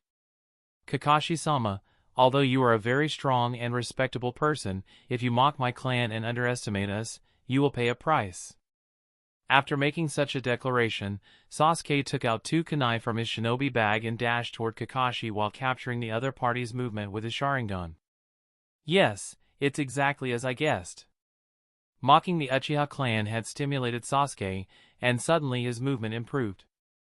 This time Kakashi clearly felt that he was not facing a rookie still in the Ninja Academy, but a veteran shinobi willing to put his life on the line. "I will protect the honor of the clan, and I will defeat you just like Oda-san defeated you," shouted Sasuke as he leaped at Kakashi. "No doubt about it, he is just like me when I was young," muttered Kakashi to himself while parrying Sasuke's attacks. Back when he was small, his father Hatake Tsukumo committed suicide because his actions of saving his comrades and putting companions over the mission were heavily criticized. The village suffered heavy losses because of his father's decision, and he became a subject of ire. Even the people who were protected by his father, even the people whose lives were saved by his father, criticized his father's decision. His father couldn't bear the loss of honor and chose to commit seppuku. At that time, he was too young and couldn't understand his father's decisions. Since his father's decision was frowned upon, he made sure to always put the mission above everything else, even his companions. It was only a few years later that he realized just how wrong he was and how right his father was. Those who break the rules are scum, but those who abandon their friends are worse than scum. These words saved him from that path. Ding! Ding! Ding! Ding! In Sasuke, Kakashi sees his younger self. Sasuke's reasons may be different, but his motivations seem to be similar. He wishes to redeem Uchiha Fugaku's reputation. While Kakashi was busy analyzing Sasuke's character and motivations, Sasuke started to weave one-handed hand signs. Of course, Kakashi recognized the hand signs. This one is, it's Fireball Jutsu. And immediately weaved single-handed hand signs as well. Fire style, Fireball Jutsu. Earth style, Earth Wall Jutsu. The two performed their jutsu at the same time. Boom! An explosion occurred as Sasuke's Fireball Jutsu collided with Kakashi's Earth Wall Jutsu. Dust and smoke covered the field, disrupting their field of vision. Using dust and smoke to his advantage, Sasuke once again dashed toward Kakashi with kunai in both his hands. His Sharingan seems to have the ability to see chakra even through the smoke and dust, therefore, he was able to accurately spot Kakashi. Noting that the Hokage hand's back was turned toward him, a mocking smirk appeared on Sasuke's face as he muttered to himself, "Is this the best that the Hokage's hand can do?" The kunai glowing with cold light approached Kakashi. Sasuke smirked and shifted his movement a little to avoid Kakashi's vitals, but he had no qualms about injuring Kakashi, thinking, "This is the price you will pay for mocking the Uchiha clan and underestimating us." However, just before the cold metal of the kunai could pierce through Kakashi's body, the silver-haired shinobi turned around at lightning speed and grabbed Sasuke's hand that was holding the kunai. Taken aback, Sasuke questioned incredulously, "How? How did you do that? It shouldn't have been possible." Kakashi's movement was fast, almost beyond human capability. Even with his 3-tomo Sharingan, Sasuke couldn't fully capture and process the speed with which Kakashi turned around. Kakashi chuckled, "If this is enough to shock you, then you are far too delusional about your strength. I haven't even gotten serious so far." And threw Sasuke away like a rag. Smash! Sasuke collided with a tree, feeling sore. He tried to get up once again but staggered halfway and fell once more. Kakashi walked over to Sasuke, crouched down beside him, sighed, and shook his head in disappointment. "You do have some talent, but it's only SOSO, nothing special. Compared to Yondaime Hokage Namake's Minato, who was Jiraiya-sama's previous disciple, you are nothing." Internally, Kakashi recognized that Sasuke's strength and tactical skills were quite good. Despite being only a little over 11, the boy's strength was already reaching the level of a special jonin. All he needed was combat experience, and he might even reach the level of an elite jonin soon enough. "Well, this was a disappointment," muttered Kakashi as he took out a little orange book from his pocket and started to leave the training field. Just before he disappeared, Kakashi made sure to inform Sasuke, be here tomorrow. Although this is a tedious thing since I have been ordered by the Hokage and Jiraiya-sama, I have no other choice but to do this. Damn it! Watching Kakashi leave, Sasuke smashed his fist on the ground. He was unwilling to accept such humiliation. I will make you eat your words. Chapter 954, Stronger or Selfish? After testing their respective trainees, Kuroto and Kakashi met up on their way to the Hokage building. Kuroto questioned, "So, how did it go on your side?" Kakashi couldn't help but immediately praise Sasuke. That boy has a lot of potential, and added with a sigh, "What's more, his personality is similar to mine back when I was his age." Kuroto nodded, I figured as much. That's the reason I want you to focus on him." "So, what's your decision? Will you be imparting him your knowledge?" By your knowledge, Kuroto was referring to the Kenjutsu skills of the Hatake clan that work in tandem with lightning chakra, as well as Chidori and other lightning jutsu that Kakashi has created himself. Kakashi replied after a silence, "I am going to observe Sasuke-kun for a few more days before making my final decision." He then added, "Though I think it will be fine." Kuroto accepted Kakashi's answer, fair enough. At this time, Kakashi asked with concern, "What about Uzumaki Naruto? How did he do?" Thinking of the time he spent with Naruto, Kuroto smiled bitterly. "How do I even explain about him? As you would expect, his theoretical concepts are quite weak, so there is a serious need to work on that. Because of this, it will take time for him to learn things. The way he is currently, sometimes he is able to understand things immediately, sometimes it is difficult for him, but I think I will be able to adapt to his level. It won't be a problem."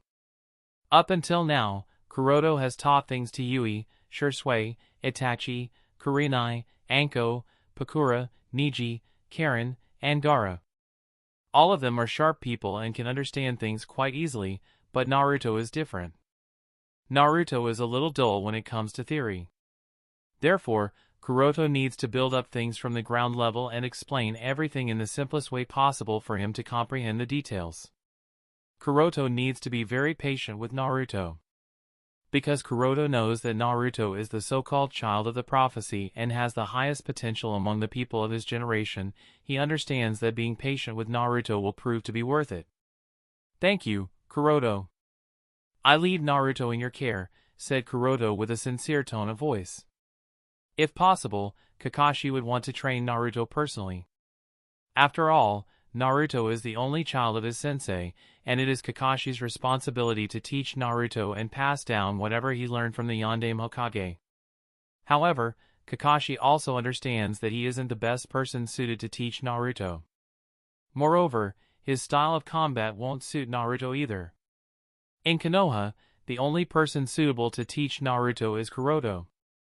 Both of them are Jinchuriki of tailed beasts, with Kuroto already having perfect control over Ryumaku. Kuroto also happens to know Senjutsu. Yes, the village is aware that Kuroto has mastered Senjutsu. Jiraiya was able to sense that Kuroto was using Senjutsu, and Kuroto did not deny it, making him the most suitable person to guide Naruto. From the time Kakashi spent assessing Sasuke a while ago, he also understood that Kuroto's guess was correct. Not only did the young man's personality coincide with his, but his fighting style also happened to match his, making him all the more suitable to be guided by him. Kuroto nodded with a smile. "Don't worry, since I have decided to do this, naturally, I won't do it half-heartedly." Kakashi nodded. "That's reassuring." After a pause, he couldn't help but question, "Though I must ask, is this necessary? I mean, they are really too young." "It is. And we were also very young when we went to the battlefield of the Third Great Shinobi War. And need I remind you that you have been doing these things since you were only 5 years old? Compared to you, these kids are already far too old," said Kuroto seriously. He added, "The threat of Akatsuki, it would be best if we don't let our guard down. True, there's Amatsukami to check and balance Akatsuki, but Amatsukami's actions are unpredictable. The 5-tailed beasts that Akatsuki has already captured, Amatsukami doesn't seem to have made any attempts to rescue them from Akatsuki. These children have potential, far more potential than any of us. Therefore, we need to do everything we can to make sure their potential is harnessed before it's too late. The sooner they grow up, the lighter the burden will be on our shoulders, and the better fighting chance we will have. Kakashi nodded. I see, but he couldn't help but sigh, but seeing that we are putting these children through something like this, we have really failed as adults. They might even end up resenting us. I would rather have them hate me and curse me than let them go through what we went through back when we were their age, said Kuroda. He added, I would be willing to bear their burning anger on me than see their cold and lifeless bodies at the morgue or at the memorial stone. You are really strong, Kuroda, stronger than any of us, muttered Kakashi as he looked down. Kuroda shook his head. Rather, I am more selfish than anyone in this world. The reason Kuroda has given to Kakashi is not the entire truth. The main reason is that Kuroda lacks confidence. His desire to defy fate and take control over his life has led to the current circumstances. If not for him, the shinobi world would have followed the predetermined path and eventually become peaceful. However, Kuroda chose to defy fate, and his actions had subsequent consequences and repercussions. Now, the fate of the world is uncertain, and it's unclear whether the shinobi world will become as peaceful as it did in the canon. Moreover, there is no guarantee that he will succeed because the path he is walking is an untrodden one. Any wrong step can lead to terrible consequences. Kuroda does not want the entire world to continue to suffer because of his mistakes. Even with a backhand in the form of Karen's Rinnegan, there is still the element of uncertainty and an unknown path ahead. For this reason, he wants to do everything he can to ensure that things eventually return to the right path in case he fails. Uchiha District, Konohagakure. As the sun started to set on the western horizon, Sasuke returned to his house. On his way, he happened to meet Itachi, who had just returned after assessing Niji, saying, "Ni-san." Noting the limp in Sasuke's walk, Itachi questioned with a frown, "Sasuke, the assessment with Kakashi-senpai, how did it go?" Sasuke did not dare to meet Itachi's eyes and lowered his head. Itachi sighed and shook his head. "It's going to be difficult, huh?" Noting the disappointment in Itachi's tone, Sasuke's heart pained. He tried to explain, "Ni-san, that." However, Itachi did not give him an opportunity. "There are certain affairs that I must attend to immediately.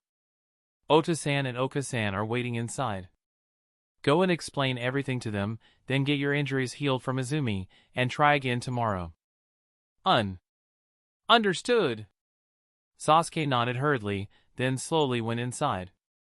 After Sasuke's figure disappeared from view, Kuroda walked out from the shadows. Looking at Kuroda, Itachi's expression returned to normal, and he asked seriously, "Kuroda-san, will this method really work on Sasuke?" "I am not certain, but it's worth a try," answered Kuroda. He then said, "Well, let's go and see. How will his mood change and what effect it will have on his chakra?" Itachi nodded, "Very well," and the two then concealed their presence and silently stepped inside the house to observe Sasuke's state. Chapter 955, The Correct Approach to Experience Despair. In the small courtyard of the Uchiha Patriarch's mansion. Standing quietly, Sasuke lowered his head and clenched his fists. His body shook with anger and rage, and his chest heaved heavily, rising and falling with each breath. Despite his efforts to suppress it, Sasuke's emotions were clearly under strong tribulation. Observing Sasuke from a distance with his Byakugan, Kuroda could accurately see Sasuke's chakra growing colder with each breath, a result of strong emotional fluctuations and rage. Itachi was also surprised, an occurrence one wouldn't expect often.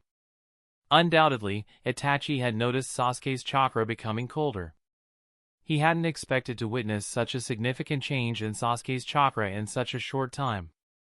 As someone who has awakened a pair of Manjikyu Sharingan, Itachi understands the significance of the changes in Sasuke's chakra quite well. After all, the Sharingan of the Uchiha clan is a physical manifestation of their strong In chakra and their Uchiha DNA. Ignoring the DNA aspect, the stronger the In chakra, the more potent the visual prowess, and correspondingly, the stronger the Sharingan. Of course, unlike Yang chakra, which imparts warmth and sunny traits, In chakra, generally, not always, bestows a cold and indifferent personality. The stronger the In chakra, the colder and more indifferent a person appears to be. This dichotomy is one of the reasons why the Senjus and Uzumakis often don't get along with the Uchihas. The two sides embody opposing personality traits.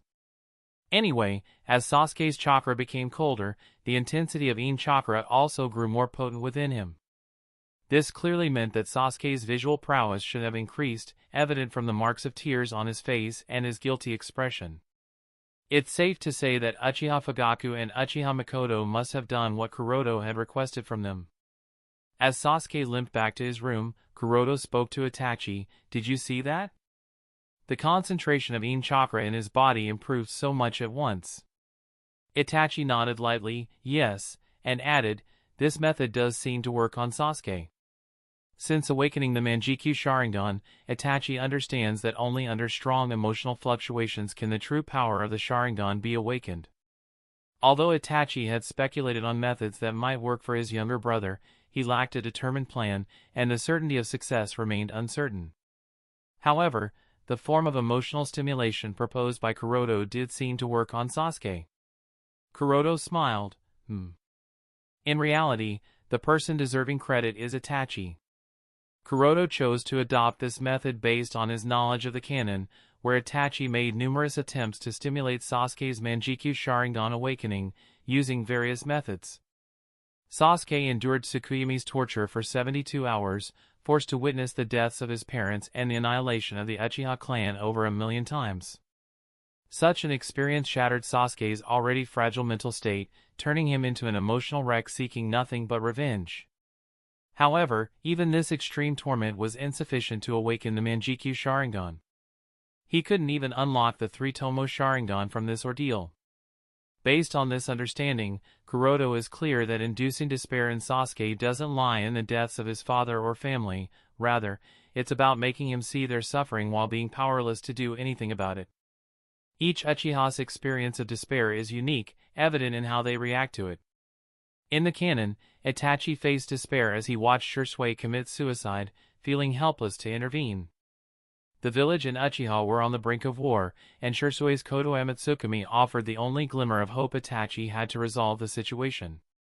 Even if it wasn't a permanent solution, it was still better than nothing. When that solution, that hope, was taken away, Itachi felt despair, leading to the awakening of the Manjikyu Sharingan. Similarly, Obito's experience of despair differed. For Obito, Rin was his light, his hope. When that light was abruptly extinguished, especially by his best friend, Obito felt despair and awakened the Manjikyu Sharingan.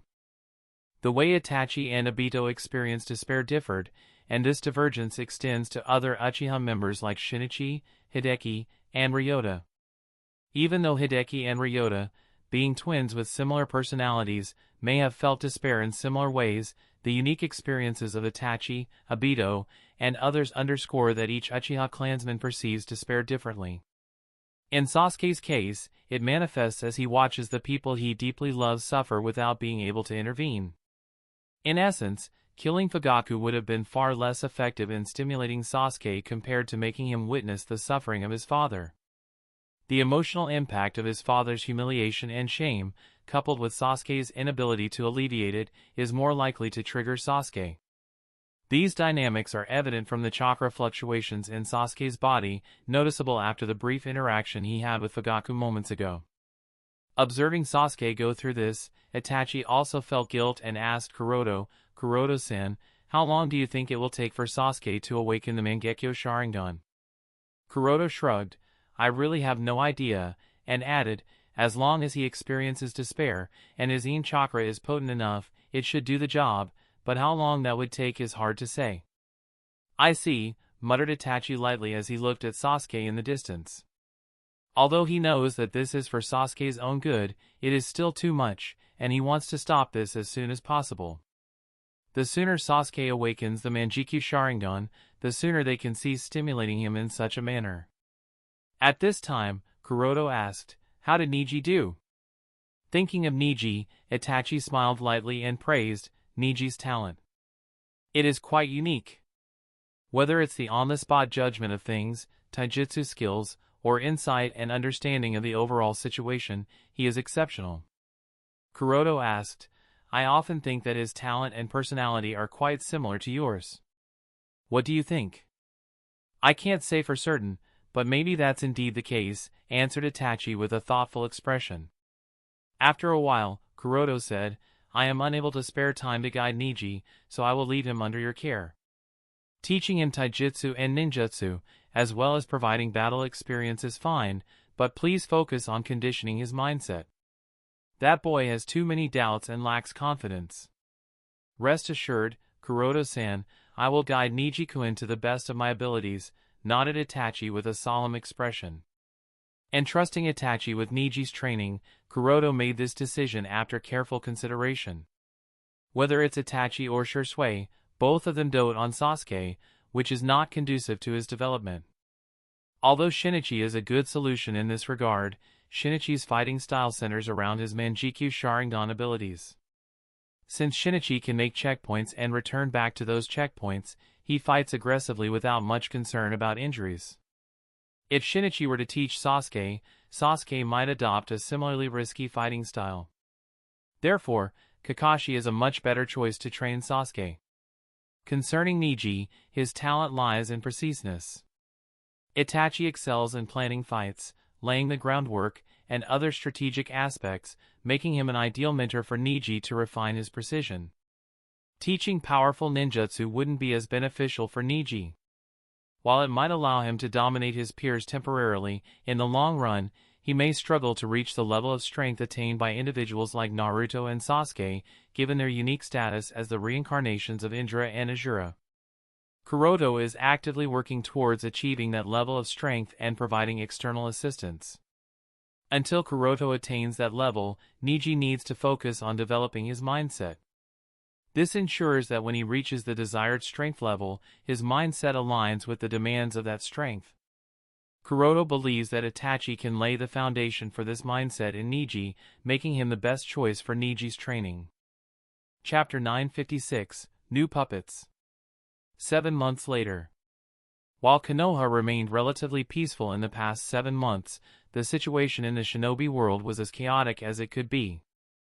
Kumogakure, Kirigakure, and Iwagakure exerted all possible efforts to locate the new base of the Akatsuki organization and rescue the Jinchuriki captured by Akatsuki.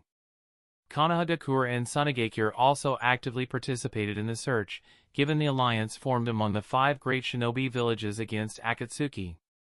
In addition to assisting Kumo, Kiri, and Iwa in the search for Akatsuki's traces, Konoha also sought leads on Danzo. It had been over a year since the acting Hokage Danzo defected from Konoha, creating havoc throughout the shinobi world before disappearing. Unfortunately for Konoha, their search for any traces of Shimura Danzo remained fruitless. In addition to the search for Shimura Danzo, Konoha initiated efforts to locate Hyuga Aoki. However, this operation was exclusively conducted by members of the Hyuga clan. Aoki's demise has not been disclosed to the clan, leading the main family to believe he is still alive. They are actively seeking him, fueled by the hope of recovering the Tenseigan. The search efforts extended to the Uchiha clan as well. Some clan members are determined to trace the whereabouts of Amatsukami, aiming to reclaim their former patriarch's Manjikyu Sharingan, which was taken away on an unfortunate night 7 months ago. While they no longer harbor intentions of rebellion or initiating a coup d'état, their desire is for Fugaku to live out his retirement peacefully. Hence, they aspire to retrieve his stolen dojutsu. With the extensive intelligence collection and search missions carried out in the past 7 months, it wouldn't be wrong to say that shinobi specializing in intelligence gathering was the most active and earned the most. Even the black market, which was completely rooted out and annihilated by the joint efforts of the 5 great shinobi villages, has shown signs of recovery due to the extensive demand for intelligence and shinobi specializing in gathering it. It's a pity that, despite all the effort and funds invested in these search operations, there were no substantial results, and it all turned out to be a fruitless endeavor. In the new base of the Akatsuki organization. A heart-wrenching scream traveled through several layers of rock walls, reaching the ears of Haiden, who had just returned to the base after an intelligence-gathering mission. Hearing the painful scream, Heiden's ears perked up in a cruel smirk as he muttered, "It appears that Sasori is once again doing that thing. What does he call it?" "Turning living people into his puppets," answered Kakuzu with a sigh. He added, "Let him do what he wants, it has nothing to do with us," then sat on one of the tables, taking out a small box filled to the brim with paper bills. Every time he went on an intelligence-gathering mission, Kakuzu made sure to return with funds. While his primary source of income was still bounty hunting, he now earned money using a disguise with the help of the White Zetsu clone. This creation could perfectly impersonate anyone, making it an ideal tool for Kakuzu to continue his activities without attracting too much unwanted attention. Unlike Kakuzu, Heiden wasn't so indifferent, he continued to pay attention to the scream. After a while, he couldn't help but question with a doubtful expression, "Nah, Kakuzu, why does this scream sound so familiar? It's as if I have heard this voice many times." Kakuzu nodded, "It doesn't," and after a moment of silence, he added, "That's because this is the scream of the Jinchuriki of the Two Tails. It seems like the plan is going on smoothly." Heiden also realized, now that you mention it, this is indeed the scream of that woman, Yujito Ni. If Sasori has already started to work on her, it means that Nagato has finally made up his mind and allowed Sasori to work on the Jinchuriki. Kakuzu nodded absent-mindedly, as he was busy counting the number of paper bills. Deep inside the base, beside the operating table, Sasori wiped his hands clean of blood, then gazed at his masterpiece with an excited expression and declared, "It's completed." Although he still looked the same, there now resided a pair of distinct white eyes in his eye sockets, eyes only known to be possessed by members of the Hyuga clan as their Kekei Jinkai. Yes, Sasori currently had a pair of Byakugan inside his eye sockets. These were the very same Byakugan that once belonged to Hyuga Aoki's puppet. Kuroto had left the puppet behind after programming it for self-destruction in a previous confrontation with Nagato to damage the Akatsuki organization. Considering the scale of the explosion caused by the overload of chakra inside the puppet, the pair of Byakugan in its eye sockets should have been destroyed along with the rest of the puppet's body. However, that did not happen. The reason being that when Aoki commissioned Sasori to create the puppet, he specifically made a requirement for the protection of the eyes at all costs. According to Aoki's requirements, Sasori had implanted an enchantment in the puppet's eye sockets to safeguard the pair of eyes from all forms of damage. Thanks to this enchantment, the pair of Byakugan suffered no harm despite the scale of the explosion. Now, Sasori had replaced his own eyes with the pair of Byakugan obtained from the remains of Aoki's puppets, enhancing his proficiency in the art of turning people into puppets. Not far from Sasori, Madara stood with his arms folded over his chest, Sharingan focused on the operating table, accurately assessing Yujito Ni's body. At this moment, Nagato questioned Madara, "How is it?" After a prolonged silence, Madara nodded lightly, "All the seals are placed brilliantly. There shouldn't be any problem." Sasori grinned proudly and looked at Nagato, "Didn't I tell you, something like this is not at all a problem for me?" Nagato nodded indifferently, then walked toward the Jinchuriki lying on the operating table. The painful cries that Heiden and Kakuzu had heard earlier had stopped, and now Yujito Ni was quiet as a stone with hollow eyes. It was as if she had lost her soul and become a puppet. Sasori continued, "No one understands a human's body better than me, the plan I designed is bound to work." Nagato questioned, "Can I turn her right now?" Sasori nodded, "Of course." Physically, she is still alive, however, she won't be able to function or form any coherent thought, nor would she be able to get in contact with the Jinchuriki sealed inside her. "What is it that I have to do?" asked Nagato as he observed the state of Yujito Ni up close using his Rinnegan.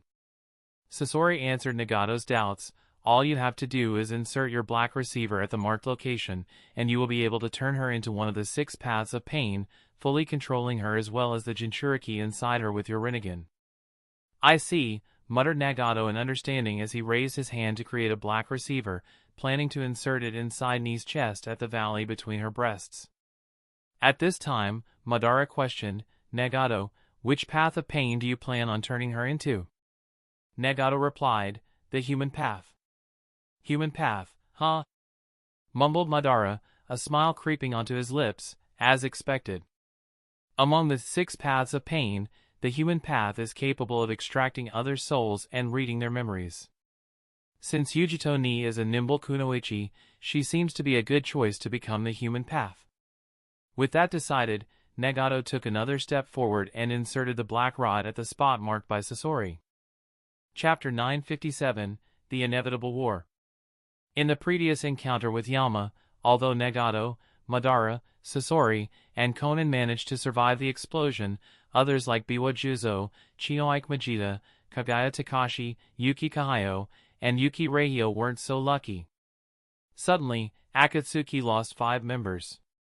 While they might not have been strong enough to face the members of Amatsukami, they posed a significant threat to normal Jonin and Kages. With their deaths, Akatsuki needed to replenish their strength. If the plan of turning the Jinchuriki of the Two Tails into the human path succeeds, the remaining 4 Jinchuriki they have captured, the 4 Tails, the 5 Tails, and the 8 Tails, will also be transformed into the 6 Paths of Pain one by one, compensating for their lack of strength and powerful members. The Jinchuriki of the 4 Tails will be turned into the Naraka path for the purpose of torture, the Jinchuriki of the 5 Tails into the animal path, the Jinchuriki of the 6 Tails into the Preta path, and finally, the Jinchuriki of the 8 Tails into the Azura path. Along with the Deva path, which will not be replaced, the 6 Paths of Pain will be born anew and used to capture the remaining tail beasts. The idea of using Jinchuriki as the 6 Paths of Pain is not a new concept. Nagato had been contemplating it for quite a while. About a year ago, Shimura Danzo destroyed the 6 Paths of Pain that Nagato had sent after him.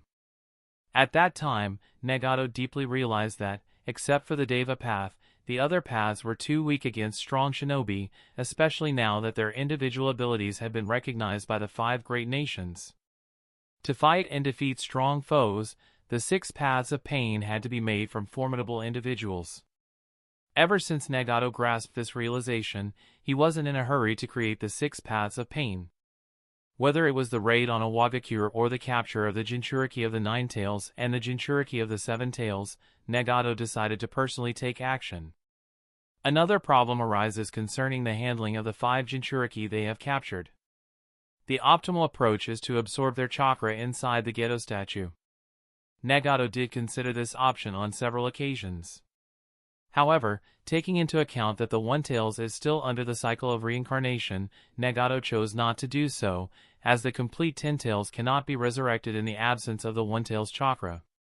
But if their chakra is not sealed inside the Geto statue, how do you manage 5-tailed beasts? When it was just the 2 Tails in their capture, it was relatively safe and easy for the Akatsuki to manage. However, with the addition of the Jinchuriki of the 4 Tails and the 5 Tails after the raid on Owagakure, guarding 3 Jinchuriki at the same time became troublesome. Finally, with the capture of the 6 Tails and the 8 Tails, the pressure of guarding them has become more challenging than ever. The Akatsuki organization lacks personnel, making it challenging to spare individuals to keep watch over the 5 Jinchuriki. Hence, the idea of turning these 5 Jinchuriki into the 6 Paths of Pain was put into practice.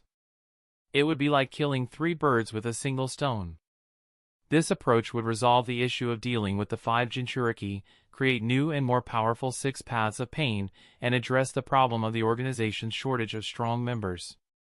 Moreover, Nagato wouldn't have to supply his chakra to individual Paths of Pain. The chakra of their respective tailed beasts sealed inside them could be utilized, further enhancing the strength of each path. With the visual prowess of his Rinnegan, Nagato was confident he could effortlessly control the 5 Jinchuriki once they were turned into the 6 Paths of Pain. The only problem was figuring out how to turn alive people into paths. Nagato did not want his paths to retain the consciousness of the original Jinchuriki. To achieve this, they had to be effectively dead. However, killing the hosts posed a problem, as it would return the tailed beasts to the cycle of reincarnation.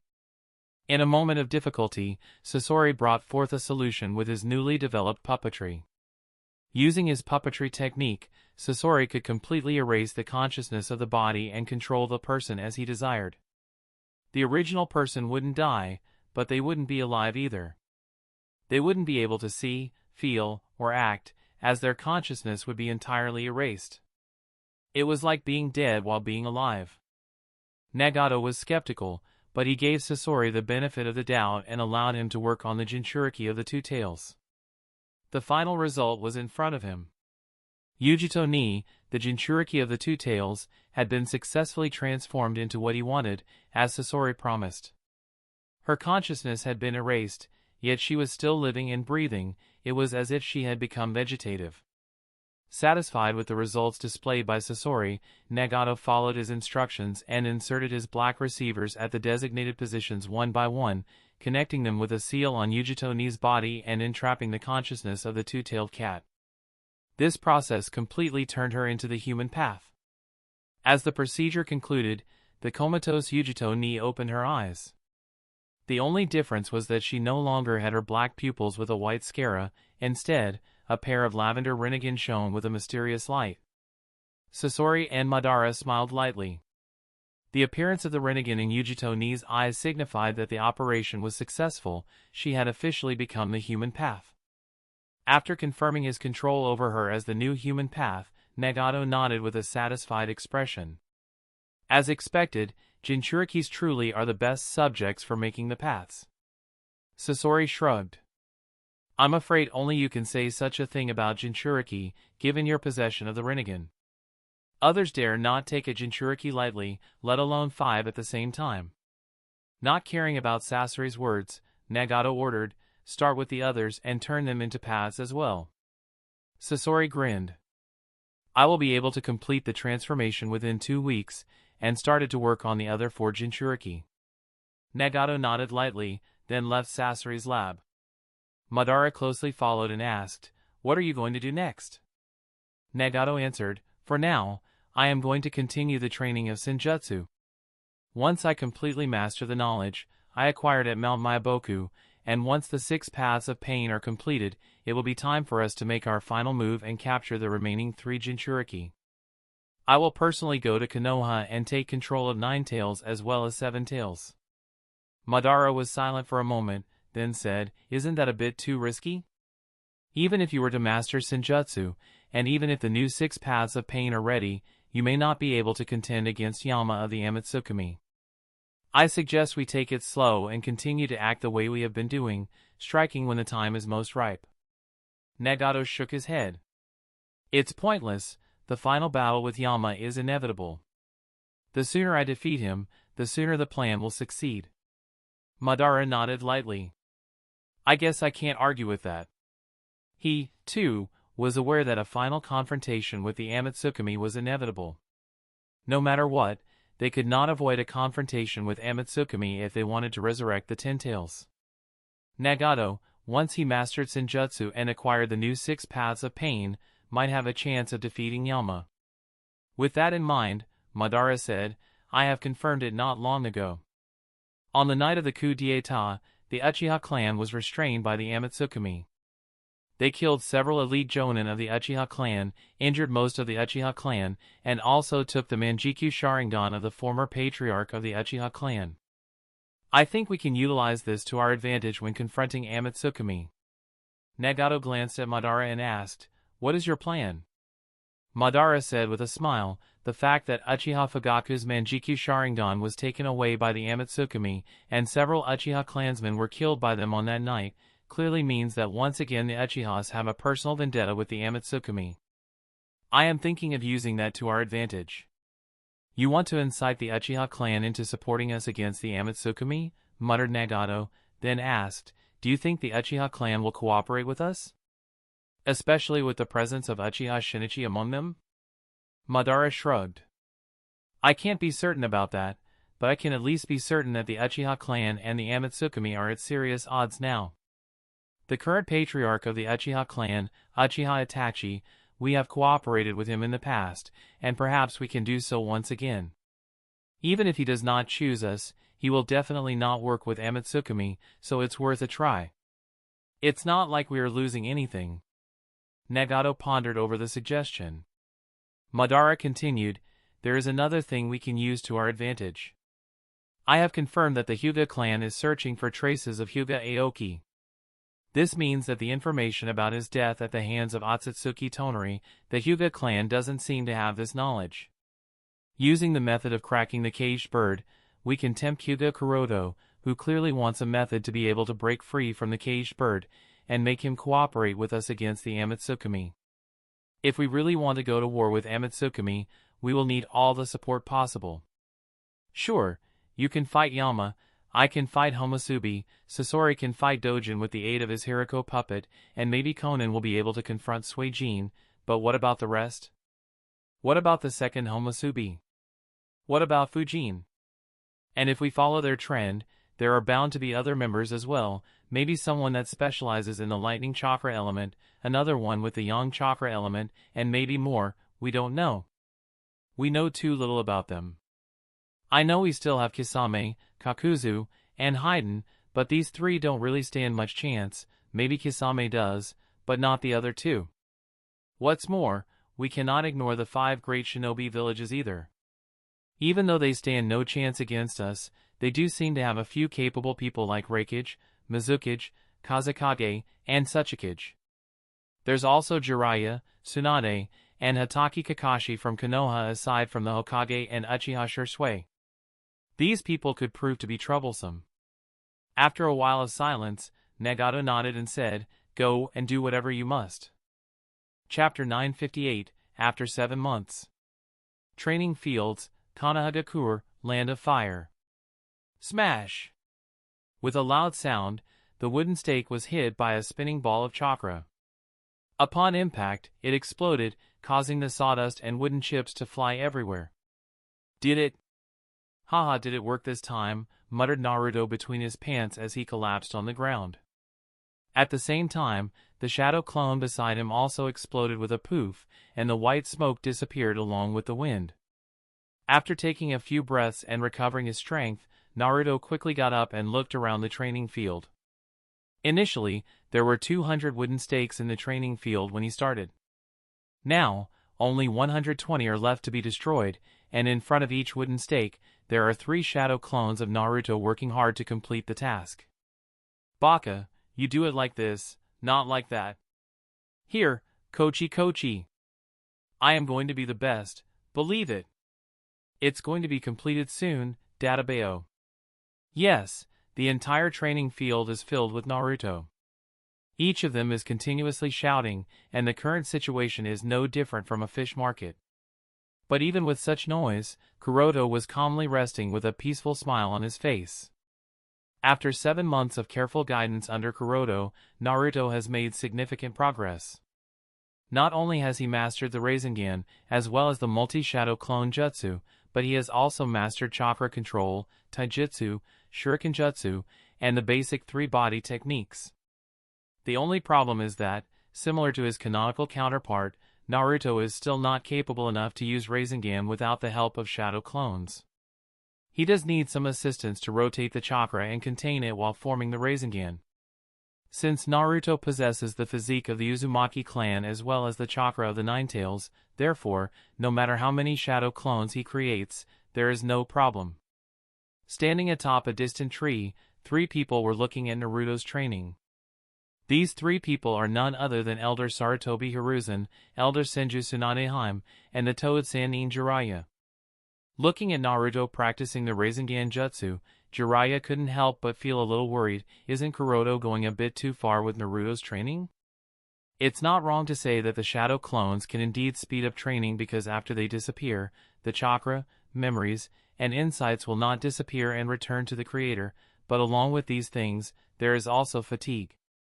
Too much fatigue at the same time can be dangerous. For this reason, very few people use such a method of training. If they are not careful, then they would accumulate excessive fatigue, and that can even turn a person vegetative and life-threatening in the worst-case scenario and other severe backlashes otherwise. This is one of the 2 reasons why the multi-shadow clone jutsu is listed among the forbidden jutsus by the village. Elder Hiruzen's worries resonated with Jiraiya's. However, he was also surprised by the extent of progress Naruto had made in just 7 months. Never did he expect that under Kuroto's guidance, Naruto's strength would improve to such an extent. Moreover, there was not once a sign of Ninetales making trouble throughout the training, which greatly relieved him. If Naruto was an ordinary Jonin until 7 months ago, then at this time, he is undoubtedly reaching the level of a special Jonin. Special Jonin because to be a Jonin, a lot of field expertise as well as mastery of various forms of combat and multiple chakra natures is required. Nonetheless, reaching the level of special Jonin within a short period of 7 months is nothing short of miraculous in his eyes. Moreover, there's still the Sennin mode that Naruto has already learned, although the boy is not that proficient in the sage art. If Gaaraga helps him, he can immediately enter the Sennin mode. If that is included, Naruto's strength undoubtedly reaches the level of a Jonin. It is dangerous, indeed, however, the results are also clearly visible. What's admirable is that Naruto has stuck through such Spartan training, muttered Tsunade and added with a fond smile, even I am impressed by his dedication. Considering her 3/4 Senju and quarter Uzumaki descent, Tsunade knows that she too can create hundreds and thousands of clones for the purpose of training, but she also knows that no matter how good her physique and chakra reserves, she wouldn't be able to stick to it for nearly 7 months. The fatigue will continue to build up, driving her insane with each passing day. Therefore, the fact that Naruto has been able to stick to such a training program at such a young age is nothing short of admirable. Elder Hiruzen nodded. Well, I suppose Kuroto's vision is really keen. To be able to formulate such a targeted training method for Naruto that only he can stick to and teach him everything from the very basics to the point that even a monkey can understand is incredible too. I knew for a fact that he had great aptitude when it came to teaching, however, never once did I imagine that it would be this good. After a long silence, Jiraiya also nodded. It takes a lot of effort and dedication to teach a boy who is at the bottom of the barrel and raise him to such a level in such a short time. Kuroto's method of teaching might be a bit dangerous, but the results speak for themselves. None of them expected that Naruto's progress would be this fast. It's a little beyond their imagination. At this time, Elder Hiruzen suddenly asked Jiraiya, how is Uchiha Sasuke's progress? At the mention of Sasuke, Jiraiya's lips arched in a proud smirk as he boasted, that boy's dedication and effort are no less than Naruto's. What's amazing is that his comprehension ability is far superior to Naruto's, therefore, his progress is extremely fast under Kakashi's tutelage. While genius might not be the right word to describe Uchiha Sasuke, considering there are people like Kakashi and Shisui and Konoha, but boy, that boy is incredible. Except for a little gloomy and cold temperament, that boy is impeccable. In the span of 7 months, Naruto wasn't the only one whose strength progressed rapidly. Sasuke's progress is no less than that of Naruto's. Under the constant emotional stimulation of his family and daily training under Kakashi, Sasuke has picked up and developed several ninja arts and skills that he had almost no contact with. Apart from Jinjutsu and fire-style jutsus that Sasuke learns from Shinichi, Kakashi has taught him Kenjutsu, lightning-style jutsus that include several jutsu like Chidori, Raikiri, and Lightning Chakra Clone. One of the most important skills that Sasuke has picked up from Kakashi is nerve stimulation with lightning chakra to enhance reaction speed as well as strengthen the body's offense and defense. All these skills coupled with his 3 Tomo Sharingan have undoubtedly pushed his strength closer to that of a full-fledged Jonin. Sasuke's strength has reached such a level that sometimes even Kakashi is caught off guard. Tsunade said with a frown, just a few days ago, I happened to have observed their training, and that Uchiha boy's chakra even made me want to avoid him. It was incredibly cold and gloomy. As a descendant of the Senju clan, Tsunade naturally feels uncomfortable in the presence of extremely strong In chakra. She could sense extremely potent In chakra in Sasuke's body, and that made her want to avoid him as much as possible. Compared to the gloomy and edgy Sasuke, she prefers the sunny and bratty Naruto. Jiraiya sighed, that is one aspect I need to pay attention to. His heart is filled with the desire for revenge, and this may not be good for his overall holistic development. Elder Hiruzen said, consult with Kuroto and Kakashi and start with Sasuke's ideological education as well. It is extremely important and must not be relaxed. Jiraiya nodded, yes, I understand. At this time, Tsunade suddenly remembered something and asked Elder Hiruzen, Sarutobi-sensei, did you read the proposal sent by Iwagakure? Elder Hiruzen nodded, I did. Jiraiya asked, are we going to agree to it? After pondering for a while, he said, well, let's wait and watch for a while.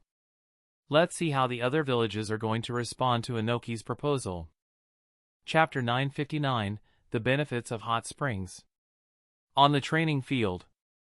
As the sun dipped below the western horizon, Naruto used Rasengan to obliterate the last 2 wooden stakes, marking the completion of his training. He then approached the tree where Kuroto was dozing off and shouted, "Kuroto-sensei, I've finished." Despite his unsteady legs and heavy breathing, a proud smile graced Naruto's face, which widened even more upon hearing Kuroto's praise. Good. Observing Naruto's tired yet elated expression, Kuroto smiled and thought to himself, he truly is a remarkable child. As long as someone is willing to care for him and guide him, Naruto is determined to persevere through any training challenge. Thanks to Kuroto's companionship and guidance over the past 7 months, Naruto managed to endure rigorous training with a smile on his face. Kuroto leaped down from the tree, glanced at Naruto's body, and suggested, "Come on, Naruto. Since you've achieved today's target a bit early, let's head to the bathhouse before going home." "Yosha!" Naruto cheered enthusiastically, following Kuroto to the public bath. Konoha Hot Springs. Sitting inside the steaming water, Naruto dipped his head into the warm spring pool, creating bubbles as he submerged. After a while, he resurfaced, letting out a contented sigh. After a day of training, relaxing in this hot spring feels amazing.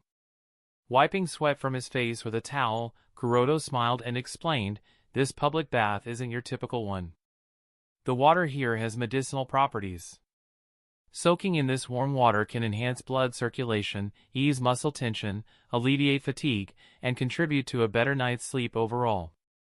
Naruto expressed surprise, saying, "I had no idea there were so many benefits to soaking in hot springs." After a brief pause, he inquired, "Are there any more advantages?" "Absolutely," Kuroto affirmed with a serious demeanor. He turned towards the wall behind him, grinning, and continued, "There are many more benefits you don't know about and are too young to learn." "More benefits? What is it?" Naruto came over beside Kuroto and followed his gaze toward the high wall with a confused expression. In contrast to Jiraiya, Kuroto lacks a passion for literature, especially when it comes to collecting research material for erotic novels. However, if he desired, he could effortlessly activate his Byakugan, enabling him to gather all the necessary materials without the risk of being discovered. Kuroto averted his gaze, half squinting, and while enjoying the warmth of the water, casually remarked, "Do you think I'll teach you such secrets so easily?" Naruto pouted, "Kuroto-sensei, you're really stingy." "Stingy!" Kuroto snorted lightly, attempting to impart some wisdom to Naruto. "If you lack the strength like me, revealing this secret might lead to your demise." Naruto was a bit surprised, asking, "Is it really that dangerous?" Kuroto nodded with a serious expression. Even someone as powerful and experienced as Jiraiya-sama, one of the legendary Sannin, made a mistake once and ended up in the hospital for several days. This secret is not something you can grasp with your current strength. At times, Kuroto contemplates what the scenario would be like if Jiraiya were born with the Byakugan. Wouldn't that be a nightmare for women, especially Tsunade-sama? "Oh!" Naruto looked disappointed. Observing Naruto's dejected expression, Kuroto grinned and advised, "Work hard to become strong. In the future, when your strength is sufficient, I might share this secret with you. Remember, there are many mysteries in the shinobi world waiting to be explored, but you need enough strength to uncover them." Absorbing Kuroto's words of wisdom, Naruto nodded with a determined expression. "Kuroto-sensei, I won't let you down." After enjoying some time at the Konoha Hot Springs, followed by a refreshing cold coffee, Kuroto and Naruto headed towards Kuroto's home. On their way, they encountered Yui, Hinata, and Cheyenne, who were also heading to the Hyuga district. "Yui-ne-san, Hinata-chan, Cheyenne-chan." Naruto enthusiastically ran forward as soon as he spotted them. "Nah, Naruto-kun." Seeing Naruto approaching, Hinata's face turned beet red, and her mind entered panic mode. If not for the fact that Cheyenne helped her out, she might have fainted on the spot. Observing her best friend's shy state, Cheyenne sighed. Honestly, this girl, if she continues like this, how'd she ever convey her feelings to Naruto? Hinata's feelings for Naruto were quite apparent to Cheyenne, and, in fact, everyone except Naruto seemed to be aware of Hinata's emotions. Cheyenne sometimes wondered how Naruto could be so oblivious to Hinata's feelings. While Hinata seemed a bit panicked, Naruto joined them. Spotting him, Yui smiled. Naruto-kun, you're quite early today. Naruto nodded proudly. Of course. Today, I completed the task Kuroto-sensei gave me before sunset. Now, I've successfully mastered Rasengan and multi-shadow clone jutsu. Yui ruffled Naruto's hair and praised him. Really? Well, our Naruto-kun is amazing, right, Hinata-chan? Hinata nodded. Yes, Naruto-kun is amazing. Her voice, however, was as low as a murmur, and it didn't reach Naruto's ears. Shyly, she looked down, avoiding eye contact with Naruto. Naruto rubbed his nose with a sheepish smile, a bit embarrassed but happy. While Yui engaged Naruto in conversation and tried to include Hinata more in order to make her comfortable around Naruto, Cheyenne approached Kuroto with a pout, expressing in a disappointed tone, Kuroto and I-chan, you don't spend much time with me now. I am angry. Kuroto chuckled in amusement. Is that so? Cheyenne nodded. Yes. She made eye contact with Kuroto and continued with a smile, but I know that you are extremely busy these days as Hokage-sama, so I'll forgive you if you buy me lots of candies. Alright then, let's get our Cheyenne-chan as many candies as she wants, declared Kuroto. Along with Yui, he led Cheyenne, Hinata, and Naruto on a little shopping trip. Cheyenne indulged in buying as many candies as she desired. The Hokage of Konoha, Hyuga Kuroto, is her elder brother, so there were no reservations from her. Although Hinata appeared a bit reserved, Yui and Cheyenne understood the young Hyuga well and helped her out. Naruto didn't choose a lot of candies. While he didn't dislike them, he wasn't particularly fond of them either. After the candy spree, Kuroto and Yui discussed and decided to purchase a few sets of shinobi gear for the three children. With their graduation approaching, it was essential for them to have proper clothes, especially Naruto. Due to his rigorous training in the past 7 months, his clothes had suffered a lot of damage, and he needed a few sets of new attire. After finishing their shopping, the 5 of them headed to the Hyuga district, with Naruto naturally accompanying them. Since Kuroto began teaching Naruto, the young ninja had been living with Kuroto at his house. This arrangement was made to ensure Naruto's safety and to provide him with guidance and care from Kuroto. The village had no objections to Naruto living with Kuroto. As the Jinchuriki of the Nine Tails, he is the prime target of the Akatsuki organization. This fact was known to the village's top management. Ensuring Naruto's safety was the responsibility of the Hokage, and therefore, Naruto living with Kuroto was not an issue. For Naruto, who had always lived alone and lacked the love and care of a family, the invitation to move in with Kuroto was initially surprising, but Yui's gentleness and caring nature broke down all the barriers in Naruto's heart, allowing him to experience the warmth of a home and family. Similar to Cheyenne and Hinata, Naruto also acknowledged Yui as his elder sister, and fully integrated into Kuroto's family. Chapter 960, Naruto's Vow. As Naruto got into bed, Yui helped him with the quilt and said, "Good night, Naruto-kun." "Good night, Yui-ne-san." Naruto cheerfully replied, preparing to sleep. Just as Kuroto and Yui were about to leave, Naruto suddenly spoke up, "Sensei, in the graduation exam in 3 days, I'm going to take the first position." Kuroto teased Naruto, "Boy, you have always been at the bottom of the barrel. Do you think you've become strong enough for that?" "Kuroto-kun?" Yui shot Kuroto a glare, causing him to stop teasing Naruto. In a serious tone, Naruto continued, "Sensei, I can feel that I've become much stronger now that I've mastered Rasengan and multi-shadow clone jutsu, along with some taijutsu techniques. I don't want to let your teachings go to waste. So, in the upcoming exam, I'm going to defeat both Sasuke and Neji and secure the first place." Listening to Naruto's serious tone, Kuroto was taken aback. He could sense that Naruto was speaking sincerely, and it surprised him. Kuroda hadn't expected that his efforts in teaching and caring for Naruto over the past few months would have such a profound impact on the young ninja. From the beginning, Kuroda's goal was to ensure Naruto became strong enough to defend himself against most members of the Akatsuki organization. In pursuit of this goal, he did whatever was necessary. Little did he know that these seemingly small actions had already carved out an irreplaceable place for Kuroda in Naruto's heart. Upon reflection, it all adds up. Naruto is deprived of love and care from his childhood, making Kuroda's little acts of kindness profoundly meaningful to him. Thanks to Kuroda, Naruto now understands the essence of a family, and he's determined not to let Kuroda's efforts go in vain or cause any regret. After a moment of silence, Kuroda regained his composure and grinned. Naruto-kun, you're not the only one who's progressed in the past 7 months. Others have improved too. So, if you're going to fulfill your promise, you've got to work really hard and can't let your guard down. Kuroda consistently kept a watchful eye on all the children at the Konoha Ninja Academy, with a particular focus on individuals like Sasuke, Neji, Rock Lee, Cheyenne, Mika, and Yakumo. It's evident that Sasuke and Neji represent different forms of genius. While Neji's upper limit may not surpass Sasuke's, his innate talent is notably superior. The guidance of Kakashi and Itachi over the past 7 months has only heightened their strengths. On the other hand, Naruto and Rock Lee embody hardworking geniuses with impressive upper limits. Naruto, in particular, stands out as the reincarnation of Asura and the Jinchuriki of the Ninetales, giving him the highest upper limit among his peers. Of course, Rock Lee is diligently honing his skills under the guidance of Might Guy. Cheyenne refuses to be left behind.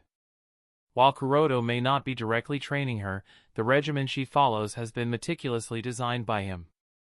Under the guidance of Yui, Izumi, and Naomi, Cheyenne's demeanor is evolving into that of a kunoichi.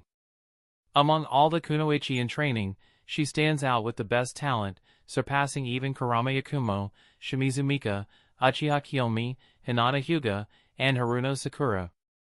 In a surprising turn of events, Cheyenne has captured the attention of Tsunade, who has expressed a keen interest in personally mentoring her. Apart from Kuroda, no one in the shinobi world comprehends the true potential residing within Cheyenne. Despite the remarkable talent she currently displays, few are aware that this is happening under the constraints of the Fuinjutsu her mother imposed on her before her death, sealing her Miko powers completely. Cheyenne's mother once confided in Kuroda, asserting that among all the generations of Miko, Cheyenne possesses the highest talent, a statement not to be taken lightly. Should the Fuinjutsu her mother apply to be lifted, the chakra and natural energy she can access and use would rival that of a high-tier-tailed beast. Additionally, she inherits various Onmyoto techniques from her mother that, if employed in battle, would further elevate her strength. And there's even more potential to unlock. Once Cheyenne absorbs the demon Morio, purifying its malice and gaining complete control over its powers, she will become legendary Miko from the times of the Sage of Six Path, and her upper limit might rival that of Naruto and Sasuke. Although Kuroda can't be certain, Cheyenne does appear to harbor the potential to reach the realm of the Six Paths level. To be frank, other than Karen, no kunoichi in the current shinobi world can match Cheyenne in terms of potential. However, the risk associated with absorbing Morio is substantial for the current Cheyenne, which is why it will take some time before she can attempt it. Certainly, Kurama Yakumo and Shimizu Mika should not be overlooked. While their individual potential may not reach the heights of Karen and Cheyenne, they stand as two of the most talented kunoichi in Konoha's history. Yakumo, inheriting the dangerous Kekkai Genkai of the Kurama clan, possesses a formidable ability. She can reflect physical damage to a person's body through Jinjutsu, to the extent of causing death. In the Kurama clan's history, no child has displayed the level of talent that Yakumo possesses. She has the capability to cast her Jinjutsu over the entire Kanagakur, potentially annihilating everyone, except for a select few dozen people who are far too strong for her to deal with on her own, in the village if she so desires. While the presence of Ito within Yakumo's mind posed a challenge, Kuroda and Shursui swiftly addressed this issue, freeing Yakumo in the process. Yakumo faces another hurdle in her relatively low physical strength. However, Kuroto has directed Shursui to assist her in overcoming this limitation, ensuring that her lack of physical strength won't be a hindrance. Although mastery in ninjutsu might not be her forte, Yakumo has been actively training in physical strength and taijutsu, aiming to strengthen this aspect of her abilities. Now under the guidance of the most talented and best Jinjutsu user in Konoha, the upper limits of her potential are challenging to fathom. Similarly, Shimizu Mika, though her background remains largely unknown to many in Konoha, including Elder Hiruzen and the members of the Elder Council, Tsunade Heim, Kuroto is fully aware that she is a descendant of the Senju clan born with a unique Kekkei Jinkai. This exceptional ability allows her to shapeshift her body into any form she desires. Mika essentially functions as a weapon encapsulated in the body of a young girl. This is the primary reason why Shimura Danzo kept her in the root and extensively researched her Kekkei Jinkai. After being rescued by Itachi and Naomi, she has been living in Konoha, attending the Ninja Academy on the brighter side of things. Simultaneously, on the darker side, her aunt Naomi has been consistently training her in the lethal art of assassination.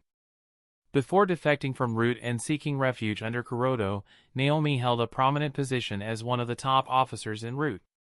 As a result, her strength is exceptional, and despite Mika being her niece, Naomi has never shown mercy in her training. Consequently, Mika's strength has reached an incredibly high level. Throughout the past year at the Konoha Ninja Academy, Mika has never had the chance to fully showcase her strength.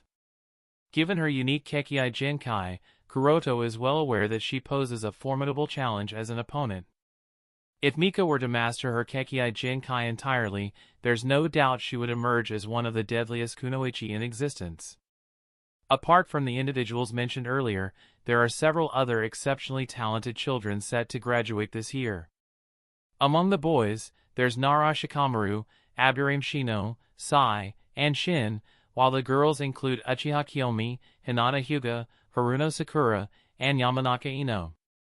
This year's graduating class is brimming with extraordinary talent. For Naruto to emerge on top, he'll need to invest a considerable amount of effort and strategic thinking. Despite the challenging competition, Naruto seems aware of this reality, yet he is determined to face it fearlessly, flashing a bright smile. It doesn't matter how difficult it is, I will do it no matter what. Kuroto, with a smirk, responded, "Heh, is that so?" He then playfully ruffled Naruto's hair, adding, "In that case, I look forward to seeing the results of your training and the progress you make during the graduation exam." That's the end of this tale for now. Thank you for watching, and I'll see you in part 24. Peace.